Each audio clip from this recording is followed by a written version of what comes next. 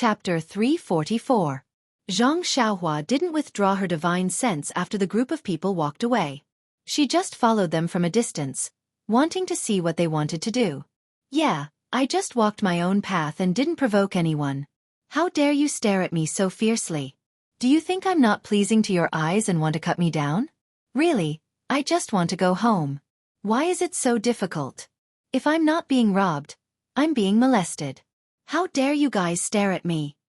Is this Jianghu? A place where you have to draw your sword if you don't like it? A place where you have to kill and rob for some benefits? A place where there's blood everywhere and where you can only protect yourself with your fists? A series of self-questioning made Xianxia confused. Was this the Jianghu that she had painstakingly found after leaving the Guozhuang house? In fact, it was normal. It wasn't as good as the ancient said. People in the city want to go out, and people outside the city want to come in. People in the city and outside the city were always envious of each other and desperately wanted to live the life of the other. The life that they hadn't experienced was always full of novelty and temptation. When she finally lived that kind of life after racking her brains, she found that the taste of it was far from what she had imagined. The price she had to pay was far from what she could bear. Thinking about the year she had spent in Jianghu, she had experienced a lot of conspiracy, darkness, and killing. Yan's attack, the destruction of the Misty School, the evil deeds in Shitsue Mountain, and the murder of the Righteous Alliance. But there were also a lot of kinship, love, justice, and axioms. The loyal love of Aunt Qin in Mingtsue Hall and the loyalty of Master O and his wife in the Misty School all left a deep impression on her. Especially, if she hadn't been in Jianghu, how could she have met her dream? Thinking about this girl made her feel sweet in her heart. Moreover, if he hadn't come out of the Guozhuang house, how could he have had these opportunities? How could he have learned the Immortal Tao cultivation method and learned the mystical magic? In an instant, Xianxia smiled. The road was under her feet, and it was up to her to decide where she wanted to go. Since she had already stepped into Jianghu, she had to get used to the rules of Jianghu. If she didn't want to get used to other people's rules, she had to be strong enough to establish her own order and make others follow her rules. Just like just now, if Xianxia hadn't stepped out of the Guozhuang house, the other party wouldn't even look at her. She was just a chicken or a kitten, and the other party could kill her with a wave of his saber. If it was the Xianxia from 4 years ago, the other party would certainly stare at her and might even dismount to chop her. But what kind of temper could she have? You should have used your qinggong to escape. Fortunately, you still know ethereal steps. But what about now? Although they would glare at you, although they would dismount and chop you down, would you be afraid? Don't you want to give it a try? Don't you want them to dismount and chop you down? Don't you want to go on a killing spree and leave behind all these things that you don't like? Even when the other party had already run far away, you still used your divine sense to chase after them, trying to figure out their background. What did this mean? With strong martial strength you would have the right to speak. You would have the right to control the fate of others, and you would have ambitions and desires that were different from ordinary people. This Jianghu is no longer the Jianghu of the past. Xianxia instantly retracted his divine sense. He seemed to have understood something. The corners of his mouth curled up into a smile. He casually played with a long sword in his hand and walked calmly under the autumn sun. Winter was always poetic, and the afternoon sun was always very long. Xianxia, who had not enjoyed such peace for a long time, felt tranquil in his heart. He seemed to have entered a state of being unperturbed. He was very satisfied with his current life. It was as if this boring road was very charming. He did not feel that the long journey was far. Even when the sun set, Xianxia and Huanhuan's shadows were elongated. When the sun set, the moon peeked out, and the stars in the sky shone brightly. Xianxia did not open his narrowed eyes. However, at this moment, a clanging sound of weapons clashing sounded from afar. It completely disrupted the tranquil mountain and the tranquil night sky. Xianxia opened his eyes abruptly. There was anger in his eyes. Could it be that he was in the mood to relax but was disturbed? He was very unhappy. He looked far ahead and saw some smoke rising in the night sky. Wasn't that the place where the clanging sound came from? If it were not for the silence of the mountain, the sound would not have spread so far. However, when Xianxia released his divine sense and saw the situation over there, guess what? Xianxia was sick of it. Almost instantly, a voice sounded from the bottom of his heart, as if a small hand was trying to reach out from his throat. Xianxia looked up at the sky and shouted, "God, you're not playing with me, are you? Why am I met with an assassination again? What's wrong with this world?" Yes, in his divine sense, far away, next to a few bonfires, the gorgeous carriage that he had met earlier was parked there alone. The horse pulling the carriage had been cut down. He did not know if the coachman was dead or had run away. The 8 arrogant bodyguards were being beaten up by dozens of uniformed men. Weren't these men the ones that Zhang Xiaohua had met in the afternoon? This is Jianghu. Zhang Xiaohua could not help but think of his previous experience. Just like Jianghu, there was no choice. Even if he did not want to participate, he would always encounter such things. Tell me, do you want to help or not? In fact, Zhang Xiaohua was a little sick of it. There would always be a time when one's hands would be soft when killing someone. However, looking at the merciless manner in front of him, if he interfered, how could it end without killing? Or rather, if he encountered it, if the other party did not kill him to silence him, how could it end? Thinking of this, Zhang Xiaohua almost wanted to turn the horse's head. Oh no, turn the mule's head and go back. I really want to go home quietly. I don't want to cause trouble. God, do I look like a naughty child? However, in front of him was the road that he had to pass. Who knew if that group of bad guys, yes, let's call them bad guys for the time being. Who knew who was right and who was wrong?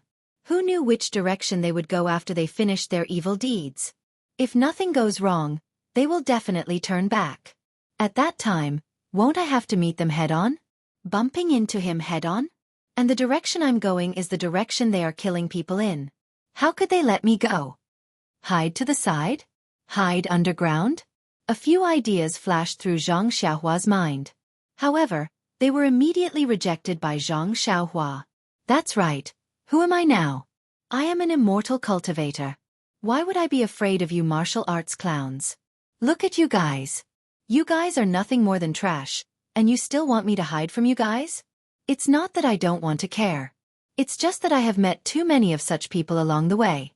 I can't be bothered. However, if I continue to hide like this, wouldn't I be throwing the face of the immortal cultivators? If Venerable Fiery Dragon knew about this, wouldn't he jump out from the underworld and scold me?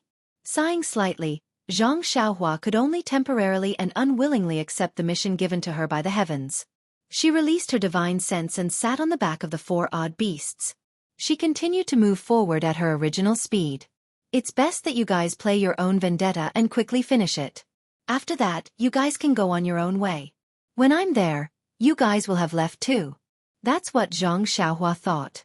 However, the 8 bodyguards were actually quite skilled in martial arts. They carried Zhang Xiaohua for a long time before they reluctantly left this world. At this moment, the curtain of the luxurious carriage had already been lifted, revealing the timid little orange who had long been frightened by the bloody scene in front of her. This lively little girl's body was trembling violently, as if she was sifting chaff. Even so, she still stood strong in front of an even weaker little girl. Her skin was also dark, and she still looked like a silly little girl. The girl behind her had a skinny oval face. Her lacquered eyes were unusually clear. There was only a slight hint of panic in her eyes. She did not have the fear and terror that little orange had. Looking at the 2 girls through her divine sense, Zhang Xiaohua was stunned. It seemed like this little girl was not simple. Under the watchful eyes of so many tigers and wolves, she could still be so shocked. Her background was definitely not simple. Wasn't that a little too unethical? Zhang Xiaohua smiled bitterly. She allowed Huan to jog forward while she took out a small sword from her bosom. With a wave of her hand, the small sword whistled through the air like a cheerful cry and shot towards the scene. Next to the carriage, a group of bad guys tidied up the place a little. Like a pack of wolves, they surrounded the 2 little girls who were not wearing red hats. Miss Nia, I'm really sorry for interrupting your progress, the man said fiercely. I'm sure you know what we're going to do. I can guarantee that if you hand over the item, we'll leave right away. We won't harm you or the girl's life. Miss Nia stood behind Little Orange and asked very calmly, Who are you? How did you know I had something on me? Ha! The man laughed rudely. Miss Nia, are you trying to find out where we came from? If you know, do you think you'll be able to survive? Miss Nia bit her lip. thinking about something. Then she asked, "Good man, I don't know who you are, but although the treasure is precious, it's a dead object. It's not as important as a human life. This little girl will hand it over right now. However, I'll have to ask you to swear an oath. What do you think?" "Ha ha," the man laughed. "If I take the treasure and harm Miss Nie's life, I'll die from the flying sword." "This," Miss Nie muttered. "Good man, you're trying to deceive me. Why don't you include my maid?" Well said, well said. If I harm Miss Nie and this unknown maid's life, I'll die from the flying sword." However, Miss Nie was still worried. This thug's martial arts were powerful. How could a flying sword take his life? However, she didn't dare to say anything else. She was just a little lamb. Whether or not he swore an oath, he could still forcefully take the item. Now that she was given a way out, it was best to quickly accept it. Qidian Chinese website welcomes all readers to read. The newest, fastest and hottest serial works are all at Qidian Originals. Chapter 345. With that thought, Miss Nie bit her lip and was about to walk into the carriage when Little Orange suddenly said in a trembling voice, "Miss, you mustn't trust them. These people have always been untrustworthy. If you give them the item and they go back on their word, what will we do?" Miss Nie smiled bitterly. "Little Orange, you think I don't know? But look, even if we don't give them the item, they can still find it if they kill us, right? If we know what's good for us, maybe they'll spare our lives on account of our straightforwardness." Then, without waiting for Little Orange to say anything else, she lowered her head and entered the carriage. After a while, she hid one hand in her sleeve and held a small brocade box in the other. Standing on the carriage, she raised her voice and said, "Hero, this item is for you. Please be magnanimous and spare us two defenseless girls." Then, she threw the brocade box to the man. Seeing this, the evil man rejoiced in his heart. He raised his hand and carefully caught it. Then, he carefully opened it to take a look. After confirming that there was nothing wrong with it, he put it away. He did not think that he would be able to get it so easily. For a moment, he did not know what to do. After thinking for a while, he waved his hand and turned his horse around to go back. At this time, a man with a scar on his face said, "Vice Hallmaster, we're going back now?" "Nonsense, we're done here. Why wouldn't we go back? But how should we deal with these two girls?" How to deal with them? Didn't we just talk about it? Let them live. Since they're so straightforward, we can't just let them do the same. But if we don't kill them and they find out who we are, it won't be good. After all, we're not masked today. But didn't I swear to the heavens just now? Do you want me to die a horrible death? No, Hallmaster. How could I dare to curse you like that? It's just that. It's just what? I'll be frank with you. I just feel that it's a pity to let these two girls go like this. Ah! The so-called Vice Hallmaster looked at the two thin and weak little girls under the night sky. How could he have any appetite? Then, he turned to look at the lecherous light in the eyes of the scarred man. He smiled and said, "Thief, I didn't expect you to like this." Scarface waved his hand and said shyly, "Hallmaster, you're so naughty." To each his own. The so-called Vice Hallmaster immediately had goosebumps all over his body. He shrunk his neck in fear and said, "That's good. Later, if you have any goods you don't like, leave them for this Hallmaster. That's right, remember not to take their lives. This Hallmaster has already promised. In addition, after you're done, remember to sell them to a brothel far away. I seem to have only promised to take their lives. After today, I won't care so much." After saying that, he laughed and stood to the side as if he was waiting to watch a good show. At this time, many of the men next to him looked at Scarface with resentment and jealousy. Why didn't they think of that? When Little Orange in the carriage heard this, his face turned ashen. He had already lost his mind. He just hugged his chest and trembled non-stop. Miss Nie clenched her teeth and flames of anger appeared in her eyes. Yes, she was really too naive. He said that he wouldn't take her life, so he naturally had many methods to deal with her. How could these men, who were old enough to be her elders, be so filthy? Suddenly, the hand hidden in her sleeve reached out. There was a small knife in her hand. She resolutely put it to her neck and looked at the moon in the distance. The sky was full of stars. Under such a beautiful night sky, such a shameless scene was still playing out. She then looked in a certain direction. There seemed to be endless longing. Then, her eyes flashed with determination. She waved her arm and was about to commit suicide. At this time, Xianxia, who was sprinting over, saw this scene through her divine sense. She couldn't help but think of Peng, who was forced to commit suicide, and Yang Rupiang, who put a sword to her neck and used her life to show her determination to protect the disciples of the Misty School. Although Peng was using her, in order to repay her for saving Yan, he treated her extremely well. Regarding this, Zhang Xiaohua had always been grateful. And Yang Rupiang used her life to protect the disciples of the Misty School, including her second brother, Zhang Xiaohu. This couldn't help but be said to have touched Zhang Xiaohua greatly. And now, a dark and thin girl actually had such determination and decisiveness. How could it not resonate with Zhang Xiaohua? With a thought, the small sword circling in the air was about to strike down Miss Nie's knife like lightning. However, someone was even faster. Scarface casually threw an iron ball in front of her and hit Miss Nie's wrist with great force. Ouch! The knife fell to the ground. Her wrist went limp and tilted. Miss Nie held her wrist in extreme pain. Tears streamed down her face. Her wrist was actually broken. She heard Scarface say with a lewd smile, "Little girl, this uncle has long been guarding against this move of yours. Who knows how many little fellows have the same idea as you. Hee, seeing you in pain, this uncle's heart feels so good." His howl, like a hungry wolf, traveled far into the night sky. Speaking of which, Zhang Xiaohua had already arrived. Naturally, she heard those words. Her heart was filled with anger. "If you guys want to rob me, then just take it. I'm not trying to enforce justice on behalf of the heavens, but going back on your words is your fault. Since you promised to let me live, then don't try to deceive me." What's more, from what Scarface said, this scoundrel has done many such bad things. This is good karma sent to my door by the heavens. How can I reject it? Having made up her mind, Zhang Xiaohua stopped moving forward. She jumped down from Huan's back and found a big tree.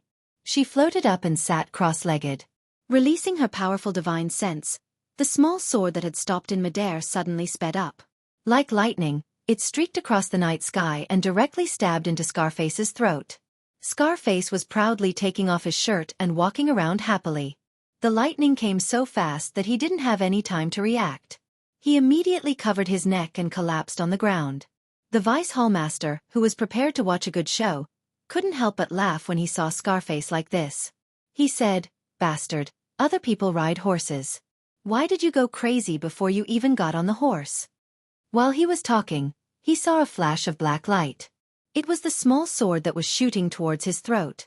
Since this vice hallmaster was able to become a vice hallmaster, he naturally had extraordinary skills. Although he was in a dangerous situation, he wasn't in a hurry. Seeing that it was too late to pull out the long sword from his waist, he boldly grabbed it with his hand. Seeing that he was about to grab it, the vice hallmaster was prepared for his hand to bleed. At least it wouldn't be cheaper than having his throat pierced. However, at that moment, the small sword that the vice hallmaster regarded as a hidden weapon rose up and avoided his hand. Like a snake, it quickly moved towards his throat. Flying sword! The vice hallmaster cried out in horror. Then, the small sword lightly touched his throat, like a dragonfly skimming the surface of water, and flew away. The vice hallmaster was like a piece of rotten wood. With a plop, he fell off his horse. Before he died, he only had one thought. There are gods 3 feet above my head. Heaven is watching everything that I do. Why would I make such a vicious oath when I have nothing better to do? If what? Who knows? Maybe if I don't do evil anymore and take the things and leave? Maybe if there's a next time, I swear that I'll be struck by lightning and die a horrible death? No one paid attention to Scarface's fall, but the vice hallmaster's fall attracted the attention of the people who were always trying to flatter him. A few people immediately jumped off their horses and rushed to help the vice hallmaster up. However, before they could express their loyalty, there were a series of people who fell off their horses. Someone with sharp eyes immediately saw the small sword flying in the crowd and shouted, "Be careful of hidden weapons!" The rest of the people immediately drew their long swords from their waists and were carefully on guard. At this time, Someone finally saw that the vice hall master was dead and there was blood in his throat. Flying sword. The legendary flying sword. The vice hall master actually summoned the legendary flying sword. Before he could finish his sentence, another one was killed and fell off his horse with a plop. The rest of the people didn't dare to stand there in a daze. What a joke! Although the Immortal Dao had been lost for 10,000 years, the legends of the Immortal Dao had not been lost. The flying sword was already a magical power that people in the Jianghu dreamed of having. Now that they suddenly saw it was their own chasing sword, how could they not tremble in fear? These well-trained people actually scattered like birds and beasts, fleeing in all directions. There were originally about 20 people in this group of bad guys. In the battle with the bodyguards, a few of them had died. Just now, the small sword had killed a few more, so there were only about 10 left. They all turned their horses around and fled in all directions. In an instant, there were only a few batches of horses without masters left in the field. There were also corpses on the ground and 2 dumbfounded little girls who couldn't believe their eyes. Flying sword. It was a flying sword. It was the flying sword that the bad guy who swindled her trust swore. Although her martial arts were low and she couldn't see clearly, from the moment the evil man who was about to humiliate her fell to the ground, to the moment the bad guys inexplicably fell off their horses and didn't get up again, to the moment the bad guys fled in panic while shouting, how could she not know that this really was a flying sword? Although Miss Nie's wrist hurt terribly, she endured it and put her palms together to thank the heavens. When Little Orange saw that the bad guys had scattered, her body stopped trembling and her face was no longer pale. She scolded Miss Nie. Miss, why are you thanking the heavens? You should be thanking our Grandpa Immortal. If you want to thank the heavens, you should wait until you meet your Mr. Right. Fortunately, Xianxia was far away and couldn't hear her. Otherwise, she would have fallen off the tree. Chapter 346.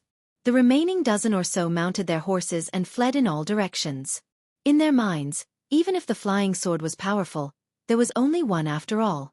By the time he killed one of them, the others would have already fled far away. Even if he killed the others, there would always be a number of people who would be able to escape alive. As long as they could outrun the others, this path of survival would be theirs.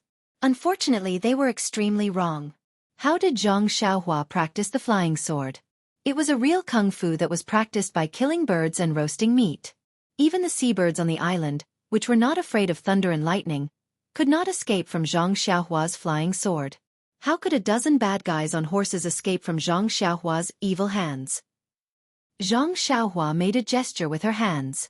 Like threading a needle, the small sword shuttled back and forth in the darkness. Every time it passed by, it would take a life. Every time it turned back, it would take a little bit of blood. Since the secret of the flying sword had been exposed, it was impossible for Zhang Xiaohua to let any of them go back alive. Moreover, looking at their behavior, it was even worse than the bandits of Shichui Mountain. How could Zhang Xiaohua let them go? Not long after, before these bad guys could escape far, their lives were all taken by the small sword. Everyone died with the same question in their minds, I still can't outrun others. It was not that they did not resist. After all, they were a little scared, thinking that there was a white-bearded old man in the sky staring at them angrily. Moreover, the flying sword was really strange. The angle was tricky and the speed was very fast. They could neither catch nor block it, so they had to use their throats to block it. The flying sword completed its heroic feat of saving the beauty and flew back happily. Zhang Xiaohua reached out and caught it. Under the moonlight, she looked at the tip of the sword that had killed a lot of people. There was not a drop of blood. Zhang Xiaohua secretly praised it in her heart.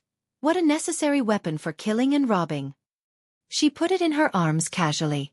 With a crooked mouth, Zhang Xiaohua pinched her chin with her hand and looked far ahead. There were still some bonfires shining, but she did not jump down the tree to report the merit and receive the reward. I just used a flying sword to kill people.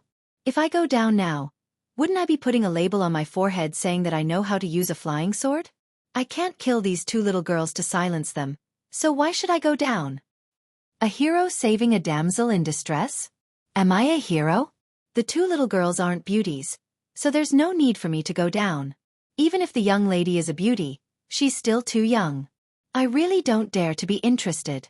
Moreover, I'm not the type that she likes. Why should I ask her to marry me? It's better not to go down. God, I really don't want to cause any trouble. I just want to go home quietly and not cause any trouble. You saw what happened today. You forced me to be a chivalrous person and I satisfied your curiosity. Please let me go. It's already late and it's not good to sleep in the wild. The ground is full of corpses. I'm sure the two girls will be scared. They will drive the carriage away by themselves in a while. I won't go down to greet them. Anyway, we will have to part, so why do we have to meet them? It's already late. If I go down now and see them, I won't be able to talk much to them. How rude would it be if I go down now? Moreover, where do I sleep? How can they sleep? Men and women shouldn't touch each other. I still have this bit of manners. Forget it, I'll sleep on the tree branch. I won't go down. Xianxia found countless excuses to hide herself between the branches of the big tree. It seemed that she wanted to escape from something. Sure enough, not long after night fell, Xianxia fell asleep peacefully with a primordial stone in her hand, leaving Huan to walk slowly under the tree. Tonight's tree was found by Xianxia in a hurry. It wasn't very tall. When Xianxia fell asleep, the starlight in the night sky was still shining around Xianxia, forming a cluster of light that was invisible to the naked eye. This cluster of starlight was quite big. At this time, it was already close to the ground. Huan was originally pacing under the tree. Suddenly, its nose sniffed as if it had asked something. It slowly walked to Xianxia's body and lay down in the cluster of starlight. Its mouth and nose instinctively inhaled and exhaled endless starlight. Xianxia smiled and looked at Huan. Suddenly, her face changed. She instantly released her divine sense and her face changed greatly. "Oh, this is bad. These two little girls still haven't left?"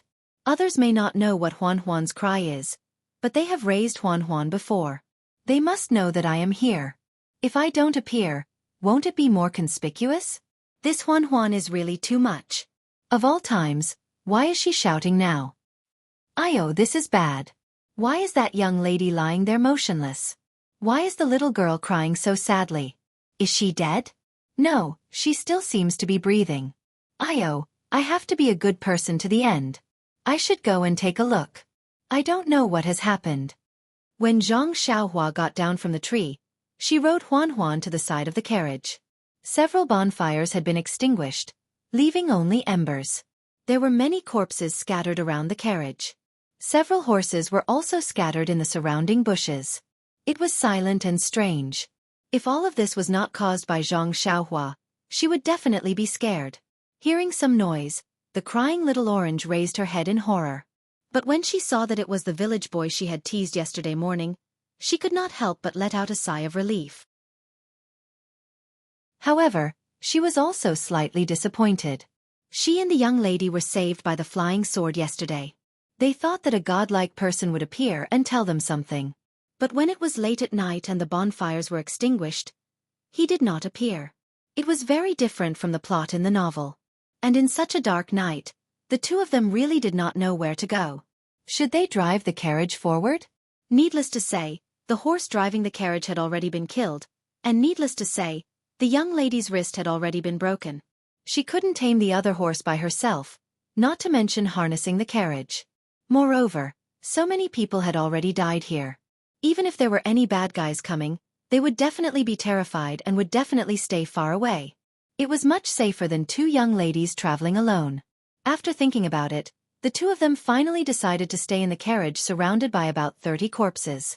However, Miss Nie's wrist had been broken by Scarface's iron ball and was already in extreme pain. In the first half of the night, she fumbled around to fix the bone, applied medicine, and bandaged it carelessly. After that, she could barely hold on. But in the second half of the night, she could no longer hold on. In addition to the shock, she finally fell sick and had a high fever. She started talking nonsense and her wrist was swollen to the point that it was bigger than a steamed bun. Seeing this scene, Little Orange did not even close her eyes for the rest of the night. She kept crying. At this moment, she saw Xianxia looking around curiously and looking at the corpses on the ground with curiosity and fear. Little Orange couldn't help but laugh. Could this be the mutant that the young lady mentioned? No matter how she looked at it, it didn't seem like it. However, Thinking about how this guy waved his hand with bad intentions yesterday morning, he probably wasn't a good person. Would he take advantage of the situation to rape her? Thinking up to this point, Little Orange became a little scared again. Seeing Little Orange's worried expression, Xianxia was very depressed. She had already worked hard enough pretending. Big sister, can you please say something? Left with no choice, Xianxia could only timidly say, Miss, did you meet some bad people? This guy was really good at pretending. Little Orange immediately threw her fear to the back of her head and said while crying, Young master has good eyesight. That's right. Yesterday, when we came here, some bad people tried to rob us. Thankfully, our bodyguards were capable and killed them all. However, our bodyguards also died together with them. Only one of them survived, and he was also heavily injured. Last night, he already went ahead to seek help. I believe he'll be back soon. Oh, is that so? Xianxia blinked and said, I thought that Miss would need some help. Since that's the case, this one will take her leave. It's not proper for a man and a woman to be alone in the wilderness. After saying that, she turned to leave. However, it wasn't easy to find someone to vent her anger on. How could Little Orange let him go? She hurriedly called out, Young master, although our bodyguards will be back in a while, there is still some time. Look at us two weak girls. It's not good for us to stay in this pile of corpses. Does Miss have any orders? However, this one is scared to death of these corpses. I want to leave as soon as possible. Little Orange heard this and was delighted. That's good. I wonder if young master knows how to drive a carriage? Drive a carriage? Xianxia scratched her head. Don't you know how to drive a carriage? You don't seem to be very good at it. Do you really not know how to drive a carriage? Little Orange was a little anxious. Xianxia smiled and said, Don't worry, Mississippi. It's not that I don't know how to drive a carriage. It's just that the teacher who taught me said that since I've already started studying, it's best to forget about the past. I naturally know how to drive a carriage. But I've already started reading the sage's books. Why do I have to go back to the past and drive a carriage? Looking at Xianxia in front of her, Little Orange really didn't know what to say. She turned around and looked at the unconscious Mississippi. She couldn't help but feel sad and started crying loudly. Seeing this, Xianxia asked, Miss, why are you crying? Could it be that you're moved to tears by seeing a village boy go from being ignorant to being knowledgeable? Little Orange heard this and cried even harder. She choked and pointed at the carriage and said, You'll know when you come over. Don't, Mississippi. See no evil, see no evil. Xianxia waved her hands. Little Orange was anxious and jumped down from the carriage. She grabbed Xianxia's hand and said, Come over, come over. You'll know when you come over. Xianxia covered her face and said, A gentleman uses his mouth, not his fists. See no evil. Sigh, this guy is really good at acting.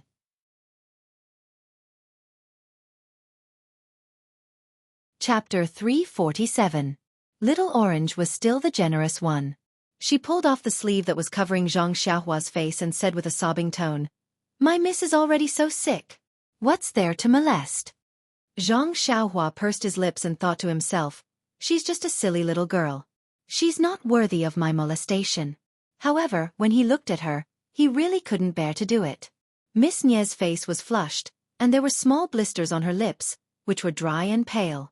Her wrists had been carefully bandaged, but they were bulging. She lay there weakly, mumbling something indiscernible. Xianxia looked at her delirious appearance and frowned slightly. He wasn't a doctor, so he didn't know how to treat her. Even if he was full of vital energy, what could it do? He asked weakly, Miss, have you fed her water? Seeing Xianxia acting like an amateur, Little Orange was a bit angry. She raised her arm to block his view and said, Go, go, go, don't look. It's enough to know how sick my miss is. How can you stare like that? I'm the miss's personal maid. How can I not know how to feed her some water? They all say that scholars are useless. It's true. Xianxia defended himself. Miss, you're wrong. I've just entered the school and can't be considered a scholar. However, if you think I'm a scholar, I'm very happy. I didn't waste my 2 months of studying the 3-character classic. Pfft. Little Orange's sadness almost turned into joy. This guy was too funny. She said, "You've only been studying the 3-character classic for 2 months. You don't recognize many words, but you've learned the tone of a bookworm. You're a genius. Miss, you have sharp eyes. My master also said the same thing. I'm very proud of you. Oh, by the way, miss, your bodyguard should be here soon. Since I'm useless, I'll take my leave now. I still have to go home and study the 3-character classic." Don't go. You're also someone who's read the books. Why don't you know that saving a life is better than building a 7-floor pagoda? Ah? Big sister, you must be joking. Didn't I just say that I'm reading the 3-character classic? Is there such a sentence in the 3-character classic? Let me count. It's about 10 words now. By the way, this sentence sounds familiar to me. It seems that an old monk in my village who always asks people to give alms often said this. This. Little Orange didn't know how to convince this fake scholar, but she felt that it would be a pity if she let this fake scholar go. According to this scholar, he was just from the countryside and had just become a scholar, so he must have some strength. Moreover, although his nose was a little flat and his eyes were a little small, he was honest and kind. If she asked him to help send the seriously ill young lady to the clinic, he would definitely be the most suitable person. When Xianxia saw that the girl didn't know what to say, she was secretly happy. She cupped her hands and said, "If that's the case, Xiaoxing, I'll take my leave first. If I meet your bodyguard on the way, I'll tell him to come back quickly." After saying that, she turned around and was about to leave. In fact, the reason why Xianxia was like this was because Little Orange said yesterday that he looked ordinary and wasn't a good match. He didn't like it when he thought about it. An 18-year-old handsome young man being belittled by someone else's appearance. No one would be happy. Secondly, Little Orange lied to him and said that there was still a bodyguard alive and that she was asking for help. This feeling of distrust made him a little unhappy. With these 2 factors added together, he acted as if he was purposely making things difficult for her. Of course, he also wanted to let this girl know that he was just an ordinary person and that she shouldn't associate last night's violence with him. When he turned around, he saw Little Orange biting her lips and tears flowing down her eyes. She looked like she was in a difficult situation. He couldn't bear to see her like this. Sigh, forget it. What kind of act was he putting on this time? If he looked ordinary, then so be it. Why would he be afraid of others talking about him? She had just suffered a great disaster, so she naturally had to be careful. Didn't he often lie to others like this?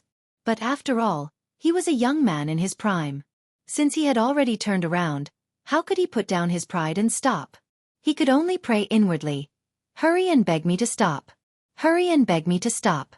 However, when he turned around, he didn't hear Little Orange's pleas for help. Helpless, he had already turned around. Xianxia felt a little remorseful. Right at this moment, a moan came from the carriage. Don't kill me, ouch." Miss Nia, who was in the carriage, moved and suddenly clutched Little Orange's hand tightly. The last cry of pain must have come from Little Orange touching her wrist again. Sigh. Xianxia sighed. In the end, he still couldn't bear to take the first step. When he turned around again, he saw Little Orange also clutching Miss Nia's hand tightly, tears streaming down her face. That's right, she was just a little girl. How could she have encountered such a situation? It wasn't easy for her to meet a somewhat pleasing fake scholar, but he didn't give her any face. What opinions could she have? Xianxia looked around and randomly picked a horse from the scattered horses. He found a water sack on the horse's back and uncorked it to take a look. He walked over with it and raised his hand to hand it to Little Orange. Little Orange was crying inwardly when she suddenly saw a large object being handed to her. She really jumped in fright and looked up in panic. When she saw it was Xianxia, she opened her mouth, wanting to say something, but no words came out. She took it with difficulty and carefully fed it to Miss Nia. The water sack was really big. Although Little Orange was careful, she still spilled quite a bit of water on Miss Nia's face. Perhaps it was because of the refreshing water or because she wasn't thirsty anymore, but Miss Nia lay quietly in the carriage again. While Little Orange was feeding Miss Nia, Xianxia didn't stay idle. He walked over and brought over the black horse with the water sack. He threw the saddle and other things on the ground and put everything from Little Orange's carriage onto the black horse's back. That black horse was already trained. When Xianxia took the water sack from its back, it dodged to the side. Now that Xianxia wanted to take it away, it was even more impossible. Xianxia didn't panic and only pressed her hands on its back. With a bit of force, the black horse couldn't take the force and fell to the ground. When Xianxia let go, the black horse used all of its strength to stand up. The horse's eyes were filled with fear. Seeing this, Xianxia didn't waste any time and easily dragged it to the side of the carriage. That black horse was very docile and obedient to Xianxia's manipulation. It was as if Xianxia had been training it. At this time, Little Orange was shocked and looked at Xianxia's somewhat clumsy but very easy movements. Little Orange had seen the David's deer before and naturally had seen horses. Of course, she knew that horses weren't easy to be controlled by strangers, not to mention that this horse was specially trained. Otherwise, she would have already gotten off the carriage and didn't need to wait for Xianxia to come. Although Xianxia had never set a carriage before, when he went with Yannan last time, he was just a servant. It was very normal for him to help the coachman unload the horse and set the horse. It was just that he had forgotten about it. The reason why he said it was very easy was because if you had the strength of thousands of pounds, what kind of work wouldn't be easy to do? Not long after, the carriage was set. Xianxia said, "Miss, I don't know how to drive a carriage. However, I think that you wouldn't be able to either. Then, I will reluctantly give it a try." Little Orange said gratefully, "Young master, my name is Little Orange. You don't have to be so courteous. Just call me Little Orange. Now that my young mistress is seriously ill, she can't thank you in person. I thank you in advance."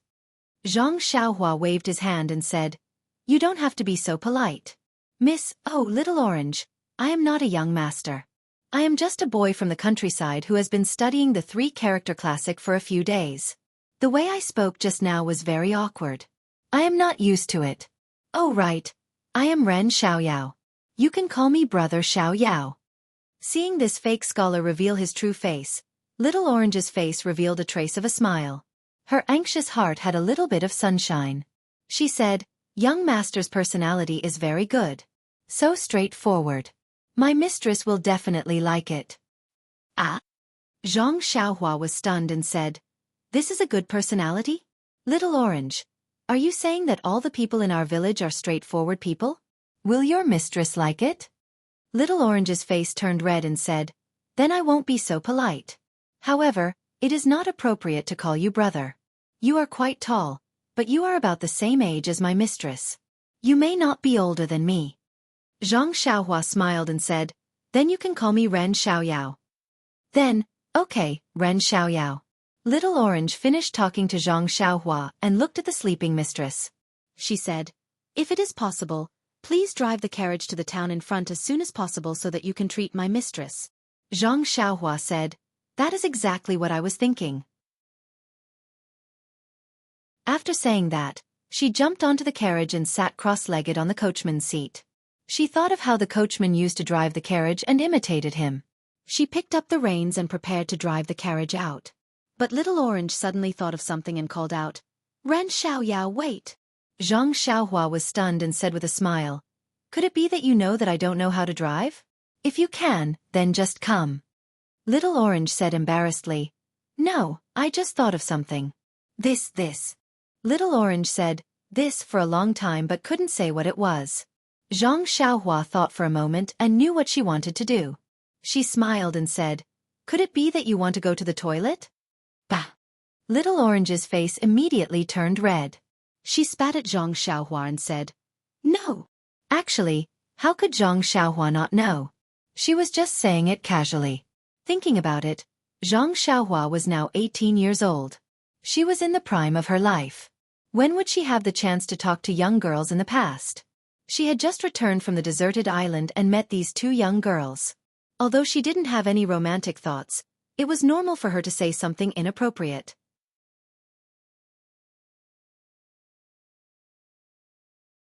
Chapter 348. Seeing that Xianxia had misunderstood her, Little Orange thought about it, then gritted her teeth and said, "Yes, you guessed right. Ren Xiaoyao, I do want to pee, so please, can you hide behind the carriage?" Xianxia was startled, then smiled, revealing her white teeth. Of course I'll go right now. Then she jumped off the carriage and walked to the other side. After Zhang Xiaohua left, Little Orange gently placed Miss Nie's hand on her body, then slowly and painstakingly got off the carriage.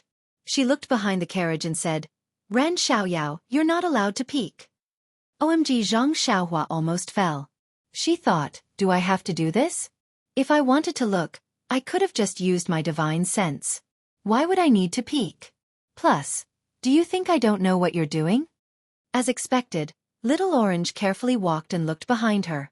She walked to the place where the vice hallmaster had fallen off his horse last night. She looked left and right and saw several corpses lying there. Because of the fear last night, no one saw the vice hallmaster's face clearly. Little Orange had no choice but to crouch down and search the corpses one by one. Soon, she found a small brocade box from one of the corpses. Little Orange was overjoyed and looked behind her again. She didn't see Zhang Xiaohua peeking. Little Orange stood up and put away the brocade box. She was about to go back, but her brows furrowed slightly and she finally walked behind a small tree with a red face. She only came out after a while. After she left, some strange sounds entered Zhang Xiaohua's ears. Zhang Xiaohua also blushed a bit and muttered in her heart, luckily I knew what she was going to do, so I didn't release my divine sense. Otherwise. However, Zhang Xiaohua now had a good impression of this bold and scheming little girl. She no longer criticized her like she did when they first met. When Little Orange got onto the carriage, she called for Zhang Xiaohua to come out. Zhang Xiaohua tactfully didn't ask anything. She got onto the carriage, shook the reins, and imitated the coachman shouting, Hiya! The black horse was very obedient. It exerted force with its 4 hooves and slowly pulled the carriage forward. However, the many corpses in the field also tested Zhang Xiaohua's skills. There were several times when she had to get out of the car and drag the corpses to the side. Huan Huan had been standing quietly by the side of the road, occasionally eating the weeds on the side of the road. Now that it saw Zhang Xiaohua driving over, it also screamed happily and followed her. There was no need for Zhang Xiaohua to call out to it. Little Orange, who was in the carriage, was very surprised. She originally wanted to ask out of curiosity, but looking at the young miss lying on the sickbed next to her, how could she still be in the mood? At this time, Zhang Xiaohua asked, Little Orange, do you think we should go forward or back? Little Orange said, Of course we're going forward. But I remember that there's a village not too far behind us. Maybe there's a doctor there. Let's go forward. Our escorts are supposed to go forward. Maybe we'll meet them after we walk for a while. Little Orange said it like it was real. In fact, she had neglected one point. Zhang Xiaohua had seen their 8 escorts before. If Zhang Xiaohua had looked carefully at the corpses, she would definitely have seen them at the scene. How could there be an extra bodyguard? But in Little Orange's eyes, Zhang Xiaohua was just a young man from the countryside. How could he be so scheming? So she directly ignored him. Zhang Xiaohua didn't want to expose her lie. In his heart, he had only met these 2 girls by chance. It was just in life or on this journey. He wouldn't have any interactions with them at all. All he had to do was help them drive the carriage to the town ahead. At most, he would help them find an escort agency and let a real escort them to where they were supposed to go. I'm not a curious baby, so why should I care about you? It didn't take long for them to reach the main road. Zhang Xiaohua didn't care about the 2 maidservants in the carriage and focused on driving the carriage.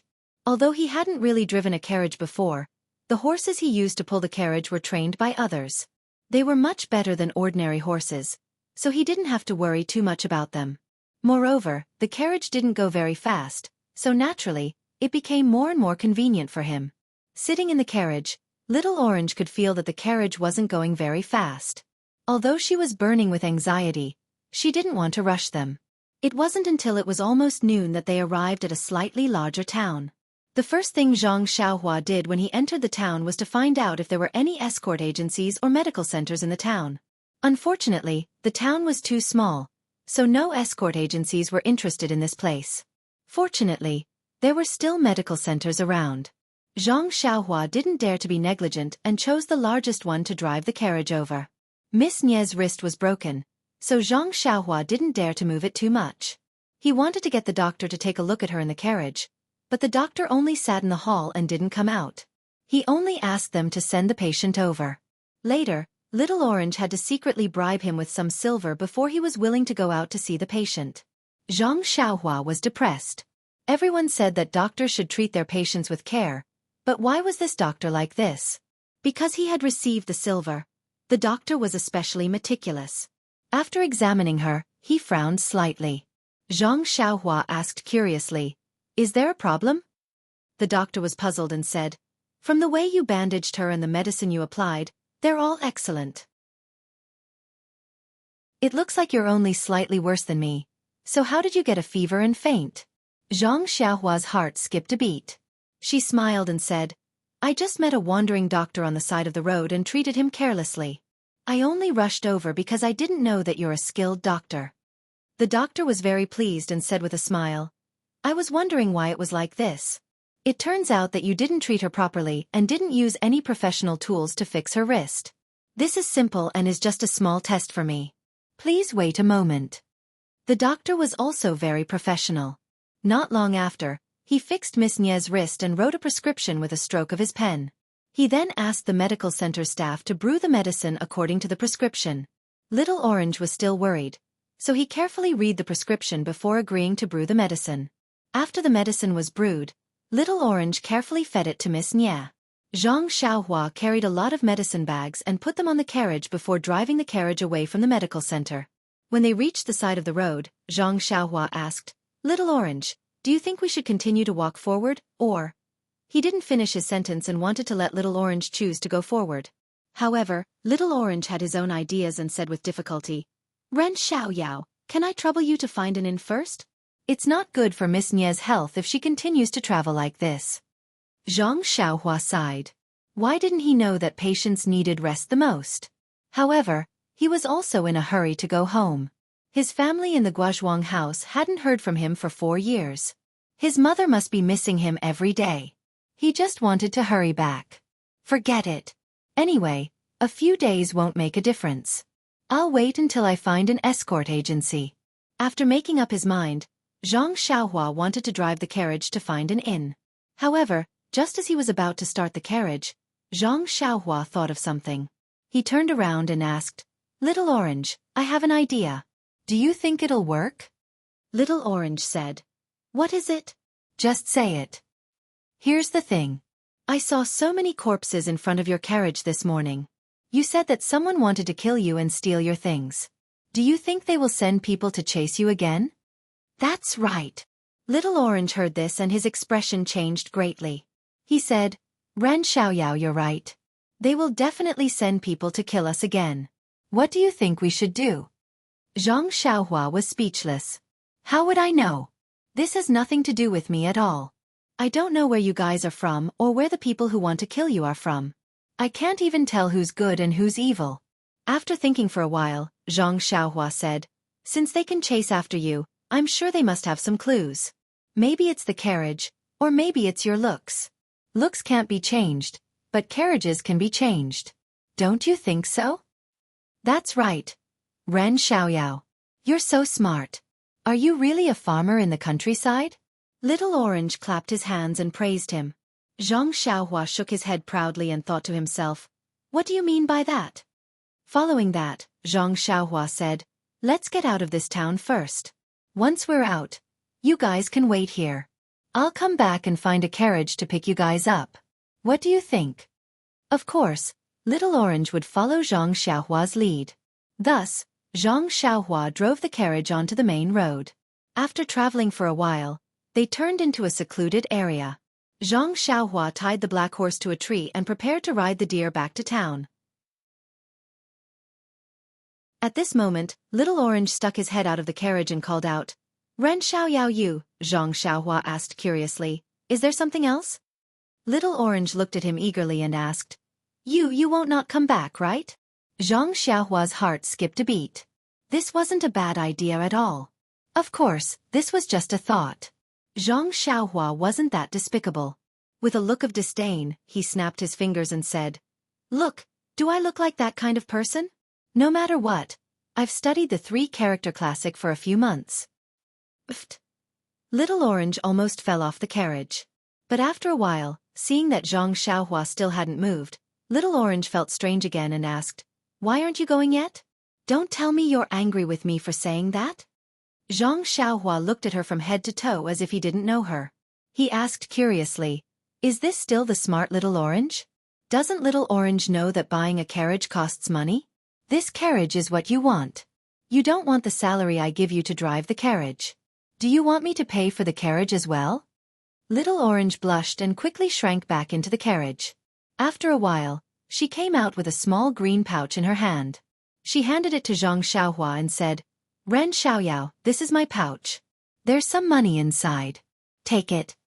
Zhang Xiaohua took the pouch and opened it to take a look. He couldn't help but cry out, "Aya, you guys are really rich. There's even gold inside." After saying that, he took out a small piece of gold from the pouch and looked at it fondly. Looking at Zhang Xiaohua's greedy look, Little Orange didn't know whether to laugh or cry. She said, "Take the flowers first. When it's not enough, come find me. Miss has more."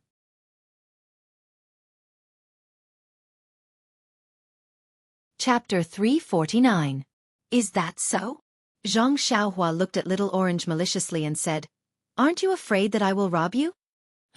Little Orange's face was also full of fear. She trembled and said, "Young master, may I ask, are you going to rape me?"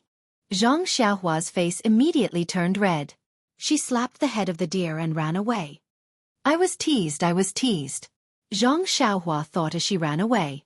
Seeing Zhang Xiaohua gradually disappear into the distance, Little Orange's mouth revealed a smile. But when she looked at the young miss next to her, her face became a little worried. At this time, Zhang Xiaohua's voice came from not far away. "Little Orange, tidy up the things in the carriage. Wait for me to come back and rob you." "This guy," Little Orange said as she stood up. Yes, there were a lot of things in this luxurious carriage. There was still a long way to the young Mrs. Villa. If she didn't tidy it up properly, what would she use in the future? Fortunately, Little Orange was a servant girl. Tidying up was her job. In a short while, she tidied up everything neatly and waited for Zhang Xiaohua's carriage to pick her up. But after waiting for a long time, there was still no sign of her. Little Orange couldn't help but feel her heart beat faster. Could it be that her good eye for people was not accurate? Could it be that this seemingly honest young man from the countryside took the money and ran away? Moreover, when she thought of the assassin that could appear at any time, her heart was in her throat. Just as Little Orange was about to get out of the carriage and draw circles on the ground to curse Zhang Xiaohua, he heard the sound of a carriage not far away. He looked up and saw a worn-out carriage being pulled by Huan, the four odd beasts. Zhila, the carriage was slowly moving towards them. In an instant, the cold of early winter disappeared. Little Orange had the urge to jump up. Huan pulled the carriage very slowly, as if it was very unwilling. Zhang Xiaohua was not in a hurry. She sat cross-legged and let it do as it wished. When they arrived, Zhang Xiaohua jumped down from the carriage and smiled. "Little Orange, you must have been waiting for a long time." "Yeah, you're dead. Where did you go?" Little Orange immediately realized that something was wrong and quickly changed his words. He looked down at the ground and squinted at Zhang Xiaohua. "What took you so long?" Zhang Xiaohua didn't seem to hear anything and said embarrassedly, "I'm not very familiar with this place, so I asked a few people. Moreover, there are no places that sell carriages, so I had to look for several places before I found a seller and bought this carriage. Look, isn't it very inconspicuous?" Little Orange was still thinking about its slip of the tongue and did not notice this. It just nodded randomly. Zhang Xiaohua continued, "Besides, Huan is supposed to pull firewood. Now that it's pulling the cart, it's not happy. That's why it's walking a little slow." "Oh, is that so? Huan? Who is Huan?" Little Orange answered casually, but suddenly froze. Huan, who was beside it, did not agree. It hissed in a low voice and said, "Please, I've already condescended to pull your cart, but you don't even know my name?" Alas, this animal was just like a human. It had just left Songning town and it was already tired of pulling carriages. Little Orange finally understood that this animal's name was Huan. If it was any other day, it would have jumped over to look at it. However, last night's incident seemed to be a catalyst that made her mature. He smiled and said, "Then I'll have to trouble your mount. When we go back, I'll find something it likes to eat as compensation. Xianxia heard this and said happily, "That's great. Huan, aren't you going to thank Little Orange?" Huan shook its head and wagged its tail.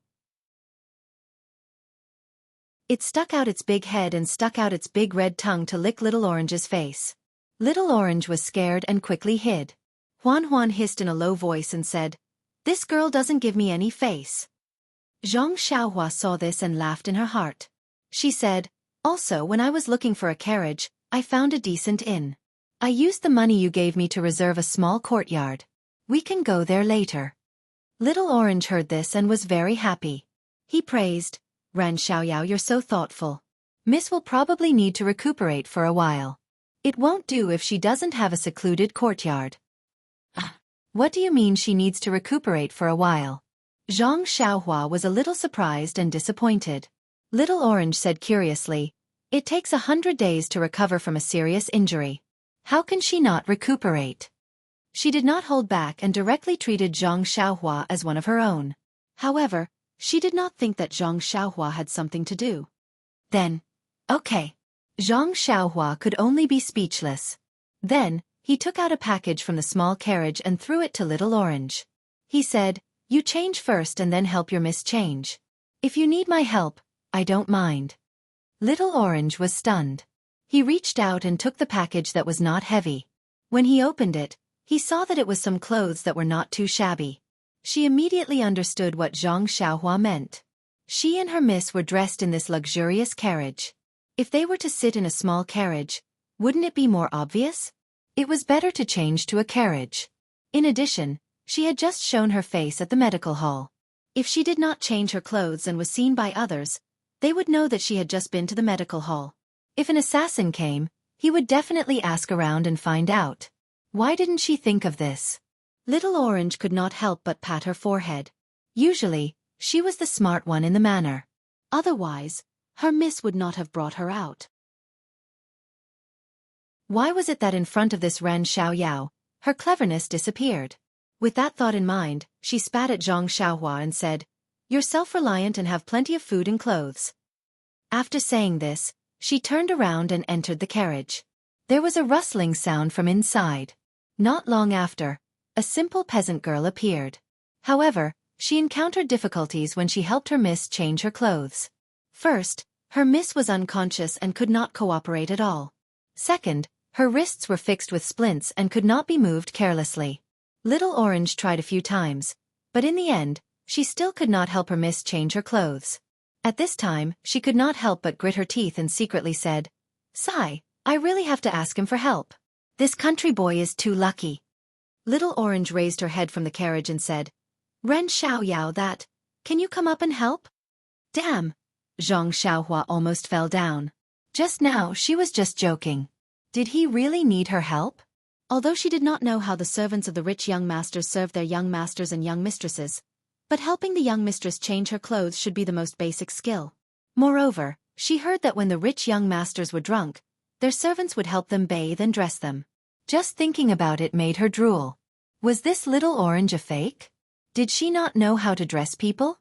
Of course, Xianxia was not stupid enough to think that Little Orange wanted him to help her dress. Hee.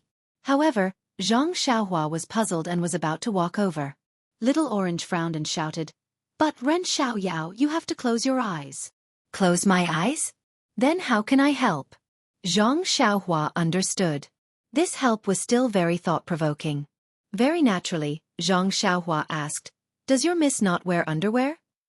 "Bah!" Little Orange glared and scolded. "You don't wear underwear. Why are you talking nonsense? If someone else heard you, wouldn't it damage my miss reputation? Even if I don't wear underwear, you won't know." Xianxia thought viciously.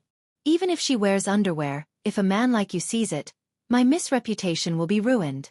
So even if I ask for your help, you can't look. Little Orange explained. "So troublesome, but there's no one around. What are you afraid of?" Xianxia said with a smile. "Miss always told us that God is watching what we do. No matter what you do, you don't have to care if there's anyone around, or if anyone is looking. The most important thing is to stay true to your heart. It's best to have a clear conscience." Ting. It was as if a spark had ignited something in Zhang Xiaohua's heart. At that moment, Zhang Xiaohua's state of mind was growing at a perceptible speed. That's right, when she saw Little Orange and the others being hunted down last night, Zhang Xiaohua felt extremely repulsed. If it wasn't for something in her heart, or if it wasn't for the fact that the bad guys left without killing anyone, Zhang Xiaohua might not have done anything. This was all because Zhang Xiaohua was afraid of getting into trouble and delaying her journey. But now, Little Orange's words reminded her. If she really didn't do anything last night, how could she face her own conscience?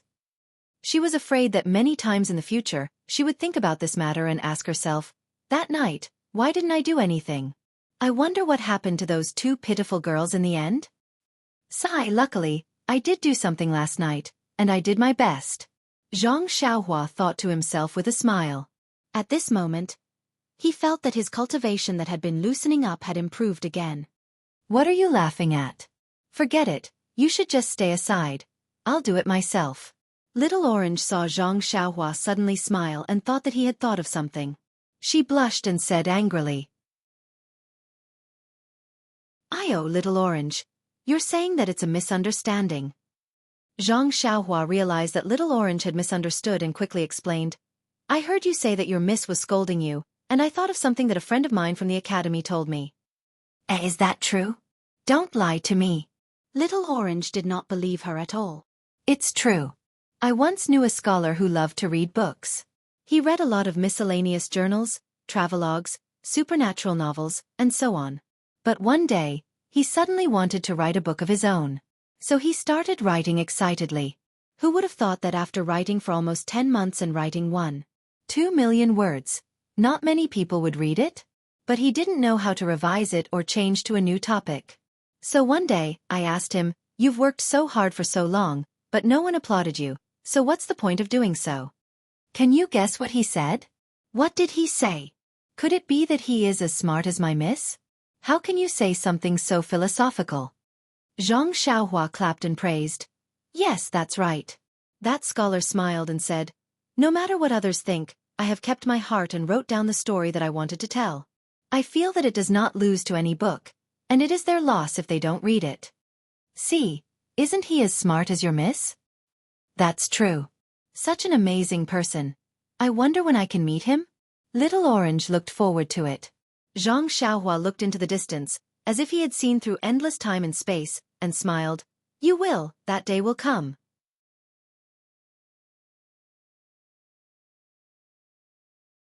Chapter 350.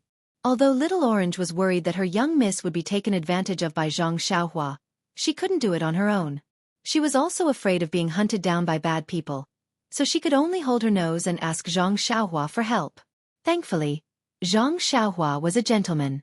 She closed her eyes and even wrapped her hands with clothes as if it was something she really needed to do. She helped Little Orange support Miss Nia and successfully changed into the farmer's clothes. After changing, Zhang Xiaohua opened her eyes and couldn't help but praise. Little Orange, look at your young miss. She's wearing farmer's clothes and looks even more authentic than me. An authentic farmer's child. Could it be that your family is a landowner in the countryside? Hey! Little Orange almost spat on Zhang Xiaohua's face again. This guy looks ordinary and unattractive. He was still acting like a serious nerd in the morning. How did he become so glib in just one morning? She actually couldn't help but want to hit him? Sigh, let's drink some water first. We'll talk again when you're hydrated. Little Orange looked at Zhang Xiaohua exasperatedly. She picked up the water skin from the carriage and drank several mouthfuls in succession. After she finished, she thought for a moment and handed it to Zhang Xiaohua, saying, Ren Xiaoyao, you've been busy all morning and didn't even drink a sip of water. You must be tired. You should drink some too. Zhang Xiaohua took it with a smile, but as soon as she handed it over, Little Orange regretted it. What? She drank from the waterskin's mouth just now. Now, if Zhang Xiaohua also drank from his mouth like her, wouldn't that be? Thinking of this, Little Orange's face flushed red.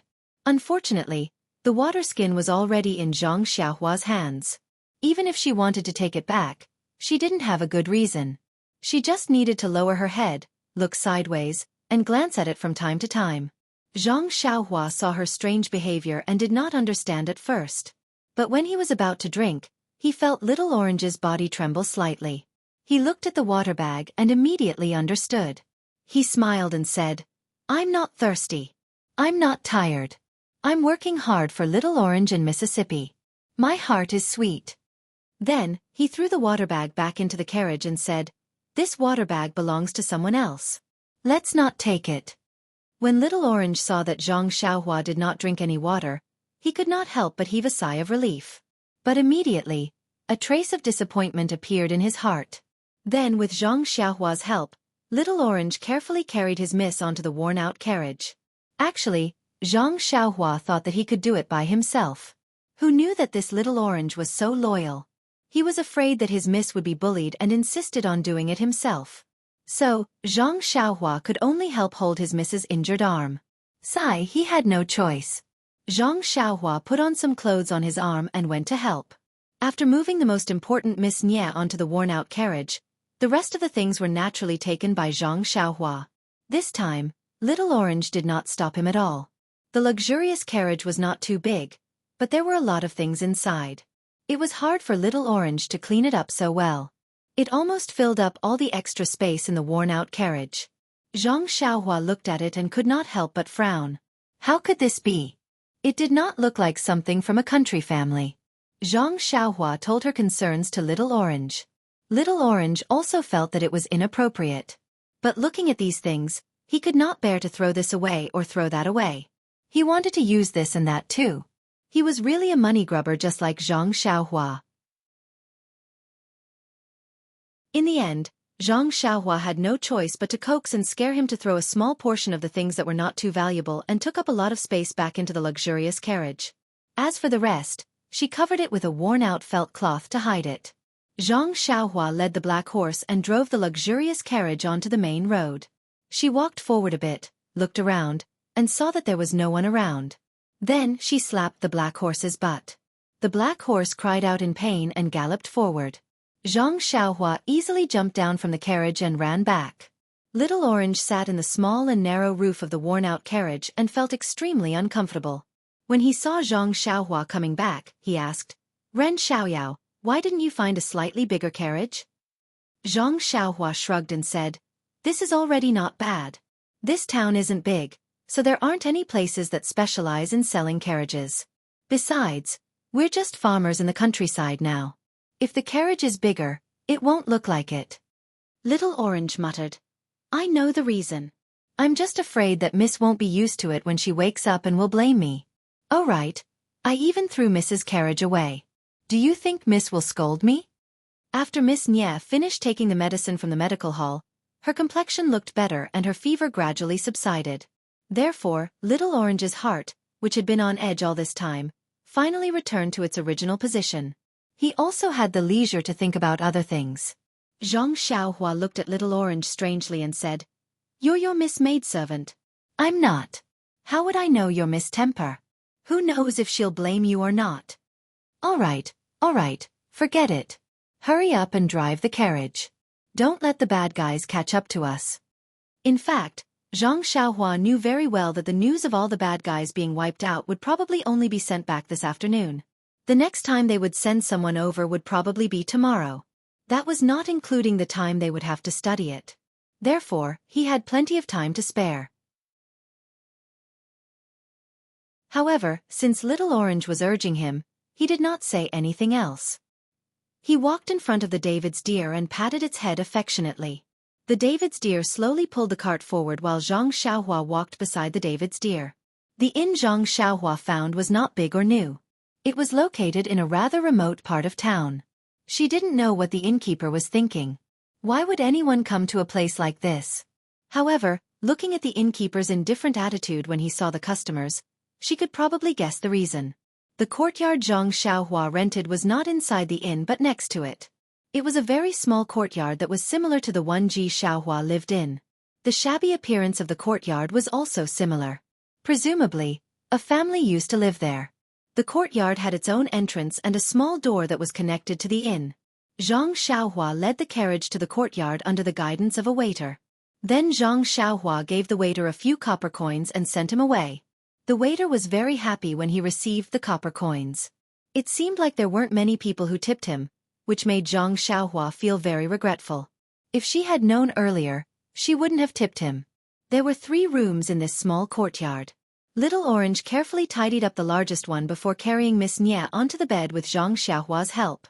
Before Zhang Xiaohua could say anything, Little Orange kicked him out and said nicely, "Miss Nie's boudoir is not for trespassers." Zhang Xiaohua didn't know whether to laugh or cry. This little girl didn't regard herself as an outsider at all. She couldn't wait to get rid of this big burden so she could go on her way. Who would want to provoke her? Of course, she was just thinking about it. Since she had already helped to this extent, there was a saying from ancient times, "If you do a good deed to the end, send Buddha to the Western paradise." 1 or 2 more days wouldn't make much of a difference. If she just gave up now, would she still be human? Looking at Little Orange's appearance, Zhang Xiaohua swallowed the words she wanted to say. She turned around and went out. She untied Huan Huan from the carriage and casually threw the broken carriage in a corner. Then, she found a small room nearby and pushed the door open. This small room was clean and tidy, but it was a small town after all. The room emitted an indescribable smell of soil. Zhang Xiaohua felt very comfortable when she smelled it. She couldn't help but think of her own Guozhuang house. Didn't it have the same smell? Sigh. Zhang Xiaohua sighed. She wished she could grow wings and fly back home to Guozhuang house. But now, she had to wait for Miss Nie's body to recover. Then, Zhang Xiaohua took out a primeval stone and sat cross-legged. Just as she was about to cultivate the Carefree Heart Sutra, a thought suddenly entered her mind. Grow wings? If she could obtain the cultivation method after the ethereal steps, perhaps she could fly into the sky? Wasn't the Misty School already destroyed? When she had the opportunity, she should go to the Misty Mountain Villa to take a look. Their restriction must have some Immortal Tao items. If there were some suitable cultivation methods inside, then she would be rich. Hee hee. Thinking about it, Zhang Xiaohua couldn't help but reveal a trace of a smile. What would it be like to fly into the sky? That day at the tea house in Songning Town, I felt like I was flying into the sky. I flew higher and higher. That shouldn't be my divine sense. Then what could it be? Could it be my consciousness? During this period of time, I was in a hurry to return home and didn't properly comprehend what I learned that day.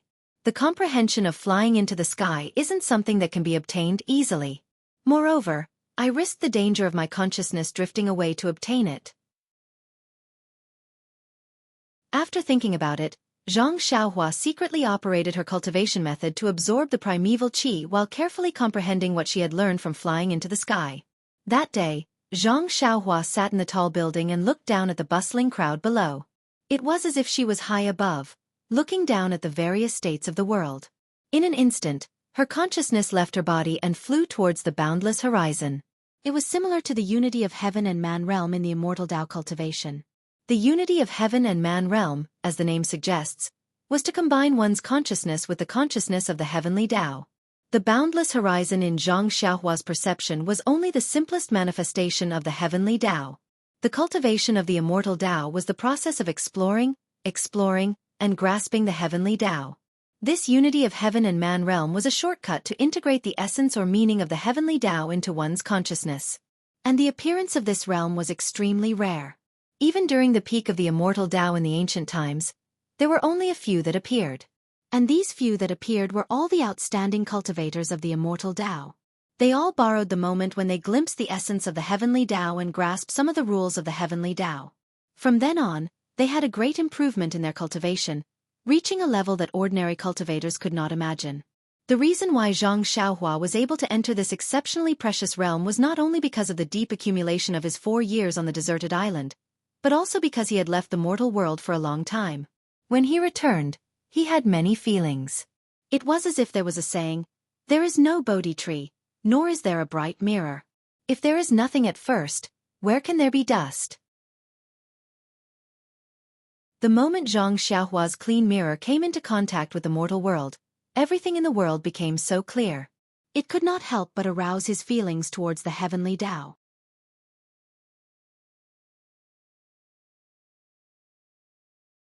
Chapter 351. Of course, the appearance of the realm of being one with the world was not based on one's level of cultivation. Sometimes, when one had just entered the first layer of Qi practitioner, they might encounter it by chance. Furthermore, in this realm that cultivators yearned for even in their dreams, the amount of comprehension and benefits one could obtain was not based on one's level of cultivation. Two people with the same level of cultivation might experience a situation where one's level of cultivation made a breakthrough while the other gained nothing. With Zhang Xiaohua's current level of cultivation that was close to the edge of the sixth layer of Qi practitioner, it was truly rare for him to enter this realm by chance. However, because his level of cultivation was too low, he had never received any systematic education in this area. As a result, as soon as he entered the realm of being one with the world, he flew towards the horizon uncontrollably without comprehending the mysteries of the realm in detail. As his consciousness drifted away, some comprehensions that he was unaware of were deeply engraved into his mind. However, the greater danger was that his consciousness would expand endlessly and draw closer to the boundless heavenly way. In the end, it would dissipate into the horizon, and his body sitting in the tea house would become an idiot. As a result, although Zhang Xiaohua was unaware of the danger he was in, he could faintly sense that Ji Xiaohua's shout was of great help to him. At that time, Zhang Xiaohua's consciousness had entered the realm of being one with the world. Various mysteries of the heavenly way had opened a blurry door to him. Some indescribable things were deeply engraved into his mind. He had never been able to calm down and comprehend them. Today, in this tiny town, in a small hut, he finally had the leisure to immerse himself in the memories of that day and carefully comprehend the heavenly way that was as vast as the starry sky. That's right. Even if it was only a fledgling form of the heavenly way, it was as vast as the sea before Zhang Xiaohua. However, since he had the outline of the starry sky in his mind, didn't that mean he had a direction to comprehend it in? Wasn't this countless times better than being illusory and unfathomable? As long as he continued to comprehend it, the mysteries of the starry sky would be completely comprehended one day. Didn't that mean that the heavenly way was within his reach? At this moment, the droplet of essence in Zhang Xiaohua's dantian suddenly trembled, like the ripples of a drop of water falling into water. A black dot faintly appeared in the center of the essence. Afterwards, the essence began to tremble in a profound manner and slowly revolved. It was so slow that it was almost imperceptible. Perhaps, only in this nameless town, in this inconspicuous hut, did Zhang Xiaohua truly see the essence of cultivation and take the first step into it. Meanwhile, in the tea house of Songning town, the curtains to Zhang Xiaohua's cultivation began. After an indeterminate amount of time, perhaps an instant, or perhaps an entire afternoon, Zhang Xiaohua felt some changes in the true qi in her meridians when she was meditating. It rapidly revolved and charged towards the bottleneck of the sixth layer of qi refining. As a result, Zhang Xiaohua temporarily stopped her comprehension of the heavenly way and increased her absorption of the spiritual energy of heaven and earth. The accumulated true qi finally broke through the final barrier after several collisions and created new meridians in Zhang Xiaohua's body. Zhang Xiaohua finally broke through to the sixth layer of qi refining. Zhang Xiaohua suppressed the joy in her heart and slowly circulated her true qi according to the sixth layer of the Carefree Heart Sutra. She absorbed spiritual energy from origin stones and refined it in the new meridians before flowing it into her dantian, gradually stabilizing her sixth layer of qi refining. Just as Zhang Xiaohua was comprehending the heavenly way and cultivating the Carefree Heart Sutra to a new level, Miss Nye also slowly opened her eyes in the hut next to her. Miss Nye opened her eyes and felt weak all over. She turned her neck with difficulty and examined her unfamiliar surroundings. Only then did she see Xiao Orange sleeping next to her. Miss Nye was startled and stared at Xiao Orange's clothes for a long time. If it weren't for the fact that Xiao Orange's hair was very familiar, she would have thought it was a stranger. She called out softly, but her voice was weak and hoarse. Xiao Orange's head didn't move at all, as if she was deeply asleep. Miss Nye smiled bitterly in her heart. Of course, Xiao Orange must have had a sleepless night after such a big incident last night, and she even had a high fever. She looked outside and saw that the sky had already darkened, so it should be the afternoon of the next day. Xiao Orange must have used up all her strength to drive her from the wilderness to this place by herself. With her body, it would be strange if she could still endure it. Looking at Xiao Orange's clothes, Miss Nye lowered her head and looked at herself, gratification filling her heart. This careless girl knows how to change her appearance. At that moment, pain came from her right wrist. Miss Nye couldn't help but look at her arm on the bed out of the corner of her eyes. It was actually also in a splint. Although it looked sloppy, it had fixed the broken bone in place. She had treated it simply last night, so she wasn't sure if the bones were aligned properly. With that thought, Miss Nye raised her arm worriedly and placed it in front of her chest. Her light movement immediately caused Xiao Orange, who appeared to be deeply asleep, to shiver. She lifted her head and opened her hazy eyes. Mississippi, seeing Miss Nye open her eyes, Xiao Orange's sleepiness immediately disappeared. She cried excitedly, "Miss, you scared me to death. You're finally awake." Then, she placed her hand on Miss Nye's forehead and tested it. "Miss, your head still has a bit of a fever." Seeing Xiao Orange wake up, Miss Nye smiled weakly and said, "Give me some water to drink." Xiao Orange quickly stood up and poured some water from the teapot on the table. She lifted Miss Nye's head and fed her the water. Miss Nye gulped down the entire teacup, then licked her lips and said, "What's the taste of this water? It doesn't taste good." "All right, Xiao Orange. Where are we?" Xiao Orange placed the teacup on the table and helped Miss Nye lie down. Then, she recounted the morning's events in detail. When Miss Nye heard about Zhang Xiaohua's appearance, a strange light flashed through her dim eyes. She said in a low voice, "Eccentric, he really is an eccentric." "What?" Xiao Orange smiled. "Miss, you're wrong this time. No matter how I look at him, he's just a normal country bumpkin who can't be normal." "Why do you say that?" Miss Nye was confused. "Oh, miss, you didn't see him. He's petty and rustic. He wants to speak like a scholar, but he can't. He's neither fish nor fowl. No matter how I look at him, I don't find it strange." "Oh? It's only been half a day, and you've already figured him out so thoroughly?" "Well, you'll know when you see him later. He's definitely not one of our people from last night." "Alas, I didn't say that he was our man last night. Last night, the man didn't show up, but he killed more than a dozen people with the legendary flying sword skill. This kind of skill can't be practiced without decades of hard work and excellent talent. It's estimated that a senior master was playing in the world and happened to meet him, so he helped him. Although this man named Ren Xiaoyao is tall, he seems to be 14 or 15 years old. Even if he practiced martial arts since he was born, he may not have such skill." "Yes, miss, I think so too. But haven't you thought about it? Why did he appear in the suburbs so early in the morning? When he saw the corpses all over the ground, he didn't panic or run away. Instead, he came up to ask you and helped you drive the carriage to this town?" "No, Mississippi. He wanted to leave, but in the end, maybe he found his conscience and stayed to help. Well, let's not talk about that for now. Then, he helped us buy clothes from the countryside, bought a broken carriage, and let our carriage and black horse go. Are these ideas something a youth from the countryside could think of? Why wouldn't it be possible? I think I can think of these things too. It doesn't mean he's a superhuman." "All right, whether he's a superhuman or not, I feel that he's not a simple country bumpkin. By the way, miss, what do you think this is?" After saying that, Little Orange took out a small brocade box and handed it to Miss Nye. He said, "I sent Ren Xiaoyao away and took this from the corpses. If he's a superhuman, he would have known. Why would he fall for my trick?" Thinking of the method he used to send Zhang Xiaohua away, Little Orange's face heated up.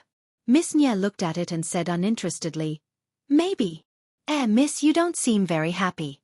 Aren't you excited that you can keep the treasure? What's there to be excited about?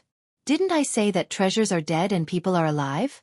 With this treasure in our hands, bad people will come looking for us sooner or later." "Ah yes, Mississippi. Let's take it one step at a time. You should keep this treasure well. It's not safe with me." Miss Nye smiled. "What's not safe about it? You should keep it. If bad people come looking for you, they'll only come looking for me."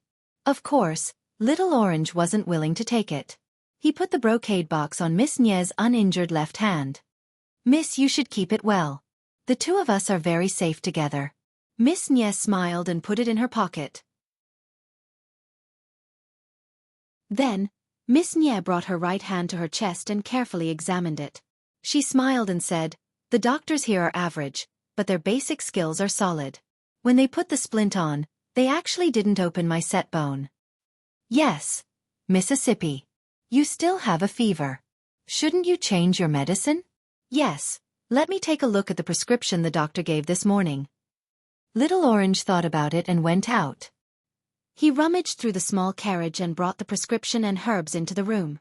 Miss Nye took a look and said with a smile, "This prescription is a bit lacking. It's harmful to the body and can't treat my illness. Bring me the brush, ink, paper, and inkstone. I'll make some changes." Hearing this, Little Orange was a little embarrassed and said, "Miss, in order to avoid being noticed, I also sat in a carriage to come to this inn. I'm not familiar with the road. I think I'd better call Ren Xiaoyao and ask him to help us."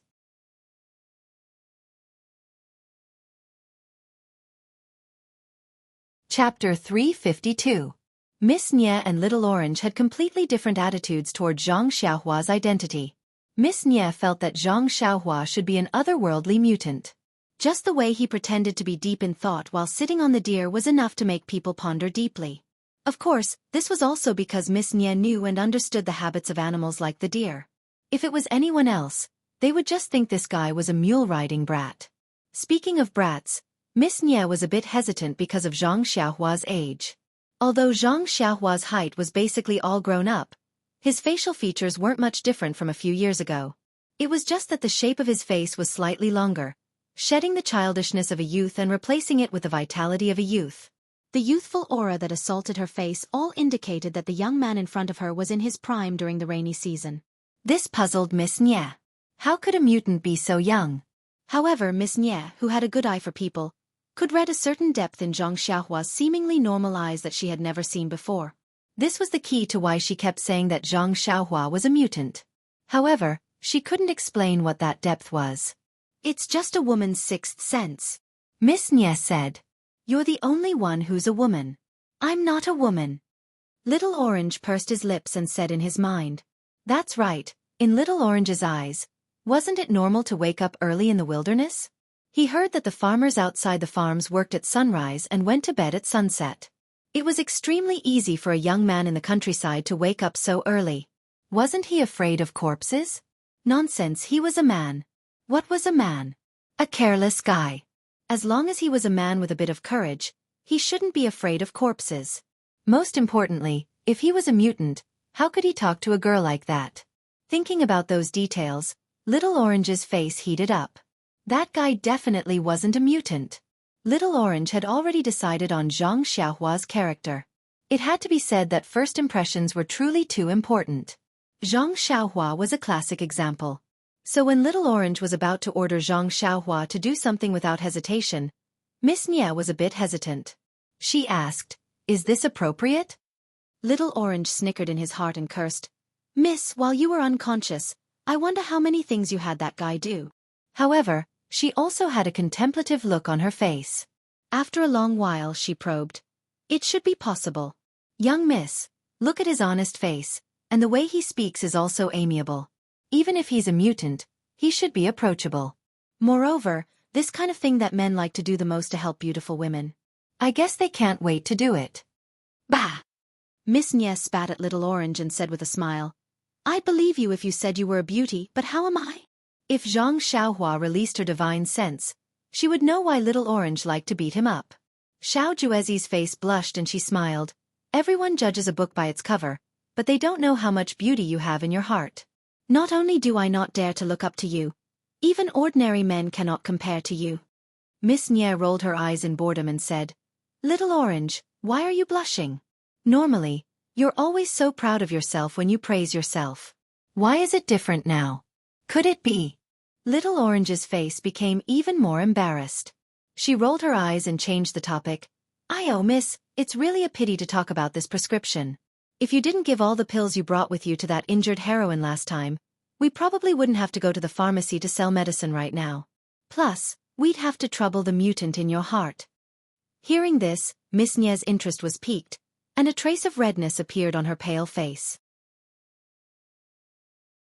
She said in high spirits, "Speaking of which, Little Orange, you're wrong. If we didn't meet heroine Xue and help her by taking care of her for half a day, our journey would have been delayed. Think about it. If we were attacked yesterday morning or the night before, it would have been a problem whether we could have met someone to save us. Who knows, we might have been 2 corpses by now. This is the cycle of karma, 1 drink, 1 peck. It's really fated. Little Orange also nodded thoughtfully. Then, Miss Nye became even more interested. She seemed to have forgotten about her illness and continued, looking at heroine Shue's valiant appearance, I'm so envious. Sigh, it's a pity that I'm still young. Father only wants my daughter to take over his business and doesn't want me to practice martial arts. But father doesn't know that I've always liked to roam the Jianghu since I was young. It's a pleasure to repay kindness and revenge. Little Orange didn't want to disturb Miss Nye's mood and could only say half-heartedly, that's right. If Miss Nye was skilled in martial arts, you wouldn't have to bring along a maid. You wouldn't have to hire those 8 bodyguards either. You could have just used Qinggong to move around. Naturally, you wouldn't have encountered such danger. Little Orange's words hit Miss Nye's soft spot. She was a little dispirited and said, Sigh, even if I've been practicing martial arts since I was young, I might not be able to fight against 8 bodyguards right now. Do you know who that expert with the flying sword is? If I have the chance to meet him, how good would it be to have him as my master? Then Miss Nye's eyes turned and she said, I wonder how that mutant's martial arts are? Miss, didn't I tell you before? His name is Ran Xiaoyao. You can just call him by his name. Why does this mutant sound so weird to me? Oh right, Miss Nye, we just wanted to chat. Don't you still need to go get the medicine? Hurry up and tell me. I'll write down the prescription first. Later, I'll ask your mutant to go get the medicine for us. Miss Nye was also speechless. Although she was still sick, she was overjoyed to be out of danger. She couldn't help but chat a little more with Little Orange, tossing the matter of getting the medicine to the back of her mind. Little Orange looked up and saw that there was no writing brush, ink, paper, or inkstone in this simple inn. He had no choice but to stand up and say, Miss, I'll go find the inn's manager and get some writing brush and ink. As soon as Little Orange got up, he looked at the sky and shouted, Oh, miss, it's almost dark. Are you hungry? When he said, hungry, there was a rumbling sound from their stomachs. Both of them blushed. It had been almost a day and night since the attack last night. They only drank a little water and didn't eat a single grain of rice. How could they not be hungry? Little Orange stomped his foot and said, This Ren Xiaoyao, why didn't we see him for the whole afternoon? He must have fallen asleep. Why didn't he wake us up for lunch? Looking at her angry and energetic appearance, she didn't look like someone who was looking for a mutant at all. On the other hand, Zhang Xiaohua in the small hut had already stabilized her 6th level of qi refining. The speed at which she absorbed the qi of heaven and earth had increased a lot, and the range of her spiritual sense had also expanded. In her spiritual sense, she had a clearer understanding of heaven and earth. At the same time, Zhang Xiaohua was absorbing as much qi as she could from the vitality stones and circulating it through her meridians to familiarize herself with the 6th level of qi. Although Little Orange came out in a huff, when he went out, he became gentle. He looked at the closed door of the small hut and walked over slowly. He raised his small hand and knocked on the door. Although Zhang Xiaohua didn't release her spiritual sense, her eyes and ears were still very sharp. At this time, she wasn't comprehending the Carefree Heart Sutra, nor was she comprehending the laws of heaven. When Little Orange came to the door, she already knew. When the knocking sound came, Zhang Xiaohua raised her voice and said, Who is it? Please wait. Then he stood up and opened the door. When he saw Little Orange, he pretended to be surprised and said, Oh, Little Orange, did you call me to eat?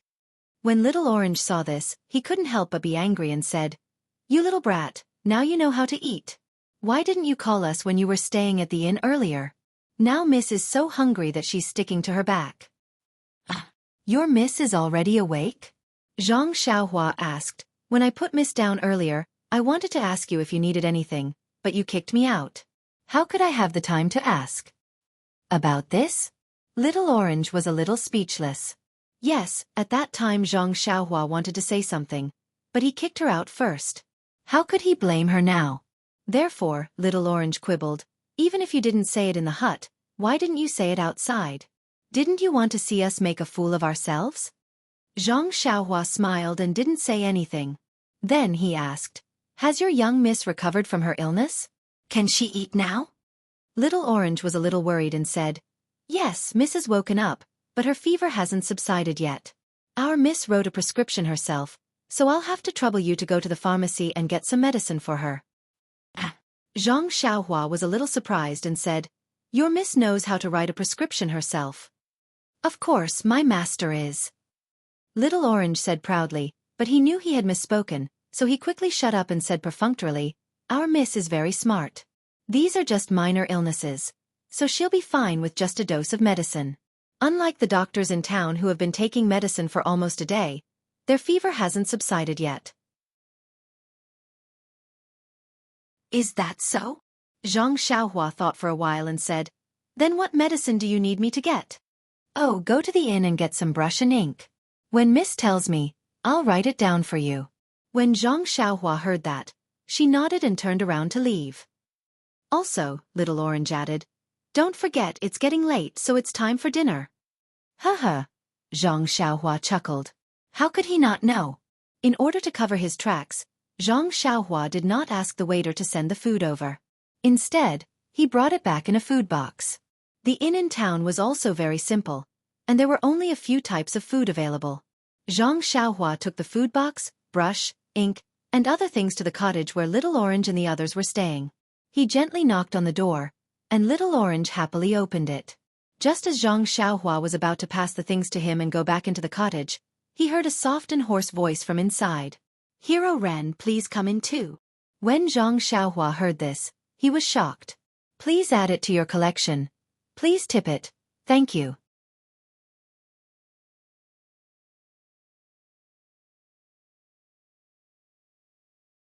Chapter 353.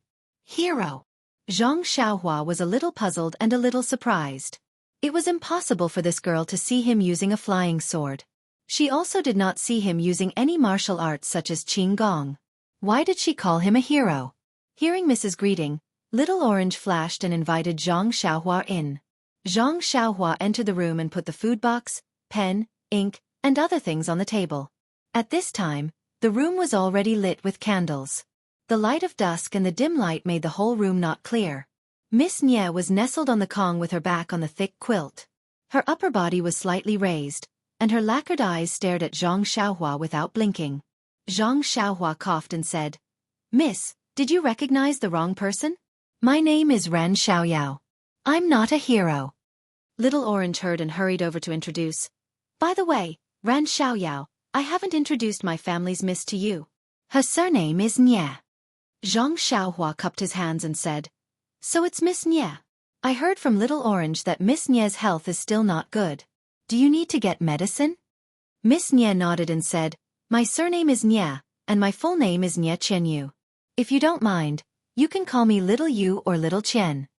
Zhang Xiaohua touched his nose helplessly and said, "Miss Nie is too polite.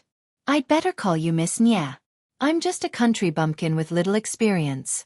You're a girl from a big family, so I don't dare to be so close to you."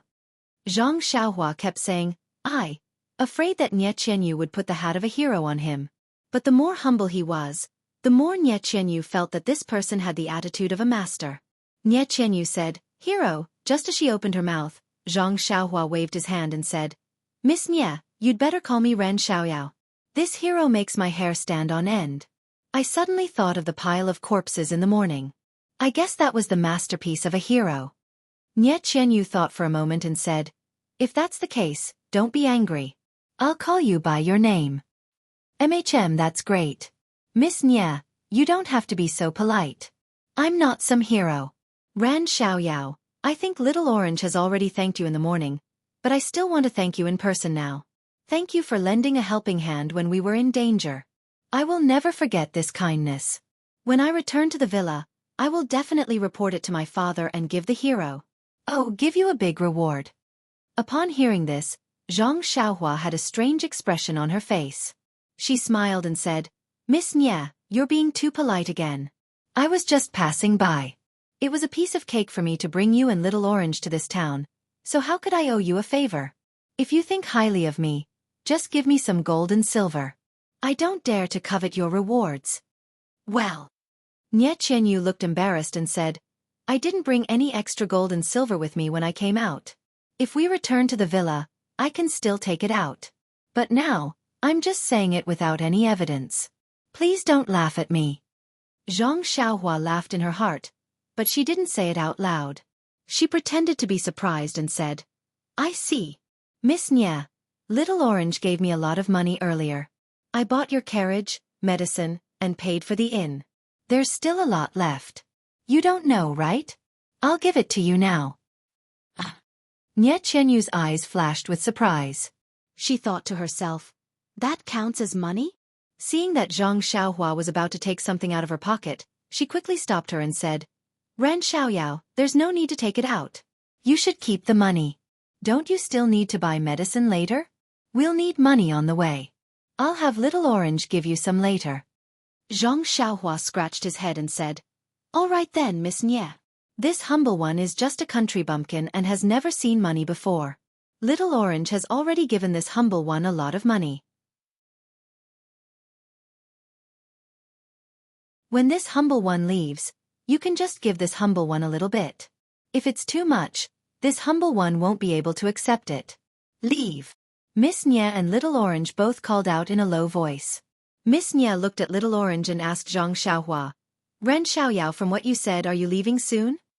Zhang Xiaohua smiled and said, That's right, Miss Nye. I still have my own matters to attend to. After I escort you to a bigger town, I'll find an escort agency and an escort. Naturally, I'll get them to escort you home. How can I escort you home? Is that so? Miss Nye and Little Orange looked at each other with disappointment in their eyes. Yes, they were wrong. They had always thought that since Zhang Xiaohua had lent a helping hand and brought them back to town from the wilderness, she would definitely protect them all the way and escort them safely back home. But who knew that she didn't have that intention at all? Zhang Xiaohua didn't seem to notice their disappointment and only said, Unfortunately, this town is still too small and doesn't even have an escort agency. So, I can only send you two back. Ren Xiaoyao, can you send us back to the mountain villa? Little Orange bit her lip and asked in disappointment. However, Zhang Xiaohua still refused and said, Little Orange, it's not that I don't want to, but I really don't have the ability to escort you two back. Actually, when I saw the ground full of corpses this morning, I was scared out of my wits. Wasn't that because I didn't want you to laugh at me? That's why I pretended to be indifferent. Didn't you hear that I kept dropping my satchel? That was just to cover up my fear. I think, Miss Nye, you two must have encountered some enemies or robbers. Even if I were to escort you back, I wouldn't be able to ensure your safety, so I might as well leave it to the professionals. Besides, I really have an extremely important matter to attend to. I can't afford to be delayed at all. My heart is burning with anxiety while accompanying the two of you. When Nye Qianyu heard this, she said indifferently, If the hero is in a hurry, just leave us behind. Our lives are just a bunch of shepherd's purse that can be harvested by others. Zhang Xiaohua smiled and said, Miss Nye, don't try to provoke me. The teacher said that if you want to help Buddha, you have to help him all the way to the west. Even though I'm not that talented, I have to send you all the way to India. Well, you'd better quickly write down the prescription for me and eat quickly. If you don't give me the prescription, the pharmacy outside will be closed soon. Pfft. Hearing Zhang Xiaohua's nonsensical analogy, Nye Qianyu, who had a straight face, also laughed out loud. She was born with a precious jade in her mouth and was doted on in the villa. This time, she came out because she was stubborn and refused the arrangement of her family. She wanted to rely on her own ability to do something. Now that she encountered a setback, she was already bitter in her heart.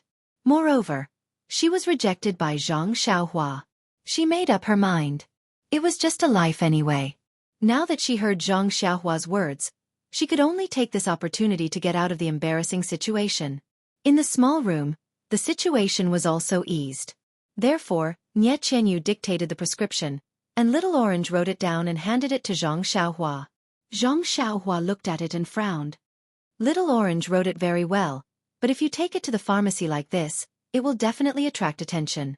Nye Qianyu's eyes lit up, but Little Orange was puzzled. It's written well, but it will attract suspicion? Why is that? Without waiting for Zhang Xiaohua to speak, Nye Qianyu smiled and said, Ren Xiaoyao is very careful.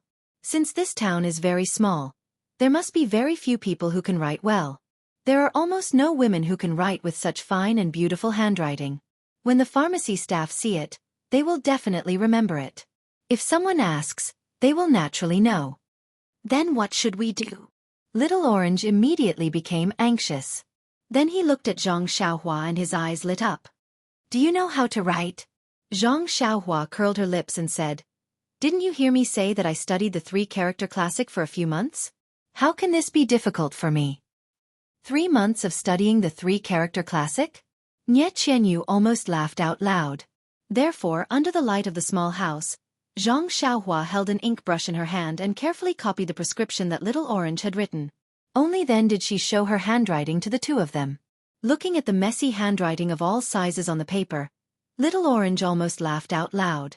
Yes, any of the servants in the villa who had studied for a few days could write better than him. Nie Qianyu, on the other hand, was smiling. She couldn't help doubting her own judgment. She had been writing since she was young, so she could naturally see that this was Zhang Xiaohua's handwriting. There was no trace of falsehood. Could this young man really be a country boy? And not the hero she had imagined? Zhang Xiaohua was a little embarrassed by Little Orange's unladylike laughter. She said angrily, Little Orange, you don't have to.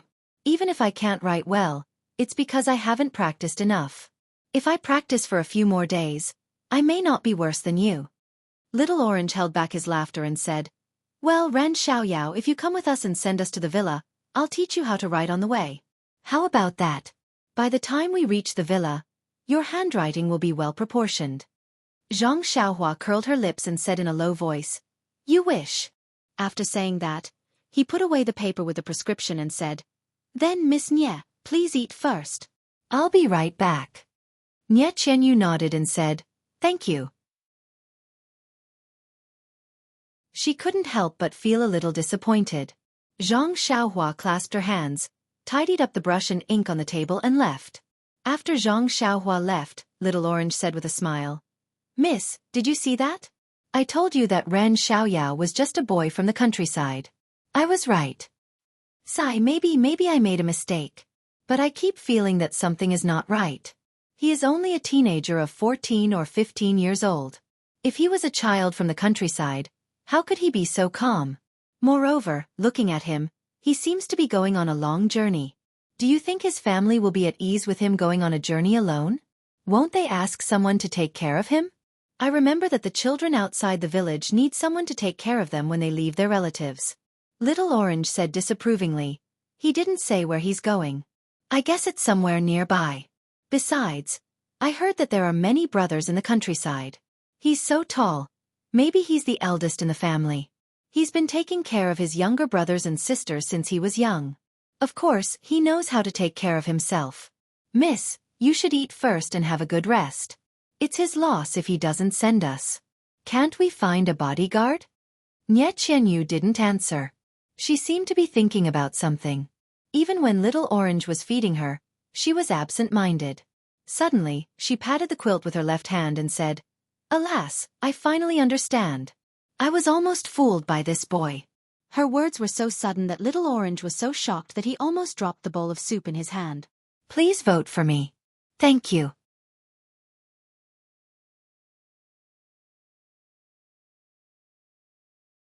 Chapter 354. Zhang Xiaohua returned the innkeeper's brush, ink, and other items and went to the pharmacy in high spirits to get some medicine. Little did she know that she had already given herself away in front of the innkeeper. Although the sky had darkened and smoke was rising from all over the place, many shops were still lit up and open to welcome customers. The pharmacy was also open, so Zhang Xiaohua naturally did not go to the pharmacy she had visited earlier. She just went to a random pharmacy. The shop assistant was not very busy. When he picked up the prescription that Zhang Xiaohua handed over, he only frowned slightly but did not seem surprised at all. In this town, although there were people who came to get medicine with a neat prescription written by a doctor, most of them were like Zhang Xiaohua, who hired someone else or copied other people's prescriptions to get medicine. Zhang Xiaohua's crab-like handwriting could only help the shop assistant gain some experience and did not do anything else. Zhang Xiaohua took the medicine brewed by the shop assistant and paid for it. She casually threw her calligraphy into the trash in the shop. At this moment, Nie Qianyu explained to the confused Little Orange with a smile. Little Orange, blame me for teaching you to pay more attention to details. You should know that details determine success or failure. Didn't you see that Ren Xiaoyao kept saying that he had only learned the 3-character classic for 3 months? But he didn't know that it was his handwriting that gave him away. Is that so? Miss, I think his handwriting is really not good. Even if he copied your handwriting, it was extremely ugly. Could you tell that he was faking it? No, those words are his true level of handwriting. But it's precisely because he didn't fake it that I could tell. Miss, don't keep me in suspense. Where are the flaws? Tell me quickly. Xianxia was still unhurried as she said, Do you still remember what my father said when he evaluated the calligraphy of famous masters? Little Orange thought for a moment and said, In my impression, it's nothing more than that. The words are just like the person, round and smooth. Xianxia couldn't help but laugh out loud. She mocked, round and smooth and even plump and charming. Little Orange begged, What do you think? When father praises people, he usually says that it's thick and thin, dense and natural, simple and clumsy or delicate, square or round and soft, reserved or ostentatious. The strokes of the brush are like floating clouds, swift and fierce like a dragon, strong and round, powerful, and so on. Little Orange still didn't understand. She looked at her mistress and said, Could it be that Ren Xiaoyao's writing skills have so many advantages? Why can't I tell? Bah!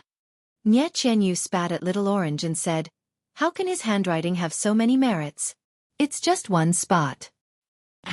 Little Orange asked curiously, That crab handwriting has a great advantage. Yeah, Xianxia said thoughtfully. Strong and powerful. The force of his strokes penetrates the bottom of the paper. I heard from my father that most of the people in Jianghu are uneducated. They don't practice calligraphy, but when they write, they often inadvertently use their inner strength. Even a real calligrapher can't compare with them. Do you think Ren Xiaoyao is like that? He couldn't help but praise Xianxia. She was really an expert at such a young age. Although Xianxia was enlightened by Shua Wen Jie and read countless books about herbs in a short period of time, practicing calligraphy was the most important thing. He didn't have time to practice calligraphy. He didn't even know the strokes of most words, let alone study calligraphy. Of course, his handwriting was extremely ugly. But after all, his body was full of genuine qi. Moreover, he had just seen a trace of heaven's way. The path of calligraphy was just a trivial skill. Xianxia didn't know how to write, but every stroke of his contained endless inner strength and a trace of heaven's way. Although Xianxia was talented and understood the force of Xiao's strokes, she was not a master.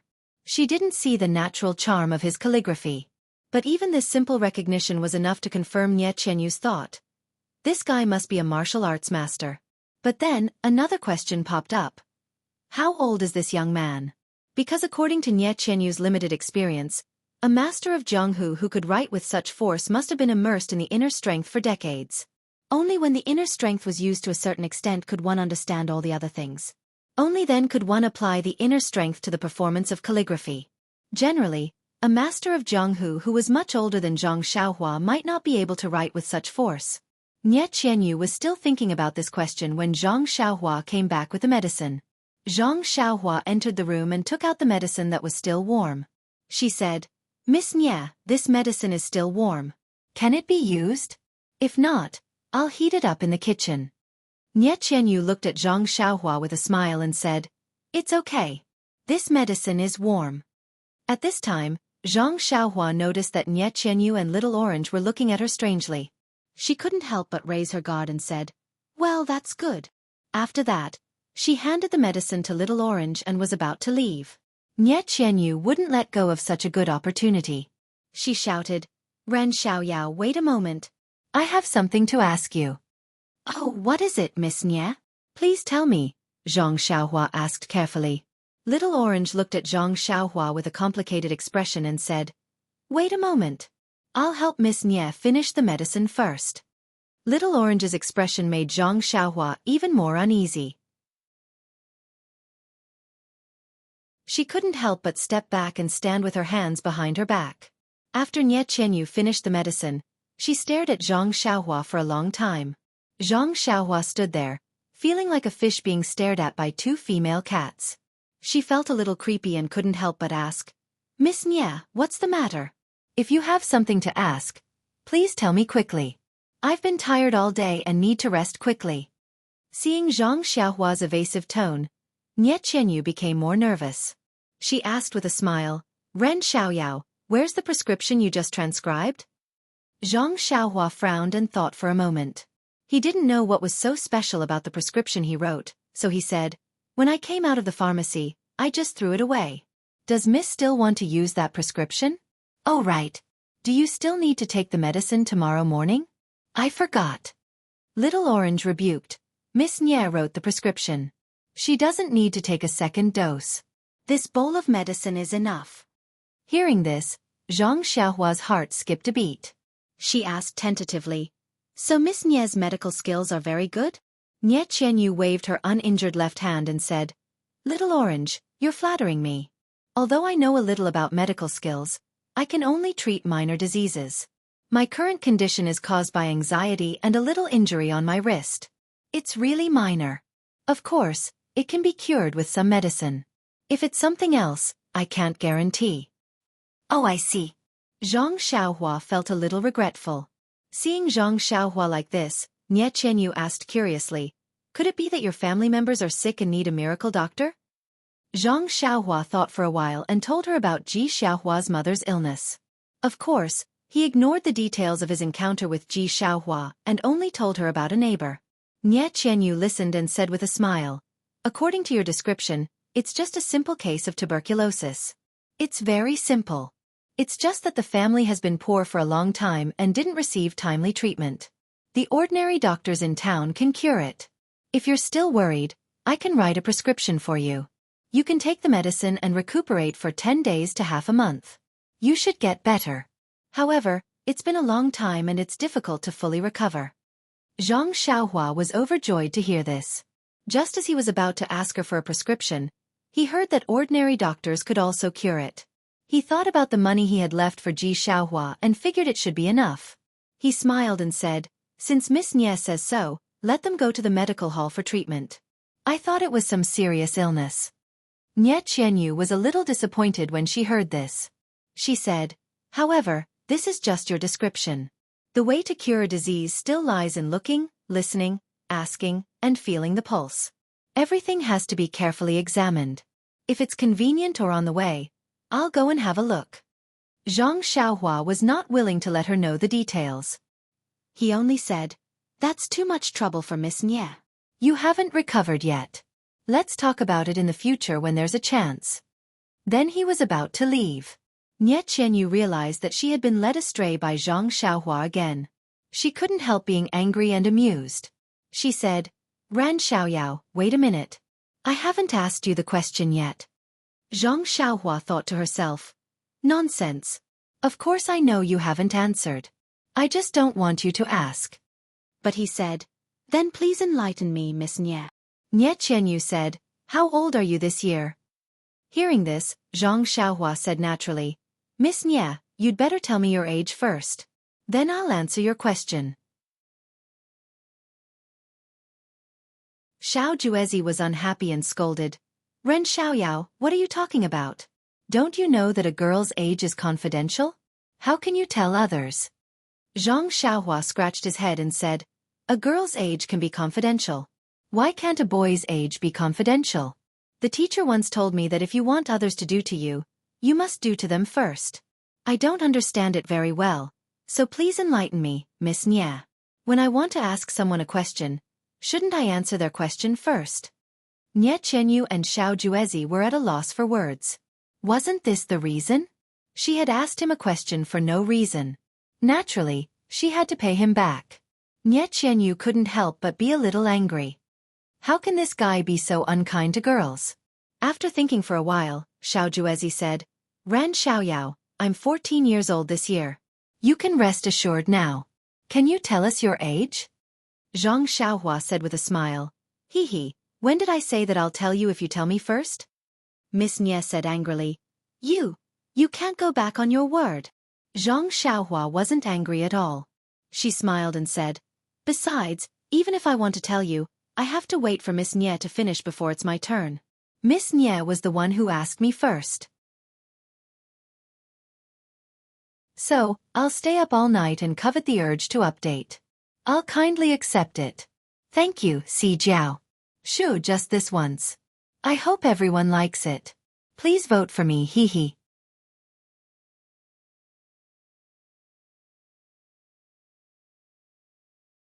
Chapter 355. Seeing Zhang Xiaohua behaving like this, Nie Qianyu was really mad. She had never seen such a rascal like Zhang Xiaohua. All the men she had met before, no matter their age, were respectful and kind to her. How could she meet such a strange person today? But if she didn't ask this question, not to mention the knot in her heart, she would think about it all the time in the future. Even Little Orange would have told him her age for nothing. She would have suffered a great loss tonight. Instead of this, she might as well ask his age. After thinking about it, Nie Qianyu said, "Since you said so, I will tell you my age. After you hear it, you must tell us your age immediately. What do you think?" Zhang Xiaohua frowned and said, "Miss Nie, why do you want to know my age so much? Is it important?" Nie Qianyu smiled and said, "It's nothing. I'm just curious and want to know." Little Orange also said, "Does a woman need a reason to know the answer?" Bang! Zhang Xiaohua almost fell to the ground. Is this the real reason? Seeing Zhang Xiaohua so embarrassed, Nie Qianyu and Little Orange seemed to have won back their pride and became complacent. Zhang Xiaohua saw that she couldn't avoid it, so she had to say, "Well, Miss Nie, please say it. When you finish, I will answer your question." Nie Qianyu was stunned and felt her face was a little hot. It was the first time she talked about her age in front of a boy who was the same age as her. How could she not be shy? This Ren Xiaoyao, if there was a chance, she would definitely teach him a lesson. 1 month from today, it will be my 12th birthday. Nie Qianyu said it in a very low voice. Fortunately, Zhang Xiaohua's ears were not ordinary, so she heard it clearly. "Oh, you are 12 years old." Zhang Xiaohua said it unconsciously, but she sighed in her heart. Look at her. TSK. TSK. She's not even 12 years old, but she's already out here with her maidservant. She speaks so logically and is so calm when she's in danger. Look at her last night. She's even better than me now. It's as if she's seen the world. Alas, I'm not afraid of comparing myself with others. Compared to her, I'm simply useless. At this time, Zhang Xiaohua really wanted to shake the sky and shout, "Why is there such a big difference between people?" Seeing Zhang Xiaohua pondering, Little Orange became anxious and said, "Ren Xiaoyao, are you going back on your words?" Zhang Xiaohua came to her senses and said with a smile, "Do you think I, Ren Xiaoyao, am that kind of person?" Nie Qianyu and Little Orange looked at each other. Both of them felt the same way, but they wouldn't say it out loud. "It has been 2 months since my 18th birthday," Zhang Xiaohua said without hesitation. "What?" Nie Qianyu and Little Orange both cried out. You can't lie to us. You're already 18 years old?" "Yes." Zhang Xiaohua was puzzled and said, "What is there to lie about? Since I said I would tell you, why should I lie to you? Do I have to?" "But you look like you're only 14 or 15 years old." 14 or 15 years old. That was 4 years ago. Hee hee, maybe God was jealous of me and made me so delicate? Zhang Xiaohua pinched his chin with a smug look on his face. Bah! The two girls in the hut spat at the same time. The hut fell into a subtle silence for a while. Zhang Xiaohua cupped his hands and said, "Miss Nie, if there's nothing else, I'll take my leave first. It's already late, so please rest early." At this time, Nie Qianyu said in a low voice, "That. Ran Xiaoyao, I didn't expect you to be so much older than me. You are even older than my cousin by 2 years. Can I call you Brother Ran in the future?" This time, it was Zhang Xiaohua and Little Orange's turn to be surprised. Zhang Xiaohua waved her hand and said, "Miss Nie, you look like a lady from a big family. Why do you have to make things difficult for me? If you call me that, it will shorten my life." Nie Qianyu smiled and said, "It is very impolite to always call you by your full name Ran Xiaoyao. What if I call you Brother Xiaoyao? Are you willing?" When the words, Brother Xiaoyao, came out, Zhang Xiaohua was so scared that she shrank her neck and had goosebumps all over her body. She waved her hand and said, "Whatever, Miss Nie. Anyway, it is only a matter of a few days. You can call me whatever you want. Just don't call my soul away. Okay, you rest early. I will go out. After saying that, she did not wait for Nie Qianyu to reply and left in a hurry with her hands crossed. Before Zhang Xiaohua's figure disappeared, a burst of bell-like laughter came from behind. It was Nie Qianyu's cheerful laughter. Little Orange got up and closed the door of the hut. She said unhappily, "Miss, how can you call him Brother Ren? He is just a person from the Jianghu. Even if you think highly of him, you don't have to be like this." "Sigh, what do you know? Little Orange, could it be that you are in love?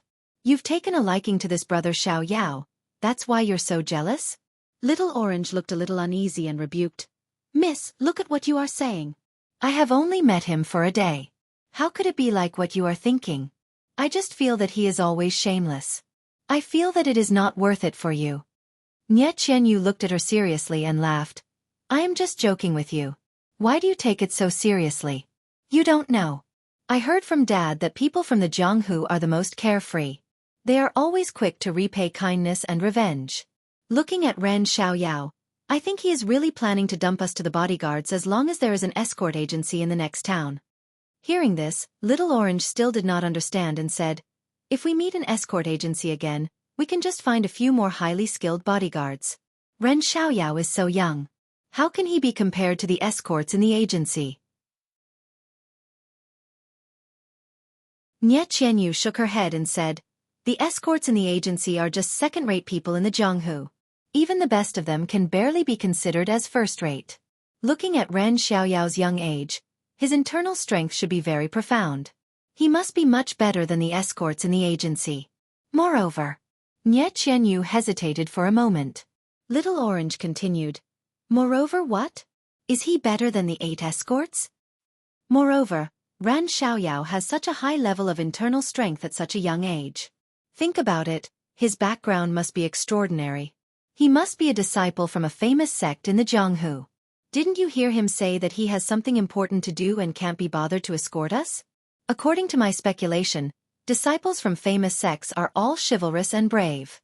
They like to root out the strong and help the weak. He can't even escort us, so he must have something more important to do.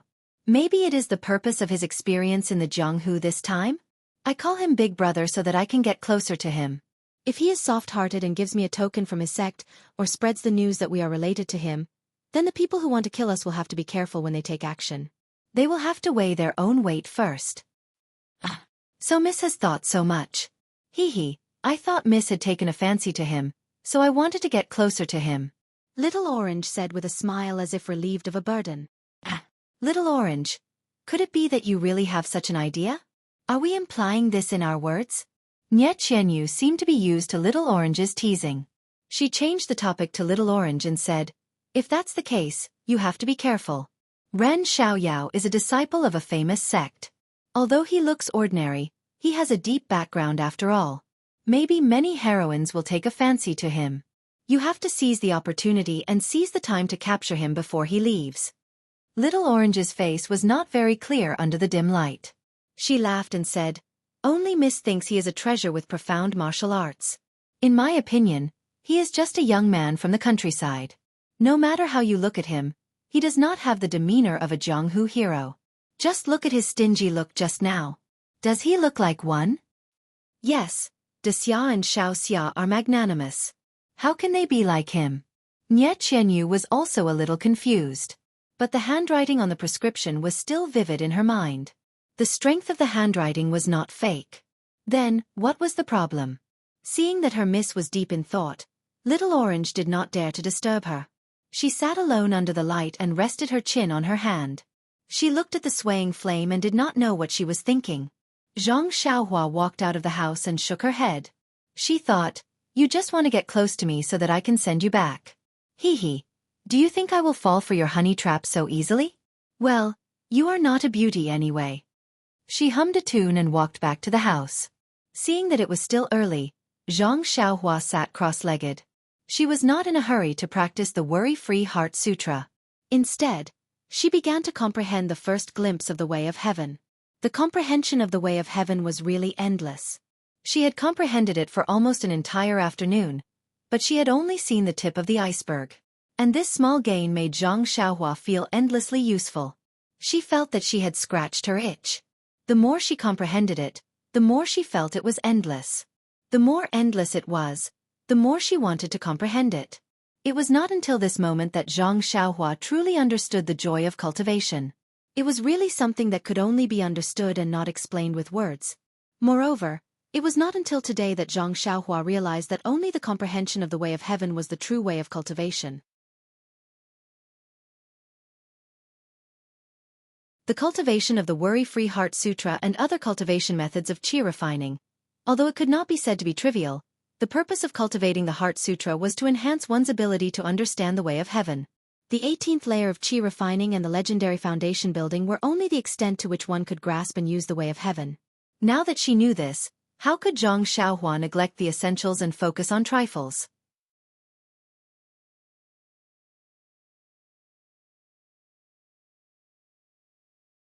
Chapter 356. Xianxia was sitting cross-legged, wholeheartedly comprehending his own way of heaven. He did not hear the words of the two girls in the hut beside him. In fact, even if he was sitting in the hut, he would not necessarily release his spiritual sense to peep into their hut. After all, men and women should not touch each other. This principle was something that Xianxia could still adhere to. After a while, Xianxia suddenly felt something. He opened his eyes and looked at the moon that was gradually rising in the sky outside the window. He could not help but secretly nod. The comprehension of the way of heaven was indeed unpredictable. Usually, he would only feel something when he was about to fall asleep. That was just a conditioned reflex of his body when he was about to fall asleep. However, today was different. To be able to feel something while he was meditating was actually a kind of active reminder. The essence was different. The difference was like the difference between clouds and mud. After thinking, Xianxia stood up and pushed the door open. He carefully listened to the slight snoring sounds coming from the hut beside him. Xianxia smiled and stood in the middle of the small courtyard. He made a gesture with his hands and sent a few strands of zhenqi around the small courtyard, forming a simple restriction that protected the small courtyard. He originally thought that since he had only set up restrictions the size of the hut before, it might be difficult to set up restrictions that were several times larger.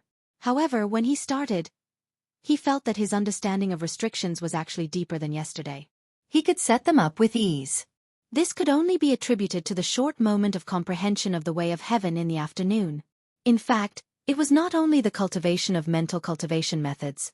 Formations and restrictions, alchemy, refining weapons, escaping techniques and other cultivation methods of the way of immortals were all different elaborations of the way of heaven.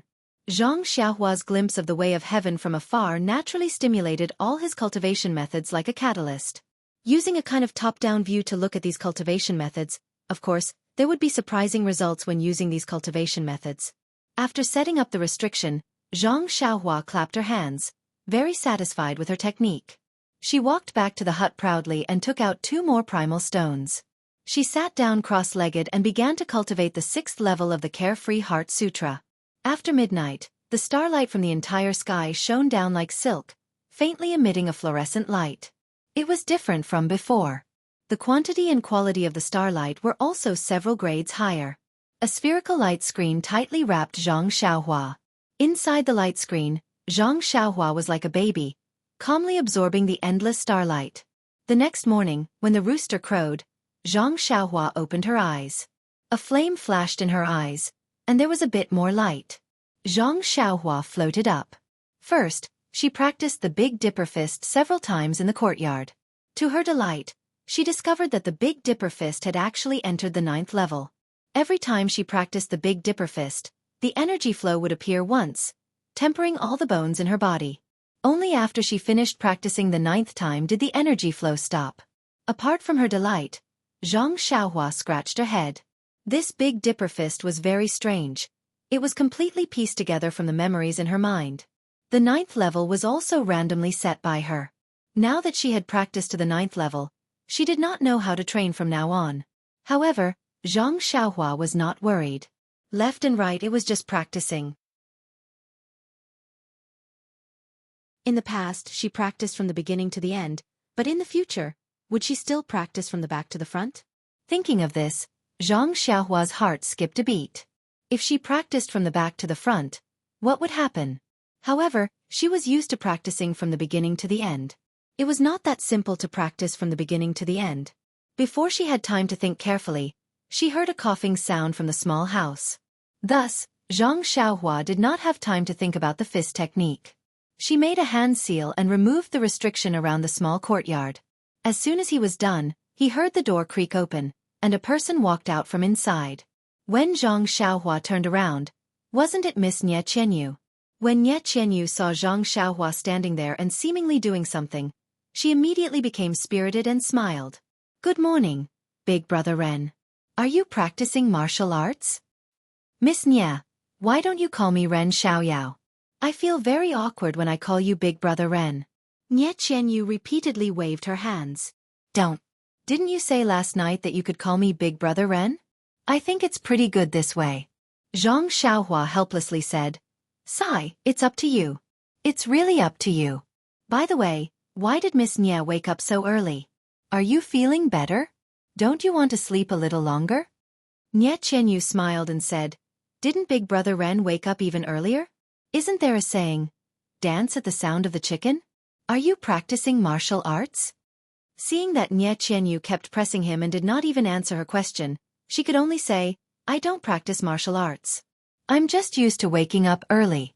I don't have any farm work to do, so I'm walking around here to exercise my hands and feet. The young people in our village are already up and working in the fields. I'm not used to not working in the fields. You're just making things up.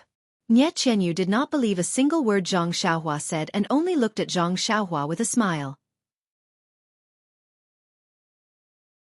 Zhang Xiaohua felt a little uneasy under her gaze and could only ask, How's Miss Nie's condition? I've recovered a long time ago. My fever went down in the second half of last night. I've slept for almost a day and a night. I didn't feel sleepy this morning. I thought I was already very early, but I didn't expect Big Brother Ren to be here. After Nie Qianyu finished speaking, she also slightly moved her hands and feet. Zhang Xiaohua felt very strange and asked, Miss Nie's wrist is also very good? Has the swelling gone down? Yes, it also went down last night. Ah! Zhang Xiaohua said in surprise, Miss Nie is really a divine doctor. Just one decoction and the fever has gone down. Even the swelling on your wrist has gone down. It's really incredible. Pfft. Nie Qianyu laughed out loud. Her black eyes were filled with spring breeze as she said, Big Brother Ren, you've overestimated me. That decoction only reduced the fever and only had a slight effect of removing blood stasis and reducing swelling. The reason why the swelling on my wrist went down so quickly was because I had already applied the ointment in advance. After a day of the ointment seeping into my wrist, I saw the effect last night. Zhang Xiaohua felt very embarrassed and asked casually, Miss Nie's medical skills are so brilliant. I wonder if it's passed down in your family? I wonder if someone like me can learn it. Nie Qianyu rolled her eyes and said, Of course my medical skills were passed down from my father. Medical skills are also passed down from generation to generation in my family. However, if Big Brother Ren escorts us home, I'm sure my father will consider this request carefully. Hearing this, Zhang Xiaohua immediately interrupted. Looking at the unlatched door, she asked, Why hasn't Little Orange woken up yet? She's an incompetent maid. How can a maid not serve the miss when she gets up? Pfft. Nie Qianyu laughed out loud again and asked, Could it be that Big Brother Ren has read too many novels? Although Little Orange is my maid, she grew up with me. We're like sisters. Why would I need her to serve me at all times? Moreover, Little Orange has been watching over me for a day and a night without any rest. Last night when she saw that my fever had subsided, she felt relieved and went to sleep. Zhang Xiaohua didn't want to talk to her anymore. She cupped her hands and said, Miss Nie, please move around and breathe in some fresh air. I'll go back to my room and sleep again. Nie Qianyu said anxiously, Hey, Big Brother Ren, even a hard-working farmer needs to sleep again? Zhang Xiaohua smiled and said, Who doesn't eat dumplings during the new year? It's rare for me to be free. Naturally, I have to make up for the lost sleep when working in the field. After that, she turned around and walked back to her room. Without looking back, she said, Miss Nie, you'd better not go outside so as not to be seen by others. You, Nie Qianyu bit her lips and stamped her feet helplessly. The next 2 days were peaceful and quiet. Zhang Xiaohua and the others hid in the small courtyard. Zhang Xiaohua would go to the inn to get their daily meals. She did not allow the waiter or the innkeeper to take half a step into the small courtyard, afraid that they would leak out any information. In fact, Zhang Xiaohua also knew that even if those bad guys were from some big Jianghu sect, they wouldn't be able to search every house like the government. At most, they would go to inns and tea houses to inquire about information. However, for safety's sake, he still hid in the small house. However, even if he hid in the small house to meditate and comprehend the Way of Heaven and Heart Sutra, he still released his divine sense. With Zhang Xiaohua's current divine sense, his divine sense could already cover the entire town. From time to time, he could see many Jianghu people riding on horses on the main road. There were also some unknown people inquiring about the town. However, whether they were looking for Nie Qianyu or not, Zhang Xiaohua couldn't be sure. There were also people inquiring about the inn Zhang Xiaohua stayed in. However, Zhang Xiaohua didn't know that. He was immersed in the pleasure of comprehending the Way of Heaven, so how could he waste too much time on this? When the Inquisitor saw that the inn didn't intend to enter and saw the innkeeper's lazy look, he became even more impatient. When he heard that there was a carriage in the yard behind, he stuck his head out to take a look. When he found out that it was a village boy driving the carriage, he didn't waste any more time and went to the next inn. However, his carelessness saved his life. Zhang Xiaohua was already prepared. If anyone came looking for him, as long as there were only a few people, he would kill them all. Therefore, he was quietly cultivating and waiting for someone to take the bait. Early this morning, Zhang Xiaohua used his divine sense to scan outside and found that the unknown people from 2 days ago had disappeared. Therefore, he came to look for Nie Qianyu. Nie Qianyu's body was already fine. It was just that her wrist was fractured, which was inconvenient. She still needed to rest for a few more days. However, didn't she have Little Orange? She didn't feel any particular inconvenience. When Zhang Xiaohua entered the house, he didn't stand on ceremony and directly said, "Miss Nie, we've been hiding in this small town for 2 days. Come to think of it, those people who were chasing after you should have passed by now. I think it's better for us to set off now and find an escort agency as soon as possible so that we can find a bodyguard who can protect you. That's the most important thing." Nie Qianyu thought for a while and said, "It's about a 2-day journey from here. We should be in Tanha City. There should be a large-scale escort agency there. I wonder if it's convenient for Brother Ren?"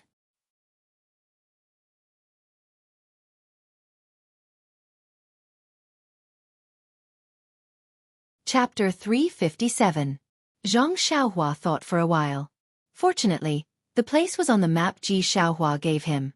It seemed that it was on the way. So he nodded and said, "Miss Nie, it's great that you know the way. Since it's on the way, I'll accompany you for a while." "It's on the way, Brother Ren. May I know where you're going?" Nie Qianyu asked in surprise. Little Orange's eyes flickered. "Where am I going?" Zhang Xiaohua thought for a while and said with a smile, "Sorry, I can't tell you." The two expectant ladies almost choked and rolled their eyes. Was it necessary? After all, they had gone through thick and thin together. Why couldn't he tell them such a small thing? However, the two of them seemed to have forgotten that they didn't even tell him where they were going.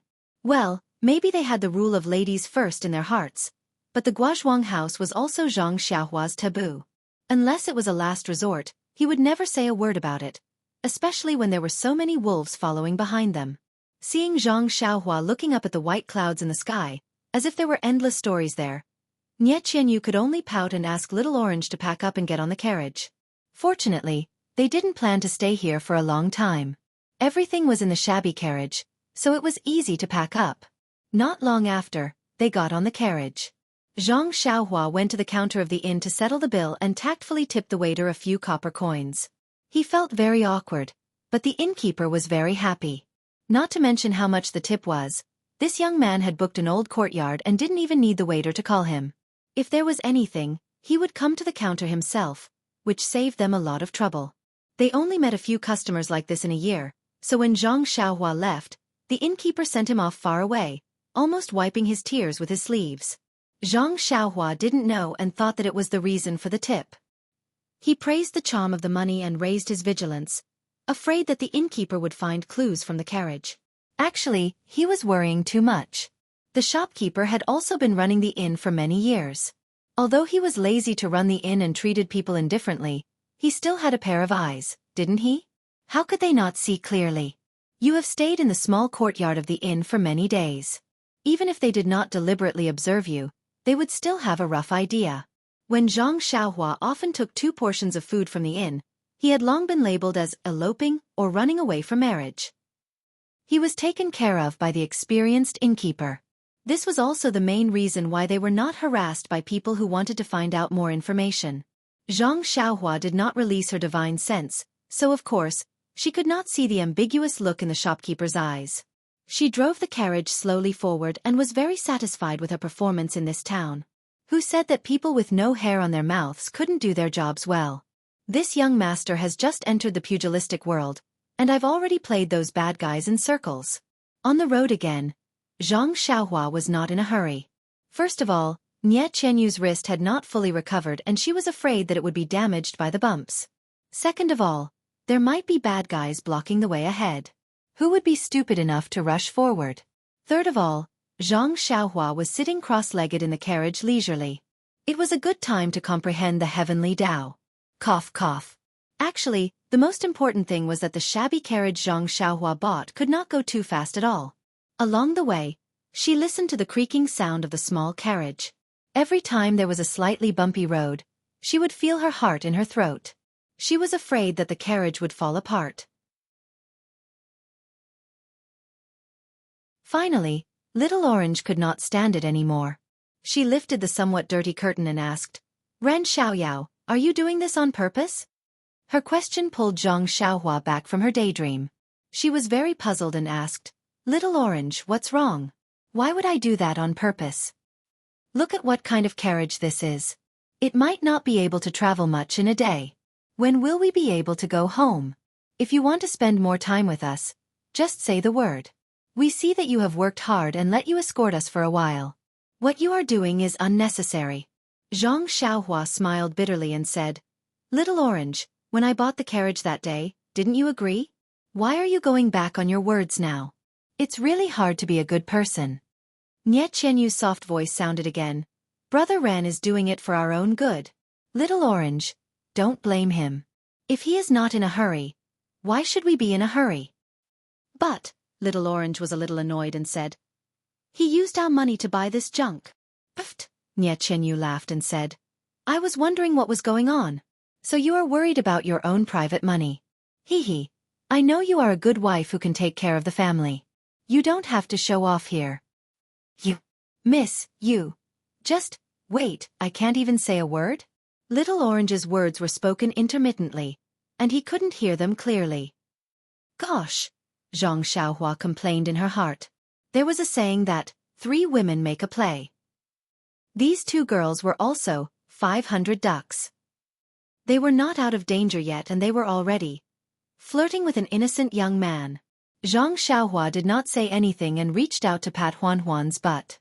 Huan seemed to have received an order and started to run quickly. There were 2 clangs from the carriage behind them and a slight cry of pain. Then there was the loud creaking sound of the carriage and it was quiet in the carriage. Even though Huan ran fast, the carriage was still very slow. The 3 of them were starving for food and drink along the way. It was only when it was almost dark that they arrived at another town. They found an inn and settled down a little. Xianxia went to inquire for information. According to the innkeeper's introduction, this place was still about a day and a half away from Tanha City.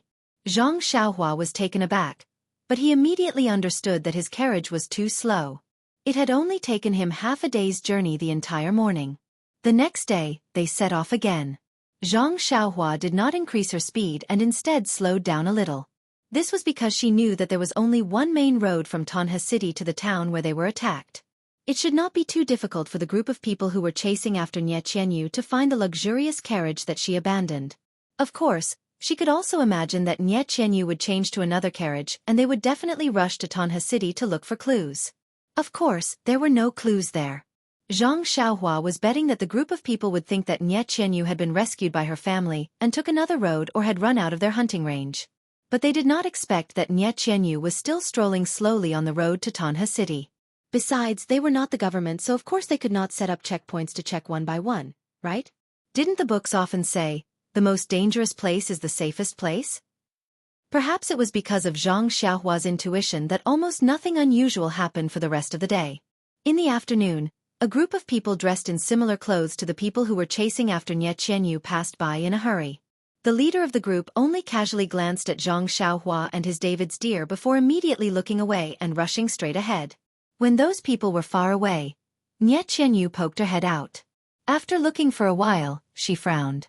Zhang Xiaohua asked, "Are these people chasing after you?" Xianxia shook her head blankly and said, "I don't know. Their clothes look similar, but there are many people in the Jianghu who wear similar clothes, so I can't be sure that it's them. Besides, to be honest, I don't know which immortal is chasing after us." Zhang Xiaohua smiled and said, "Even if you were killed, you would still be confused ghosts." Bah! Xianxia spat and shrank back into the carriage. However, she immediately poked her head out again and asked curiously, "Brother Ren, didn't you say that you're an ordinary farmer in the countryside? Why aren't you afraid at all when encountering such a fierce man in the Jianghu?" Zhang Xiaohua was stunned and thought, "Isn't that right? How could there be such a calm countryman like me?" He touched his nose and said, "Didn't I tell you before? I've studied the three-character classic for a few months and I know the principle of might cannot be bent, wealth cannot be obscenities." "You're just making things up." Xianxia angrily retracted her head. Zhang Xiaohua scratched his head and felt that arguing with a girl seemed to be as interesting as understanding the way of heaven. Not long after, there was another town that he could rest in. Zhang Xiaohua thought for a moment. Although it was still early, he stopped moving forward. Sleeping in the wilderness was something he had no choice but to do. It was better to be careful. He asked the locals and found out that this place was only half a day's journey away from Tanha City.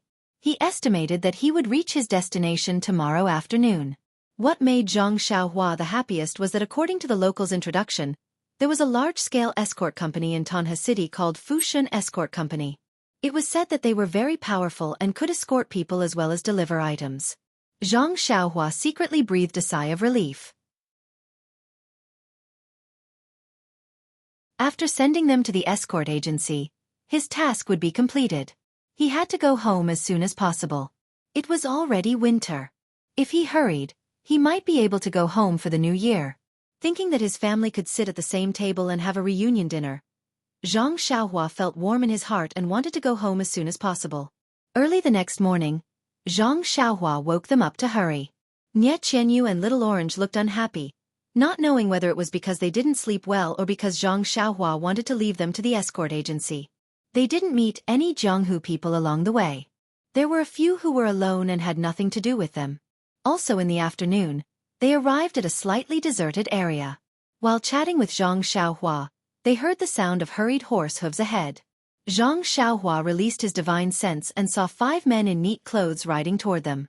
He didn't dare to be careless and quickly asked the two to hide in the carriage while he pretended to drive the carriage. Huan was still the same, pulling the shabby carriage to the middle. Zhang Xiaohua quickly asked it to return to the side of the road. The 5 men in neat clothes only looked up at Zhang Xiaohua and his shabby carriage and didn't care. When they were about to pass by, a man with very thick eyebrows suddenly shouted, "Hallmaster, please wait for a moment. There's something wrong with this carriage."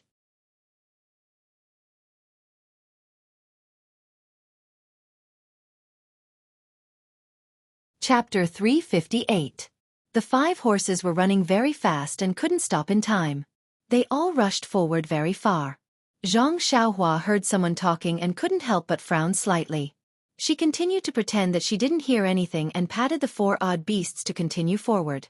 When the 5 people stopped their horses by the side of the road and saw Zhang Xiaohua's carriage leisurely moving forward without any hurry, they didn't rush to stop her. They heard the leader ask, "Jianghu, are you talking about that shabby little carriage?" The thick-browed Jianghu nodded and said, "Yes, Hallmaster Qiu. It is that carriage." Hallmaster Qiu stared at the carriage for a while and muttered, "There doesn't seem to be anything different. Could it be that you can see how many people are in the carriage?" Hallmaster Qiu must be joking. "This little one doesn't have X-ray eyes. So how can I see?" "Then you It's like this, Hallmaster Chiu. This little one led my brothers to search for you yesterday and saw this carriage by the side of the road. At that time, this little one only gave it a slight glance and didn't pay it any attention. However, when I saw it again today, I found some clues. You're quite attentive. As expected of someone I brought in from the outer hall. Tell me, don't you think it makes sense? Hallmaster Chiu is wise. Look at this shabby carriage. It has long been broken. If it was a normal person, they would definitely have left it outside their house to rot, or simply used an axe to chop it up for firewood. However, this young man used a mule to pull his carriage and traveled for 2 days. Don't you think it's a little strange? When Hallmaster Chiu heard this, he frowned and said, Little Jiang, what you said doesn't make any sense at all. The farmers in the countryside are all extremely poor. How could it be like what you said, where they would casually throw everything around and use everything to chop firewood? This young man used such an ugly mule to drive such a shabby carriage. It's really normal. There's nothing strange about it. But, Hallmaster, he has traveled for 2 days. He should have tidied up this shabby carriage a little earlier. But look at the wheels of his carriage. They are already crooked and can't bear the burden. I estimate that they will fall apart in half a day. If he is seriously going to travel a long distance, how can he not fix it in advance? This. Hallmaster Chiu seemed to be stumped by the question. He smiled and said, To be honest, I really can't tell that the wheel is about to fall apart.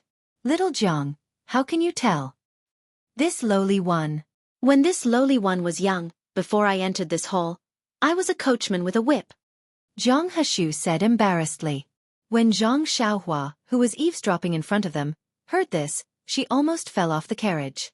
Her luck was truly too terrible. When this carriage was bought, it had been left unused for a long time.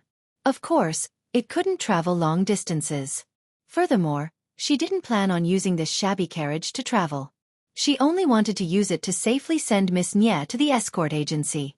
Then, she would wash her hands of it and let a professional take over. Great, they hadn't even reached Tanha City yet, but she had already met an expert. Hallmaster Chiu seemed to be a curious child who wanted to get to the bottom of things.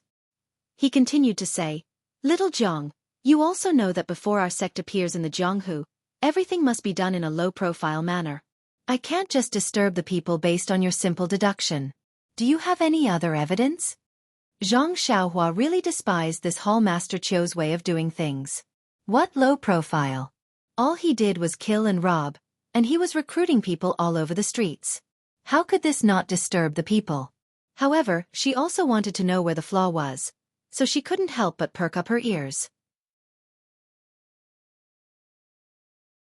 Jianghu continued, Also, Hallmaster Chiu, your inner strength is profound. I'm sure you can hear how many people are in the carriage from beside it. Hallmaster Chiu nodded and said, That shouldn't be difficult. That's right. If it was the luxurious carriage that they found earlier, it would be fast and silent. You would be able to hear the breathing sounds in the carriage as soon as you passed by it. Naturally, they wouldn't be able to keep it a secret. Listen to this carriage, it makes creaking sounds along the way. Can you tell? They must be afraid that people would discover the number of people in the carriage, so they specially chose an old carriage. When Xianxia heard this, she was secretly happy. She didn't think that she was so smart. Why didn't she realize this before? She was even discovered by someone else. No wonder people often said, a horse of 1,000 li is common, but a talent scout is hard to find. Hallmaster Chiu nodded slightly. Jianghu continued, Actually, Hallmaster Chiu, there's still the most important point. Hallmaster Chiu was a bit unhappy. After talking for so long, he was still keeping her in suspense. He didn't even mention the most important point? Seeing that Hallmaster Chiu was frowning, Jianghu hurriedly said, You also know that this little one was a coachman in the past. Look at his carriage, it seems like the cushion is already broken. When he moves, it's already shaking up and down. The shaking is still very big. This means that there's definitely something heavy in the carriage. Also, look at the mule in front. Oh, that doesn't seem to be a mule. This little one has used a mule to drive a carriage before. It seems to be a bit strenuous. Although a mule is slower than a horse, a mule can pull things. Since a mule is strenuous, there must be something heavy in this shabby little carriage.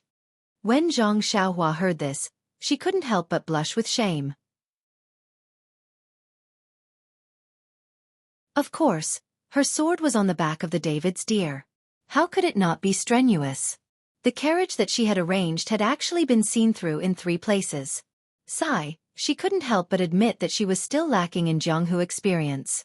This expert didn't seem to have grown up eating anything. At this moment, Zhang Xiaohua's carriage was already some distance away from the 5 men. The 5 men were not in a hurry and were still eagerly studying the carriage from behind when they heard Hallmaster Qiu say with a laugh, "Little Jiang, your martial arts are weak and cannot convince the others, but I still appointed you as the team leader because I can see how meticulous you are and how you can think things through. Hee, not bad, you were actually able to see so many problems from this shabby carriage. This means that I did not misjudge you. If you can really find those 2 girls and complete the sect master's orders, I will definitely reward you handsomely." When Jianghu heard this, he was overjoyed and repeatedly said modestly, "It's all because of Hallmaster Qiu's good fortune that this little one was able to see it." Hallmaster Qiu smiled and said, "However, after analyzing for so long, what if this youth is just a tenant farmer in the countryside who borrowed a shabby carriage from elsewhere to deliver grain to Tanha City? The grain is very heavy and the carriage is prepared to be repaired at Tanha City? Wouldn't your deductions all be for naught?" This. Jianghu was speechless. Hallmaster Qiu said proudly, "You don't have any other ideas, right?" "Yes, Hallmaster is wise. Perhaps this little one was wrong. It doesn't matter if you're right or wrong. I have a way to know if you're right or wrong." Jianghu's face was filled with longing as he asked, "Hallmaster, please teach me?" "Ha ha ha ha ha," Hallmaster Qiu laughed loudly and said, "All your deductions are nonsense. Stop him and let him open the carriage's curtains to take a look." After saying this, he urged his horse to chase after Jianghu. At this moment, Hallmaster Qiu had tossed their gate master's order of not disturbing the people to the highest heavens. Seeing that Hallmaster Qiu was happy, Jianghu was also overjoyed. He also patted his horse and followed behind, not forgetting to say with concern, "Hallmaster is wise. This little one can't flatter you. However, Hallmaster should still be careful. After all, Vice Hallmaster Zhang is a good example." Seeing that Jianghu was both flattering and showing concern for Hallmaster Qiu, the eyes of the other 3 also lit up. What a talent! No wonder he could climb from a coachman to a captain. He really wasn't bragging. That's right, the coachman was a youth. Even if he knew martial arts, how could he be Hallmaster Qiu's opponent? These words naturally made Hallmaster Qiu's heart warm up, feeling the warmth of spring. Presumably, even if there was nothing wrong with the carriage, Jianghu would still be promoted later. When Zhang Xiaohua heard the sound of horse hooves behind them, she sighed inwardly. You don't want to take the broad road, but you want to take the narrow wooden bridge instead. When the 5 of them caught up to the carriage, they heard Hallmaster Qiu shout, "You brat, stop the carriage!" Then, the 5 of them surrounded the carriage and drew their swords from their waists. Obviously, even if they hadn't eaten pork, they would have seen a pig run. We don't know how to flatter, so we should learn from him. Seeing that this youth is unarmed, we should also draw our swords and pretend to be loyal and devoted. Hallmaster Qiu was very satisfied with the performance of his subordinates. With a serious expression he asked, "Young man, where is your carriage going?" "What's in the carriage?" Zhang Xiaohua trembled as he got down from the carriage.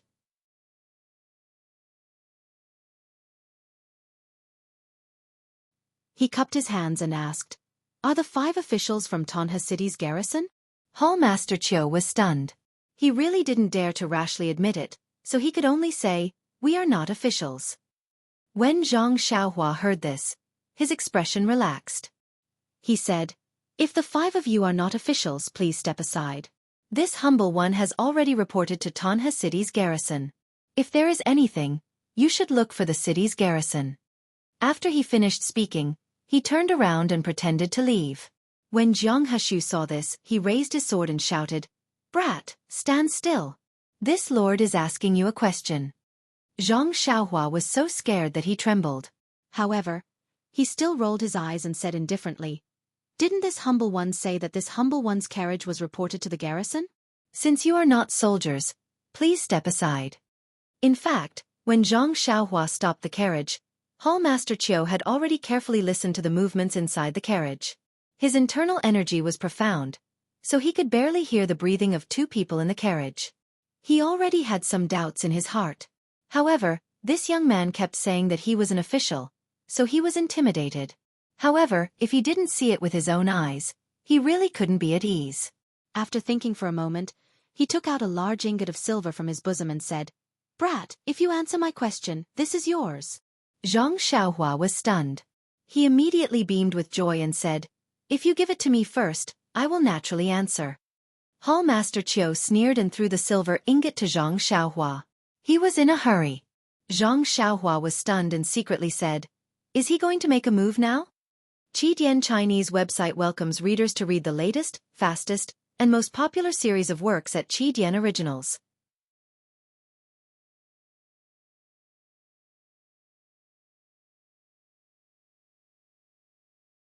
Chapter 359. Just as he was about to dodge, he saw Hall Chief Qiu's interested gaze and couldn't help but smile in his heart. He was wearing a long robe and naturally wasn't afraid of any harm from the silver. He pretended that he didn't know martial arts and didn't know how to dodge. He only reached out to grab it. In the blink of an eye, the silver was in front of Zhang Xiaohua's chest.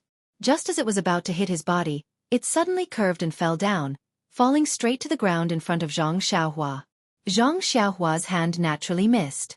He's also a hidden weapon expert. Zhang Xiaohua couldn't help but be a little vigilant. He smiled as he picked up the silver from the ground and put it into his pocket. He said, "Didn't Sir just want to know what's in the carriage? That's the 200 catties of rice that Captain Wu's brother-in-law ordered from our village last time. This little one borrowed a carriage to send it to the city." "So it's like that." Jiang Hashu was clearly disappointed. Hall Chief Qiu asked again, "There's only rice in the carriage and nothing else. For example, is there anyone inside?" Zhang Xiaohua smiled and said, "How could there be anyone? Sir must be joking." Hall Chief Qiu's expression changed and said, "But when I passed by your carriage just now, I heard the voices of women inside." Zhang Xiaohua's expression also changed. He thought for a moment and gritted his teeth and said, "Sir, you have to keep this a secret for me. To be honest, there are two women in the carriage, but they are the lovers of Captain Wu and his brother-in-law. They met in our village and this time, they took this little one's carriage to Tanha City. This little one knows that Captain Wu and his brother-in-law are men who are afraid of their wives and don't want to get involved in this kind of business. However, they threatened this little one. If this little one didn't take the carriage, they wouldn't let this little one send grain into the city in the future. This little one is really wronged." Hearing the two people's heavy breathing in the carriage, Zhang Xiaohua was very happy. Although Zhang Xiaohua's acting was quite convincing, Hall Master Qiu didn't seem to have any intention of letting her go. He only smiled and said, "This one has met Tanha City's Captain Wu once and I know his preferences. How about this little brother let this one take a look at his lover's appearance? In the future, this one will be able to imitate her and suit his tastes. What do you think?" Zhang Xiaohua had a troubled look on her face as she said, "How can this do? That's inappropriate." As he spoke, he unconsciously rubbed his fingers together. Hall Master Qiu smiled.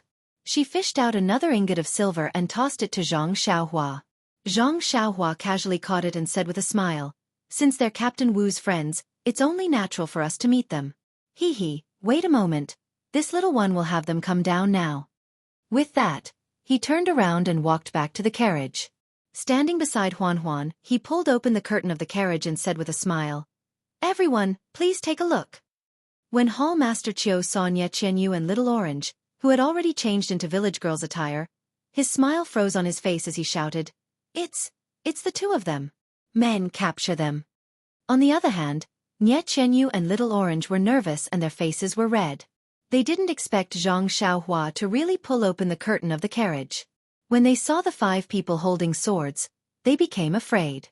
Before Hall Master Qiu's voice fell, Zhang Xiaohua smiled and said, "Hall Master Qiu, I've already answered your question. I've also let you see them. The silver is mine now." Then she casually picked up the sword on Huan's back and said sinisterly, "However, you blocked my path and actually saw through my weakness. What face do you have left? You've embarrassed me in front of this little girl. This is a big problem. Come. Eat my sword first, then we'll talk about other things.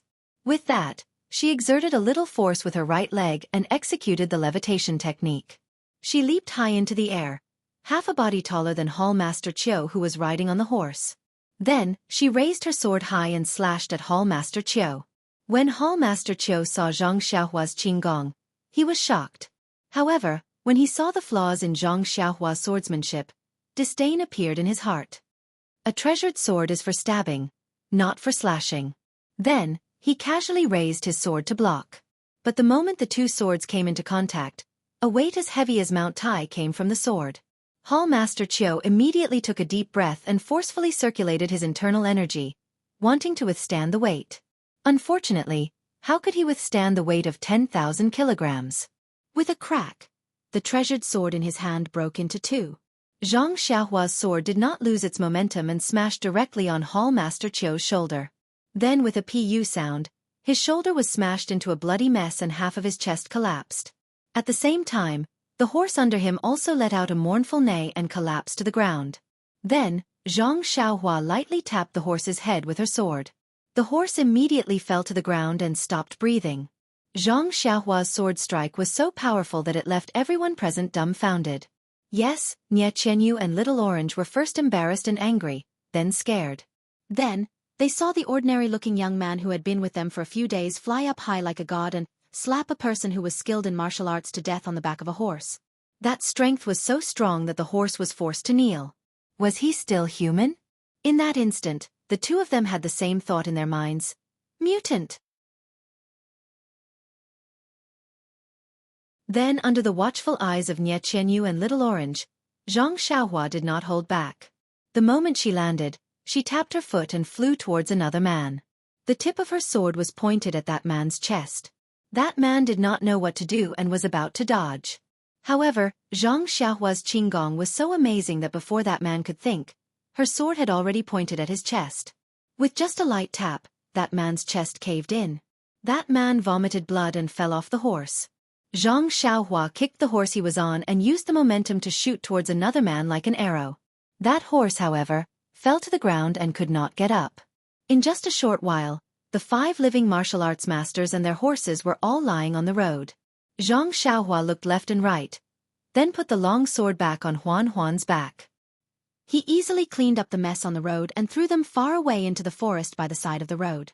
Only then did he clap his hands and return to the side of the carriage. At this time, Nie Qianyu and Little Orange were completely petrified. They looked at Zhang Xiaohua, who was both familiar and strange at the same time. Their eyes were burning with a trace of fear. It seemed that they wanted to say something, but they did not wake up from the bloody scene just now. Zhang Xiaohua ignored them. She put down the curtain and sat cross-legged on the carriage. She patted Huan Huan's butt and Huan Huan ran happily on the road again. Nie Qianyu and Little Orange heard Zhang Xiaohua muttering to herself, "Is this carriage really so shabby? It can only run for half a day? If I had known, I would have kept that guy alive and repaired the carriage for me. Then I would have killed him." Clang! The two of them flipped over the carriage and did not know what to say. Fortunately, this place was very close to Tanhe City, and the road was much smoother. Zhang Xiaohua finally arrived at Tanhe City before sunset, and half a day before the carriage's lifespan was up. This was a city bigger than Pingyang City. One could see the prosperity of this city from the bustling crowd. Zhang Xiaohua drove the shabby carriage and entered Tanhe City from the middle of the city gate, as if she did not have the consciousness of a poor person. She did not know if it was the negligence of the city guards or because there were too many people entering and leaving the city as it was getting dark, so they did not find trouble with Zhang Xiaohua. Since she had entered the city, Zhang Xiaohua felt more at ease. Although Nie Qianyu's opponents were people from the martial arts world, they could not be compared to the officials. The city was full of officials and they had to be wary of them. Therefore, Zhang Xiaohua did not deliberately look for a remote inn. She only looked for a few random ones, but none of them were satisfactory. She had no choice but to continue driving the shabby carriage forward. Nie Qianyu and Little Orange were puzzled. There were obviously a few inns with empty courtyards for them to stay in. Zhang Xiaohua shook her head and walked away. However, Zhang Xiaohua had given them too much of a shock. Not only did they not dare to talk to Zhang Xiaohua along the way, they were still afraid of her even now. However, in the end, Nie Qianyu could not help but ask, Hero? Ren, the inns just now obviously had courtyards. Why didn't you stay there? Xianxia looked back at her and said faintly, I still have 3 coins left from the money Little Orange gave me. However, the cheapest inns just now cost at least 5 coins. How can I stay there if I don't have enough money? Why don't we stay in the guest room? Xianxia frowned and said, Hero Ren, the hall leader seemed to have given you 2 ingots of silver. It should be dozens of taels. How can you say that it's not enough? Xianxia smiled and said, Miss Nye, you are wrong. Those 2 ingots of silver were for me, not for you. I helped you find an inn, so you should be the one paying the bill. You! Xianxia did not know how to answer this young man who was ridiculously skilled in martial arts but who was so clear about the difference between money and money.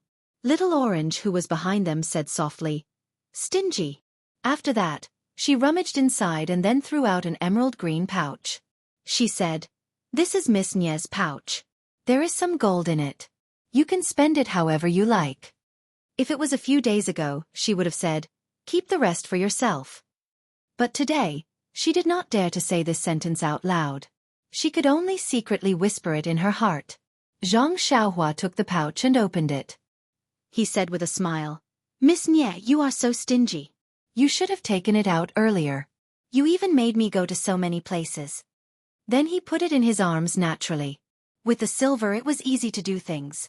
He did not need to search further. He just found a slightly cleaner inn and stayed there. This night was a little lonely. Xianxia and Little Orange did not dare to joke with Xianxia like before and ask him to do this and that. Xianxia was also dutiful. He still did not let the waiter enter the courtyard. He only brought in the food and other things, which made them feel a little relieved. After settling the 2 girls down, Xianxia closed the door and sat in the pitch-black room to meditate and cultivate. In the small room next to him, the 2 little girls could not help but whisper in a low voice.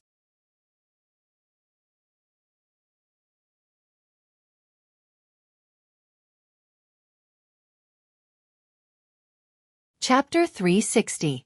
There was no light in the hut. It was pitch dark, and there was no other sound except for the unnatural breathing of the 2 people. After a long time, Little Orange finally could not help but ask, Miss, are you asleep? No. Xianxia answered firmly, How can I sleep? Me too, Mississippi. I can see Ren. Hero Ren killing people as soon as I close my eyes. Sigh, a few days ago, that group of people killed 8 bodyguards in front of our eyes, and those people were killed by an unknown senior. Such a bloody scene was not as shocking as Hero Ren killing people today.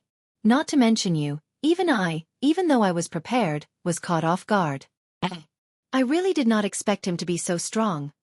Xianxia's voice was getting lower and lower. Little Orange sighed and said, Miss, you have sharp eyes and can see the true face of this guy. I was deceived by him and even ordered him to do some servant's work. I don't know if he remembers it or not. Bah, Xianxia could not help but spit and said, You want him to remember, but he also has to be patient.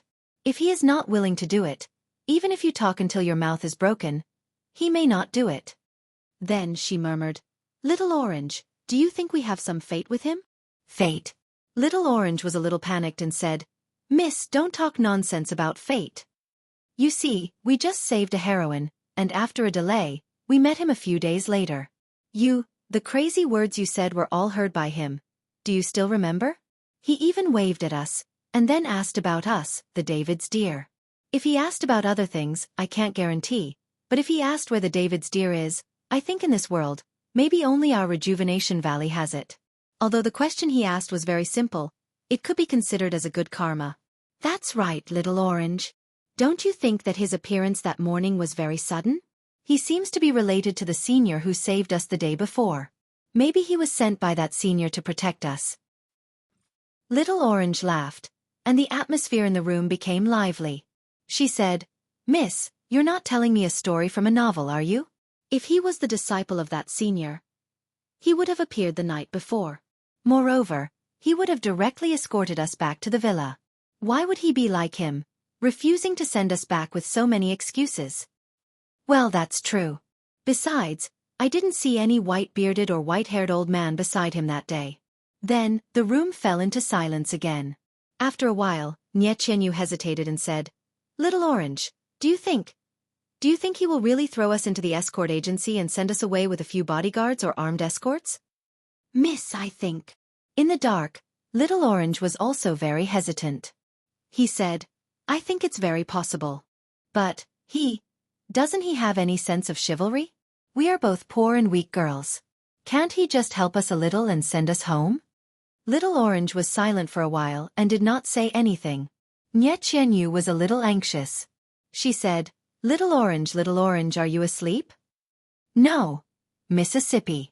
I can't sleep now, just like you. Then why don't you answer my question? Alas, miss, do you feel that your mind is in a mess right now? You can only imagine him holding a long sword in his hand, leaping up from the ground, like a hero stepping on a colorful cloud, descending from the sky. A long sword that can cut through any evil, without hesitation, slashing at the heinous devil in front of him. That sword that you have never seen before, as if once slashing down, you will be protected by him, and you will never be afraid of the troubles of the world. Ah! Nie Qianyu exclaimed in a low voice. She said, Little Orange, how do you know? Little Orange sighed deeply and didn't answer her question. Instead, she asked, Miss, we've never met him before.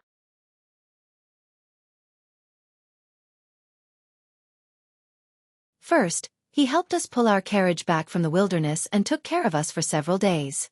Then, in the afternoon, he killed a few people who wanted to steal the treasure right in front of us. Judging by the way those people acted, their status should be even higher than the bad guy who attacked us the first time. To be honest, we owe him more than the senior who used the flying sword. You're constantly thanking the senior who you've never met, yet you're blaming this person who just saved our lives. Do you think this is still the calm and decisive Miss Nie who's always been so calm and decisive? Well, Nie Qianyu was speechless. After a while she said, Little Orange, you usually don't know anything. I have to teach you everything. How come you suddenly know so much? Miss, it's nothing. I am just a few years older than you. What do you mean? Nie Qianyu was very confused. Alas! Little Orange sighed again. It seemed that he had sighed more tonight than he had in the past 14 years. After a while, perhaps young Miss will know for herself? Really? Nie Qianyu was a little confused. However, Nie Qianyu immediately asked, Then, what do you think we should do now? Little Orange's worried face could not be seen in the dark. He only said, Miss, I am just like you. My heart is in a mess. Don't ask me. Then, Nie Qianyu asked tentatively, Little Orange, do you think I should tell him about our situation? Please don't, miss. Xiao Juzi immediately stopped her. As the saying goes, you may know a person for a long time without understanding his true nature. He doesn't know that we have treasures on us now. Once he knows the value of the treasures, he might come up with new ideas. He might even be more vicious than the people who tried to kill us. If he wants to take the treasures, he can kill us both as easily as killing chickens. No way, Little Orange. He doesn't look like that kind of person. I feel safe when I see him. Little Orange said in a trembling voice, It's better not to tell him. The more he said, the weaker his voice became. Out. Nie Qianyu suddenly thought of something and said, Oh right, when you took the box from the bad guy, was he also there? Or did you take it before he came? Hearing Nie Qianyu's question, Little Orange's face suddenly became hot. His heart was beating fast. He said carefully, No, I took it before he came. Oh, that's good, that's good. Nie Qianyu seemed to be patting her chest with her left hand. She smiled and said, Since he didn't see it, I didn't lie to him. He won't ask anyway, right? Yes. Little Orange answered vaguely. It was already late at night. There was no moonlight outside the window. It was dark outside. It was a good time to sleep. However, the sound of tossing and turning could be heard in the dark room. It was the same sleepless night. It was the same aftertaste. The only difference was their mood. That tall and thin figure with superhuman abilities. That long sword in his hand was shining brightly, cleansing the world of filth. He was right in front of me, showing off his power. Although his eyes were a little small, they were bright. His nose was a little flat, but it looked good. His ears were a little small, but they were pleasing to the eye. His face looked young, but he had a mature aura. Every word he said had the charm of a game. Could it be that he flew here on a 7-colored cloud? He is my hero. In the room next door, Xianxia didn't know that his image in the hearts of the two girls was becoming more and more perfect. He just closed his eyes and meditated, slowly understanding the endless way of heaven. Only when it was close to midnight did he take out the primeval stones from his bosom and began to circulate the Carefree Heart Sutra to cultivate the Heart Sutra. The next morning, Xianxia had just practiced the Fist of the North Star 9 times. He wanted to understand the 108 moves and see if he could perform them in reverse. However, he heard footsteps behind him. Xianxia frowned slightly as he stood in the middle of the courtyard. The door opened with a creaking sound. Xianxia and Little Orange walked out with dark circles under their eyes. Their eyes were bloodshot. They looked dispirited. Xianxia saw this and asked with a smile, "Miss Xia, why are you so tired? Did you not sleep well last night? Why is Little Orange like this too?" Looking at the ordinary smiling face that had appeared countless times in her dreams last night, Xianxia suddenly didn't know what to say. On the other hand, Little Orange held her young lady's arm and said, "Sigh, the sudden change of environment is very uncomfortable. At night, I have nightmares. A cat is catching a mouse. The mouse keeps swaying in front of me, but I can't get caught by the cat. Don't you think so, Mississippi?" "Oh, that's right. That cat is so stupid." Xianxia pinched his nose and said with a smile, "So you two actually had the same dream. What a deep relationship between master and servant." Seeing that the two girls were a little embarrassed, Xianxia changed the topic and said, "Please wait a moment. I'll go to the front of the inn to get some food. You two can eat first. I'll go to the city to see if the Fushun escort agency is interested in this escort." Hero Ren, you really can't escort us?" Xianxia still didn't give up and looked at him expectantly. Xianxia smiled and turned to leave the courtyard. Not long after, he brought the food into the room. Xianxia asked, "By the way, Miss Xia, where are you going?" Xianxia thought for a while and said, "Rejuvenation Valley." Then, she carefully observed Xianxia's reaction. Unfortunately, Xianxia's reaction disappointed her.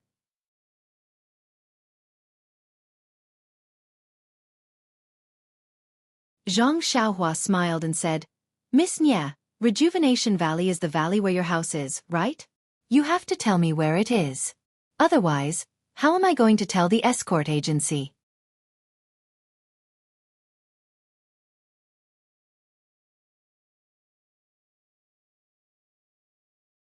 Chapter 361. Carefree City. Xianxia had no choice but to name the place. Then he said, "Hero Ren, I've never told you the name and location of our villa because I have my own difficulties. I hope you can be magnanimous and forgive me." Xianxia felt strange and asked, "Miss Xia, why do you think I'm unhappy? I haven't told you where I'm going either. Everyone has their own privacy. I don't have the time to meddle in other people's business. Besides, we're going to part ways soon. What can I do even if I'm angry with you?" Xianxia's face turned pale and tears welled up in her eyes. Xianxia felt strange about Xianxia's reaction. However, he had no time to coax her. He turned around and walked out of the house. But when he stepped out of the house, he paused for a moment. He said, "Miss Xia, you called me Hero Ren. Hero Ren, I feel very awkward. If possible, let's call me Hero Ren. What do you think?" "Well, okay. Xianxia nodded like a chick pecking rice and said, "I'll listen to you, Hero Ren, no Brother Ren." Her face, which had been gloomy just now, immediately turned sunny. She smiled through her tears. Xiao Orange, who was beside her, looked very unnatural. Fushun escort agency was some distance away from the inn. Xianxia did not ride the David's deer. He just strolled around casually and checked if there were any Jianghu people who looked strange. Tanha City was a very big town, not inferior to Pingyang City in any way. There were many people coming and going in the city, and there were also people of the pugilistic world who held swords and sabers.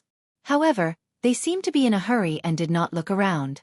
They were probably not Xianxia's enemies. Therefore, Xianxia was relieved. He walked slowly because he wanted to draw their attention to the road ahead. It seemed that this method was working. In fact, he killed those people yesterday to warn them and let them see his strength. If they knew what was good for them, they might give up the search for Xianxia. Of course, this situation was almost negligible. The second purpose was to confuse them and make them think that Xianxia had turned back from the original path to look for help. In this way, Xianxia and Xiao Orange would be escorted to Carefree City by the bodyguards of the escort agency. The risk would be reduced. In fact, man proposes, God disposes. Zhang Xiaohua was just doing his best. If nothing happened to him, it would not be difficult to send the two of them to Rejuvenation Valley. Fushun Escort Agency's entrance was huge, more than twice the size of Lotus Escort Agency in Pingyang City. One look and one could tell that it was the kind that was more powerful. Two stone-carved lions stepped on embroidered balls and glared fiercely. However, the entrance of the escort agency was wide open.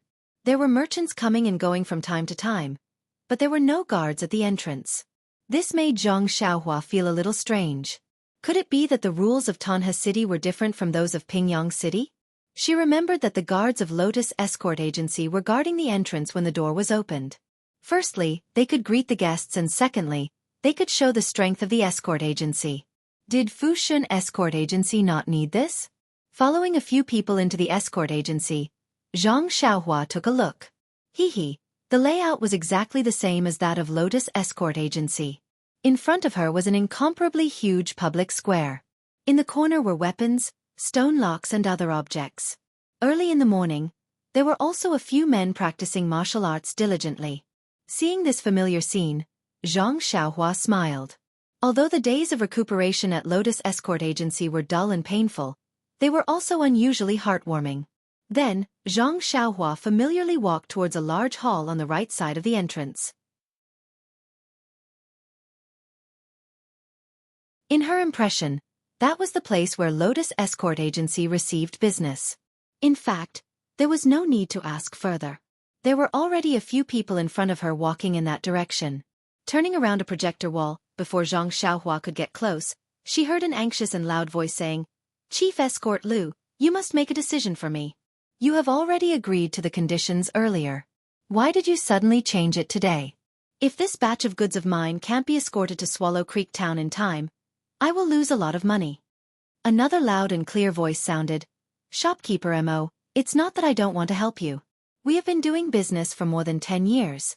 If it weren't for the special circumstances, how could I not do business with you? Our escort agency had already issued a notice 3 days ago. Fushun Escort Agency will temporarily stop doing business in the direction of Vao City. Shopkeeper Mo, did you not notice?" "Oh, that's right. I have been preparing my goods these past few days. How could I have the leisure to consider other things? Besides, your esteemed escort agency has never delayed my matters. I simply didn't think that there would be a problem at your most reliable link. My apologies, my apologies. Shopkeeper Mo, you should think of another way first. After this period of time, I will pay you a visit to apologize." "Forget it, let's not talk about apologizing. I'll hurry and find a few guards who know how to fight. Let's send my goods over first before we talk about anything else." "Oh, that's right. Chief Escort Lu, what exactly happened that made your esteemed escort agency make such a decision? Did something happen on the way to Vao City?" Shopkeeper Mo, don't ask so much about this matter. These are all matters of the Jianghu. It's not good for you to know too much. In any case, I don't think anything will happen if you ask the guards to deliver your goods. You should hurry up and do what you need to do."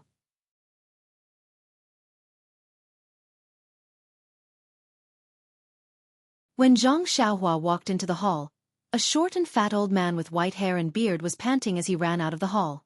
As he walked, he said, "All right, Chief Escort Lu. If something like this happens in the future, please inform me as soon as possible." Zhang Xiaohua looked up and saw that there were many people in the hall. Just then, a hale and hearty old man with a red face replied in a loud and clear voice, "All right, Shopkeeper Mo. This Lu will remember." At this moment, another person beside him asked, "Chief Escort Lu, it's fine if you don't escort Shopkeeper Mo's goods. But my daughter just wants to go to Vao City to spend the new year with her aunt. She's a living person, so I don't feel comfortable asking her to be a guard. Can't you assign 2 bodyguards? Chief Escort Lu looked at him and said with a wry smile, "Scholarly, you are also a scholar. This humble one has made it very clear in the notice. Not only goods, but even if you want to protect people, our escort agency won't accept them. Especially women. We won't send anyone." How preposterous. Which escort agency in the world has such rules? Scholarly turned around and left in a huff. Xianxia's heart skipped a beat when she heard that. Her brows were already furrowed. How could there be such a coincidence in this world? She wanted Fushan Escort Agency to escort Xianxia and Little Orange to Vow City.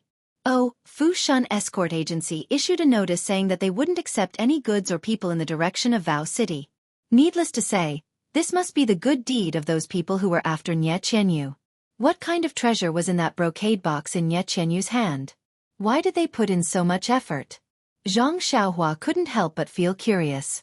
At this moment, another one-eyed man asked in a low voice, "Chief Escort Lu, the notice also seems to state that all red goods entrusted to your escort agency must be inspected first.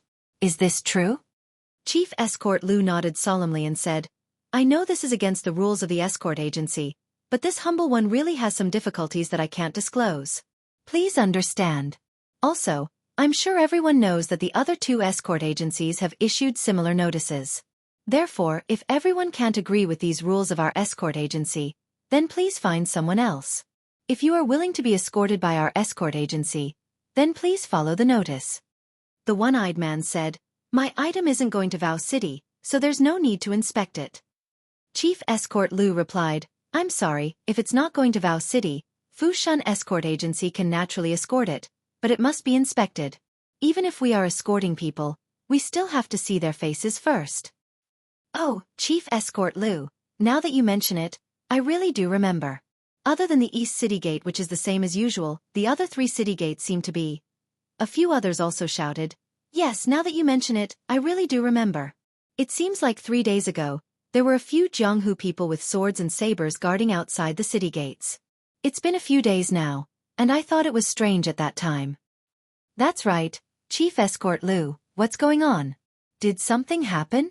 Chief Escort Lu stroked his beard and said with a smile, "It's nothing. I dare to guarantee with my life that even if something happens, it has nothing to do with you. The notice from Fushan Escort Agency is probably only temporary, and it will return to normal in a few days. If you're not in a hurry, you can come back in a few days to take a look, and perhaps you can escort it according to your wishes." Chief Escort Lu cupped his hands in salute and walked out of the hall. Those who were not in a hurry, or those who were really unwilling to be inspected by the escort agency, such as the one-eyed man, left first. Only a few bodyguards who were in a hurry and could accept the harsh conditions stayed behind to be taken care of by the other escorts.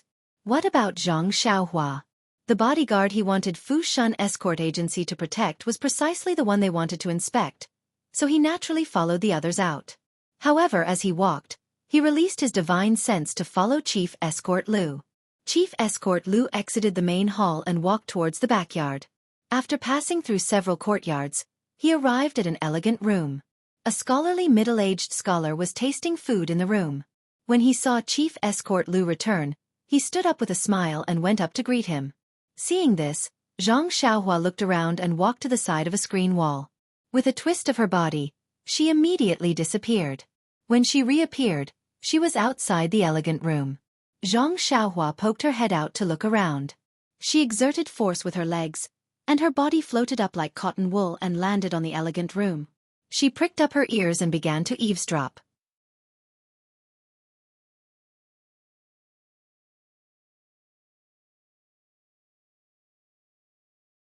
Chapter 362. The scribe said, "Chief Escort Lu, we will have to trouble you. However, this is only a temporary measure and will be rescinded in a few days. We will be responsible for all the losses of your escort agency." Chief Escort Lu cupped his hands and said, "Commander Zhou is too polite.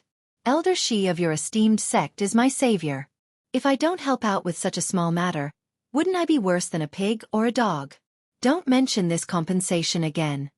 However, Commander Zhou disagreed and said, "Chief Escort Lu, you're wrong.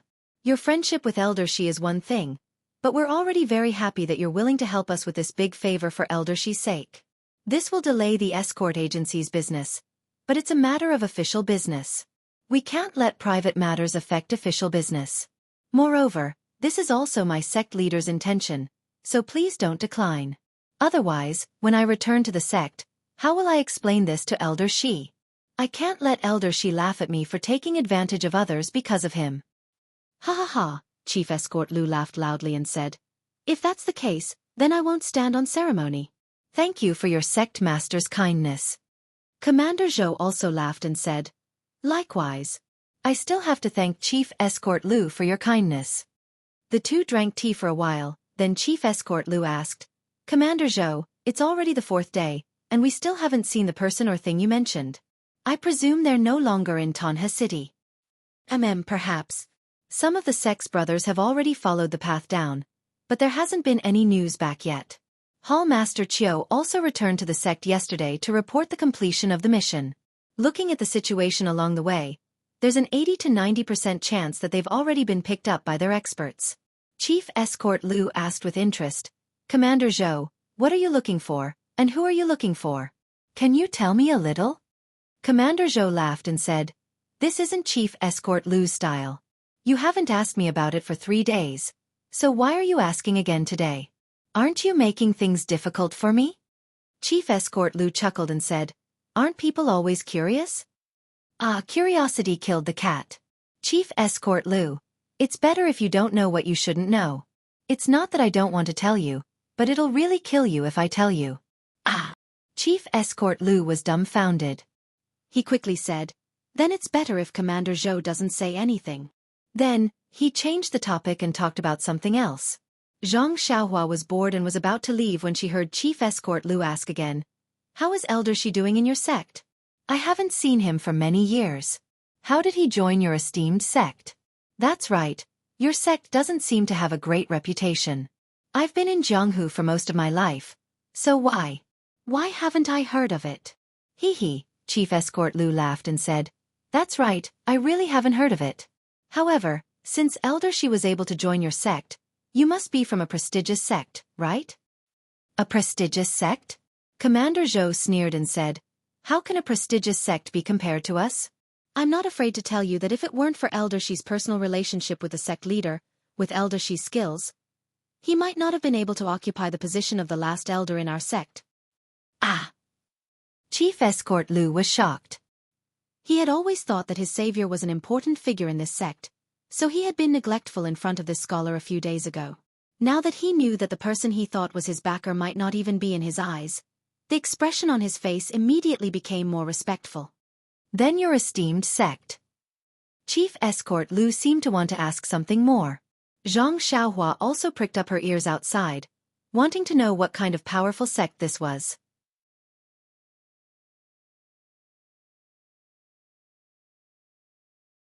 At this moment, the sound of hurried footsteps could be heard from outside. Xianxia hurriedly curled up her body and heard a person running in hurriedly. He first cupped his hands in salute to Chief Escort Lu, then moved closer to Commander Zhou's ear and whispered a few words. Commander Zhou's expression changed drastically. He stood up from his chair with a bang and shouted in disbelief, "What did you say?" Hall Master Chiu and his party of 5 were killed at the outskirts of the East Gate? This Commander Zhou's ability to remain calm was actually worse than the person who reported the news. Chief Escort Lu, who was watching from the side, couldn't help but feel a little disdainful. How could such an uncultured scholar be a commander? However, Chief Escort Lu underestimated him too much. Chief Escort Lu and the person who reported the news didn't know the extent of Hall Master Chiu's martial arts. Even if they knew that his martial arts were superb, they wouldn't know to what extent. Commander Zhou, on the other hand, knew Hall Master Chiu's background like the back of his hand. He deeply knew that Hall Master Chiu was a capable subordinate that his sect master had secretly nurtured. Although his martial arts were superb, he had never made a name for himself in the Jianghu. If he were in the Jianghu, he would definitely be the kind that could cause huge waves. His reputation might not be any worse than the current Righteous Alliance's deputy alliance masters who were currently flourishing. And yet, such a formidable figure had actually been beaten to a pulp at the outskirts of Tanha City's East Gate. He couldn't be more dead. 5 people had actually died in the same way. Not a single one of them had escaped. Even the 5 horses had been kicked to death. This was simply something that he had never dreamt of. Where did Rejuvenation Valley find such a formidable helper? After hearing such shocking news, how could he still sit there calmly? Naturally, his previous self-restraint had long been tossed beyond the highest heavens. Commander Zhou couldn't be bothered to look at the 2 people's astonished gazes. He then slapped his head and said, I've fallen for the enemy's diversionary tactic. Chief Escort Liu, this one needs to personally make a trip. Farewell, farewell. Then, he turned to the messenger and said, You, hurry and inform the brothers in the city to assemble fully armed at the east gate. Release a carrier pigeon and inform the brothers who went south to send a portion of them over. Tell them that Rejuvenation Valley's men are hiding in Tanha City and have now turned back. Ask them to hurry and provide support. Oh right, also inform Sect Master to send an elder-level expert over. We'll attack them from the front and back. Let's see where they can escape. When he finished speaking, he hurriedly left with the messenger. Chief Escort Liu followed him out of the elegant room, muttering as he walked, How did we get into a conflict with Rejuvenation Valley? Really? I was wondering why we didn't send the bodyguard to Macho City. I forgot to ask him if that notice has been withdrawn. Then he shook his head and said, It's better not to withdraw it yet. When immortals fight, don't involve mortals. Someone will compensate me for my losses anyway. What's the hurry? Xianxia was lying on the roof of the elegant room. When she heard these words, she was so angry that she almost released a flying sword from the roof to hack this guy to death. Nonsense, you're not in a hurry, but I am. When Chief Escort Liu left, Xianxia also floated down from the roof and disappeared with a twist of her body. She only emerged from the ground after she had used Earth Escape to a secluded place. She was filled with regret. What was all this? The escort agency didn't have any bodyguards. How was she going to get rid of this burden? But now wasn't the time to get rid of this burden. Commander Zhou had fallen for her diversion tactic and had mobilized all the men in the city to the main road at the east gate. When she thought of this, Xianxia couldn't help but shake her head and wag her tail. Her quick-witted idea at that time had actually been seen as a well-thought-out stratagem. How could she not feel proud? Right now, the most important thing for Xianxia and Little Orange was to leave Tanha City first. Of course, they didn't have to consider the east and south gates. They could only leave through the west and north gates first. Moreover, they'd heard from Commander Zhou just now that the brothers in the city probably included the men guarding the 3 city gates. If they didn't leave now, when Commander Zhou reacted and sent people to guard the gates, they would certainly be able to kill them. However, wouldn't that be beating the grass and alerting the snake? How could she do this kind of work that didn't require any skill? After thinking about it, Xianxia hurriedly inquired about the address of the carriage company and found a shop nearby. Without bargaining, she found a medium-sized carriage and a good horse and bought them together. Fortunately, Jianghu had just given her a small purse. Otherwise, our hero Zhang would have to pay for it himself. Xianxia drove the carriage back to the small courtyard of the inn. Jianghu and Little Orange looked at each other with bitter faces. When they saw Xianxia driving the carriage back, their faces immediately changed. Xianxia didn't explain and said, Hurry up and pack your things. Move everything in the small carriage to the new carriage. I'll give you the time to drink a cup of tea. After saying that, she didn't look at the two's faces and hurriedly went to the inn to find the shopkeeper to settle the bill. When she came back after settling the bill, Little Orange had already packed everything and was standing in front of the carriage waiting for her. Xianxia was surprised and asked, Where's Miss Nye? Little Orange looked at the carriage and said, There, she's in the carriage. Xianxia laughed and said, She ran quite fast. What about you? Why don't you get in the carriage? Looking at the martial arts master in front of her who she used to think was a country bumpkin, Little Orange was speechless and only said, You really don't intend to send us off? Xianxia was stunned and said, Yes, I really don't intend to send you off. Hurry up and get in the carriage. Little Orange bit her lips and bowed to him. She said, Then, I'll thank you on behalf of Miss Nye for saving our lives. The world is big and the world is full of vicissitudes. I don't know when we'll meet again. Brother Ren, I hope you. Hearing Little Orange's words, Xianxia almost laughed out loud. He only kept a straight face and interrupted her and said, Okay, I know. Hurry up and get in the carriage. Little Orange's unfinished words were choked back by Xianxia. She had no choice but to get into the carriage, put down the curtain and stop talking. Xianxia led Huan over from the side and patted its head, indicating for it to follow the carriage. She jumped into the carriage and drove towards the west gate without saying anything. She didn't say anything along the way. When they got close to the west gate, Xianxia hurriedly released her divine sense. As expected, she didn't see any Jianghu people holding swords outside the city. Only then did she feel relieved and leisurely drove the carriage out of the city. But what about after leaving the city? Xianxia muttered in her heart. If she didn't find any bodyguards, who would send these two to Carefree City?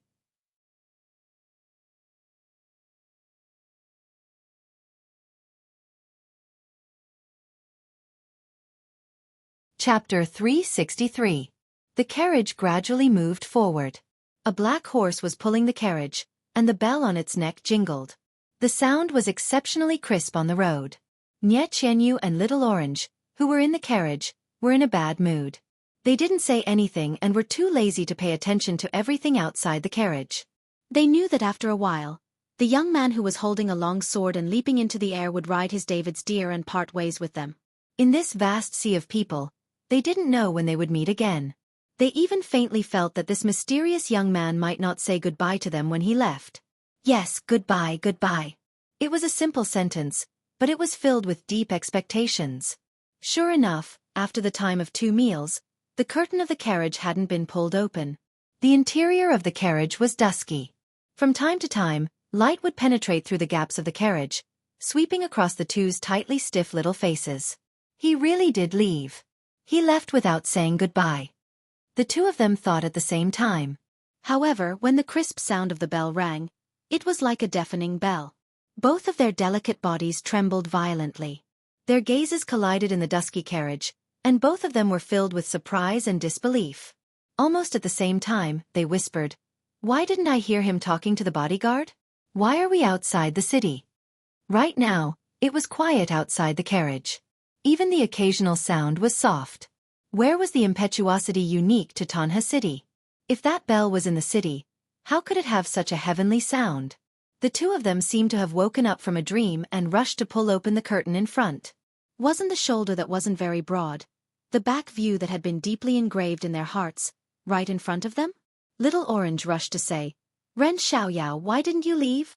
Xianxia also asked, Big Brother Ren, why didn't you send us to the escort agency? Why did you send us out of the city? Where is this place? Xianxia turned her head to look at the two girls who were overjoyed. Her heart also felt warm. It felt good to be protected by someone. Not to mention a man who could protect a girl? At this moment, Xianxia truly felt like an adult. Xianxia smiled and said, This is the west gate of Tanha City. We are already some distance away from Tanha City. What are you two doing? Are you afraid of running into bad guys? Are you hiding inside and not daring to come out? The two of them nodded tacitly and said, That's right. If we're discovered in the city, we won't be able to escape. There's no need for that now. They've all gone to the east gate and are chasing after you on the way we came. No one should be able to discover you for the time being. Oh. Little Orange didn't quite understand. Xianxia instantly smiled and said, So it was planned by Big Brother Ren. I really admire you. Xianxia shook her head. Miss Nye thinks too highly of me. I just casually killed a few bad guys. How could I think so far ahead? Haha, Big Brother Ren is too modest. Xianxia was not stingy with her words. Little Orange was puzzled and said, Young Master Ren, I still don't understand. Why didn't you send us to the escort agency? Hearing Little Orange calling herself Young Master and calling herself a maid, Xianxia frowned slightly and explained, Little Orange, do you think I didn't want to send you to the escort agency? But even if I wanted to, they wouldn't dare to accept this mission. Little Orange was curious and asked, Why is that, Young Master Ren? Xianxia smiled and said, I see. This smile was very sweet. Miss Nie, you're really smart and very impressive. Zhang Xiaohua couldn't help but praise her. Nie Qianyu waved her hands and said, "It's useless to be smart." In front of Big Brother Ren's powerful martial arts, any little trick is just a small trick. At this moment, Little Orange also understood. Looking at her Mrs. Excited face, her expression changed slightly. Then, she immediately returned to normal and said, "Miss is really amazing. I really admire you." Zhang Xiaohua told her about how she went to the escort agency to find bodyguards. Then she shrugged and said, "I didn't have a choice. I couldn't just watch you fall into the hands of the bad guys. Moreover, if those people returned and couldn't find you, they might return to Tanha City. I had no choice but to bring you out first. Sigh, it seems like we have to wait until we reach the next town." Hearing this, Nie Qianyu and Little Orange's expressions turned ugly. They looked at each other and Nie Qianyu asked, "Big Brother Ren, can you tell me where you're going now?" Zhang Xiaohua thought for a while and said, "Miss Nie, can you tell me where Macho City is? Or do you know how to get to Macho City?" Zhang Xiaohua didn't know where Macho City was, let alone how to get there. When he was at the escort agency, although he wanted to ask, he was afraid of attracting attention. However, this Miss Nie in front of him was only 12 years old. In his imagination, she might not know how to get there. Who would have thought that Nie Qianyu would only ponder for a moment before she explained the route from Tanha City to Carefree City clearly without any hesitation? Zhang Xiaohua was speechless. The thought of, "Why is there such a big difference between people?" flashed into his mind again. He thought about how he had only just found out how to get to Pingyang City. Look at this 12-year-old girl. TSK. TSK. She was so much better than him. However, immediately, a little person appeared in his mind and advised earnestly, "Don't compare yourself with others, silly boy. You're the son of a farmer.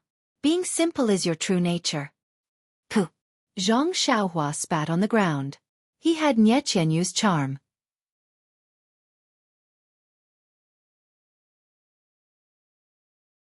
He thought to himself, "Do nobles and generals have guts?" Seeing Zhang Xiaohua's behavior, the two people in the carriage were surprised. They thought in unison, "Is this habit also contagious?" From Nie Qianyu's explanation, Zhang Xiaohua found out that Macho City was south of Tanha City. It was about a month's journey away. The Pingyang City that he requested was southwest of Tanha City. It was still very far from Macho City. The two routes were completely separated at Tanha City. Of course, all roads led to U City, but the most comfortable official road was like this. If Zhang Xiaohua wanted to return to Pingyang City, he would have to go through the west gate of Tanha City. There was an official road that passed by several cities before reaching Pingyang City. This was also the route that Ji Xiaohua had drawn for him. If he wanted bodyguards to escort Nie Qianyu, he would have to go through the south gate of Tanha City. There was also an official road that led to Macho City. That was also the direction that the unknown gang was pursuing Nie Qianyu. Of course, Zhang Xiaohua still had a choice. In the first 10 days, there would be a famous escort company in a big city. It was not a bad idea to let them escort Nie Qianyu. However, this would delay Nie Qianyu's journey and take a lot of detours. Thinking of the detours, Zhang Xiaohua suddenly had a new idea. He stroked his chin and thought carefully about the possibilities. Behind him, Nie Qianyu and Little Orange saw that Zhang Xiaohua did not say anything after asking for the location of Macho City. They sat quietly in the carriage and looked at the passing scenery outside. However, they did not pay attention to anything. They only secretly prayed. Will he change his mind? Will he send us to Rejuvenation Valley? After a while, Zhang Xiaohua said, "Miss Nie, I have an idea. Do you think it will work?" Nie Qianyu asked curiously, "Please speak, Brother Ren." "Actually, I originally planned to hire bodyguards to escort you two back to Macho City in Tanha City. However, I did not expect that Fu Shun Escort Company would not accept the escort to the south. Therefore, I have no choice but to place my hopes on the next city. However, I cannot guarantee that there will be a suitable escort company in the next city. Moreover, I am not sure if the escort company will be like Fu Shun Escort Company and not dare to accept this escort. Moreover, to hand you two over to unfamiliar bodyguards, that I have decided that I can't bear it." "Nonsense. You only realized it now. So you have been treating us like goods and letting people escort us. God has opened his eyes. You only realized it now. Nie Qianyu and Little Orange looked at each other. Their eyes were filled with joy and relief. Zhang Xiaohua continued to explain, the place I'm going to is definitely not where you two can follow me. However, seeing Zhang Xiaohua dawdling, Little Orange became impatient and said, can't you finish your sentence in one sentence? Nie Qianyu hurriedly pulled Little Orange's sleeve with her uninjured left hand and said, Little Orange, let Brother Ren finish. Zhang Xiaohua chuckled and said, however, you two can follow me all the way there. After I am done with my business, I will send you back. How about that? Ah! Nie Qianyu and Little Orange could not believe their ears. Nie Qianyu hurriedly asked, Brother Ren, I have thought of this idea. However, the matter you are going to do must be extremely confidential and important. It will probably cause a sensation in the martial arts world. If we follow you, won't we affect you? That's why I don't dare to say it. Zhang Xiaohua scratched the few strands of mustache on his chin with his fingers and said with a smile, it's fine. As long as you don't have to follow me when you reach a place. When I'm done, I'll meet you at that place and send you off. Oh yes, Miss Nie. Are you in a hurry to go back to Macho City? Nie Qianyu smiled and said, even if we are in a hurry, we need to be alive to go back. The place Brother Ran is going to is definitely not in the same direction as Macho City. It might even be very far away. The further we go, the harder it will be for those bad guys to find us. Brother Ren, you are so smart. What a brilliant plan. You can achieve 2 goals with 1 stroke. I admire you. After hearing this, Zhang Xiaohua raised his invisible tail high. He was just short of a feather fan to show the elegance of a wise man. Actually, as long as people get along with each other, it is inevitable that they will want to protect each other, let alone 2 budding girls. Since Zhang Xiaohua had the ability to send the 2 girls home after visiting the Guozhuang house, as a man, how could he refuse such a cushy task? Everything was caused by male chauvinism.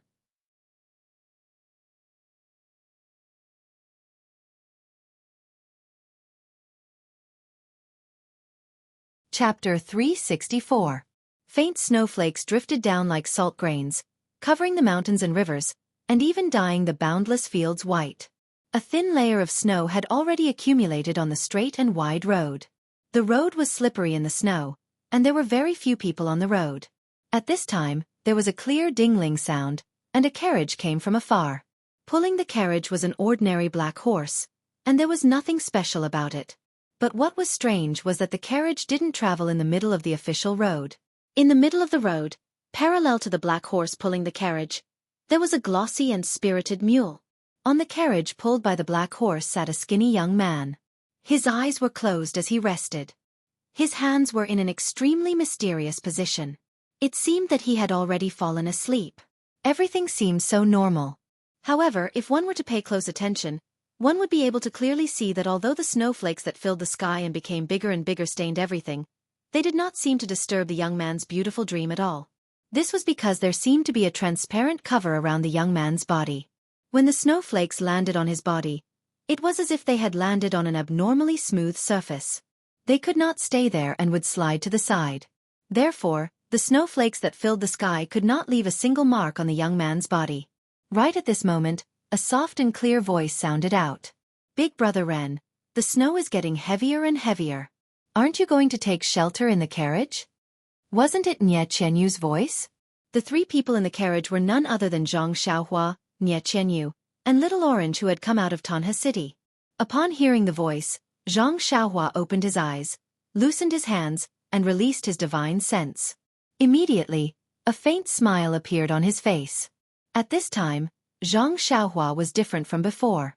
Although he had not seen him for more than a month, his youthful face seemed to have matured a lot. His smile also had a mature charm. Zhang Xiaohua said with a smile, Little fishy, it's okay. I like to see the scene of snow staining the earth. This snow can make me think of vitality and hibernation. Why don't you come out and have a look? Big Brother Ren, I've said it hundreds of times. Don't call me Little Fishy. My name is Little You. Really? Nie Qianyu's reproachful words came from the carriage. Zhang Xiaohua raised his eyebrows and said, You two, one is Little Orange, and the other is Little Fishy. Aren't you a good match? Luckily, I'm smart enough to think of such a good name. Little Fishy, aren't you going to give me more money for the name? Bah! Xianxia spat and said. Shameless! Another voice sounded. Miss, I think you'd better take out those few golden leaves, lest young Master Ren keeps thinking about them. What? The food and drink expenses along the way, the hotel expenses, and Huan's expenses. Which one of them didn't use my money? How can he have the nerve to say that? Ha ha ha! Xianxia felt very refreshed when he heard this. Of course, he didn't spend a single cent of his own money and rushed over from Tanha City. How could he not be happy? Upon hearing Xiaohua's laughter, the people in the carriage also laughed. Nie Qianyu smiled and said, Big Brother Ren, the sky is going to be dark soon and the snow is getting heavier. I'm afraid we won't be able to make it to the town. Nie Qianyu felt very strange. They had been traveling for more than a month. Xianxia was unusually cautious and never spent the night in the wilderness. Even when he saw that it was still early, he stayed in an inn and didn't move forward. Logically speaking, with his superb martial arts, why would he be afraid of some petty thieves? However, since Xianxia didn't explain, she didn't feel right to ask. Xianxia smiled and said, It's okay.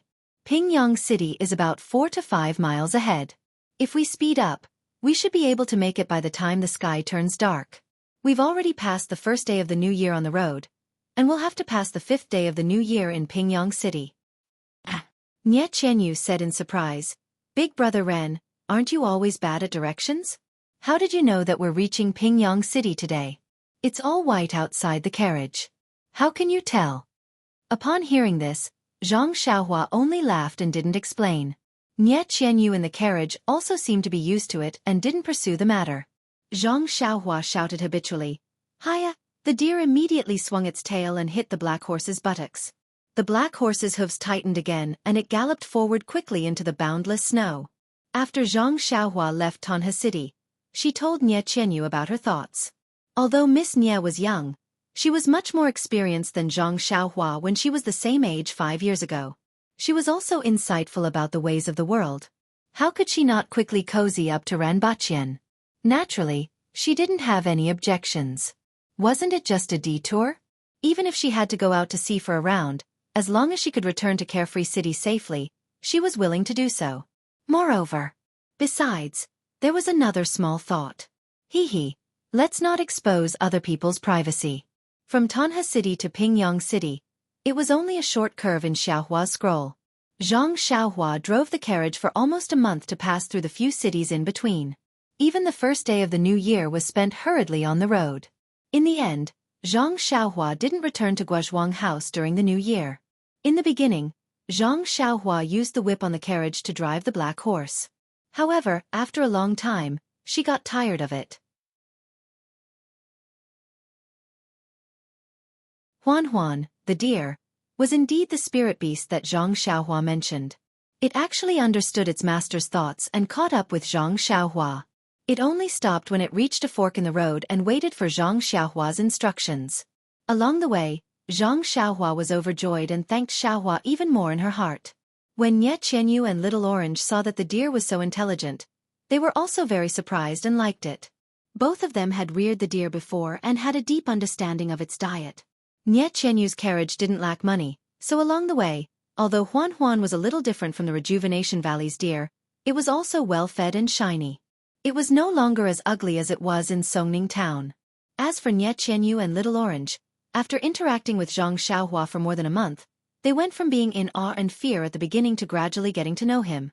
They knew that this young man with powerful martial arts was not unapproachable and unapproachable. If his mysterious behavior and powerful martial arts were covered up, the Ren Xiaoyao in their eyes at the beginning was his true self. Speaking of mysterious behavior, Xianxia had to sleep well every night. Even when sitting in the carriage, he had to close his eyes to rest. Sometimes, he was obviously terrible with directions, but sometimes he could point out the road ahead. Sometimes, he even had the feeling that he could foresee things ahead. This really puzzled Nie Qianyu. What annoyed Nie Qianyu the most was that this guy didn't even take out a single penny along the way. He always stretched out his hand to her to pay for everything. This wasn't the style of a martial arts hero. However, Xianxia was also very gratified by the benefits brought about by this most annoying thing. From Tanha City to Pingyang City, they had encountered all kinds of bandits, robbers, and other evil deeds. However, at this time, the value of a martial arts man was fully displayed. This guy didn't care how many robbers there were in front of him. He just looked left and right and came over with his long sword. He randomly found an extremely thick tree or a huge rock. He took a deep breath and swung his sword down. No matter how thick the tree was or how hard the rock was, it would collapse at the touch of his sword. Then, Xianxia leisurely got into the carriage while all the robbers were dumbfounded. He shouted, "Go!" And the black horse automatically drove away, leaving behind the admiring gazes of the robbers. Of course, there were also some who felt good about themselves because they had more people. Xianxia didn't hold back. No matter how many people there were, she killed them all with one strike and then used the second strike. Xianxia and Little Orange were starry-eyed when they thought of that. Then they spat and laughed. This guy is really barbaric. At the same time, they hid in the carriage and covered their mouths. How much money would it take to hire such a brave and fierce bodyguard? It was a tiring but joyful journey for more than a month. Unknowingly, they were close to Pingyang City. Xianxia was so smart. Ever since they left Tanha City, she didn't mention where they were going. She only followed Xiaohua's wishes. Occasionally, when Xiaohua couldn't make up her mind, she would raise her own opinions. Her tone didn't show any intention of inquiring about Xiaohua's destination. However, Xianxia was very familiar with the distribution of each city. Xiaohua's route was also very clear. As early as more than 10 days ago, she already knew that Pingyang City was on her route. She just didn't know that this Pingyang City was Xiaohua's destination. 5 days ago, on the first day of the new year, the three of them spent it in a very small town. Xiaohua didn't mind. She hadn't spent time with her mother and father for many years. Although she really wanted to, she gave up the idea when she saw that it was still far away from home. She only felt a faint longing in her heart. However, Xianxia was different. It seemed that she hadn't spent the new year outside since she was young. That night, her eyes were red and she didn't eat much. Xiaohua didn't know how to persuade her. She only comforted her and accompanied her silently. Fortunately, Little Orange took his young mistress out for a walk. When they returned, although Xianxia's eyes and face were red, she was in a good mood. It was just that she kept glancing at Xiaohua. She even toasted Xiaohua with a few cups of wine on a simple table. You're tuning in to the Wisdom Diary YouTube channel. Don't forget to subscribe and join us on this journey to catch the most captivating stories.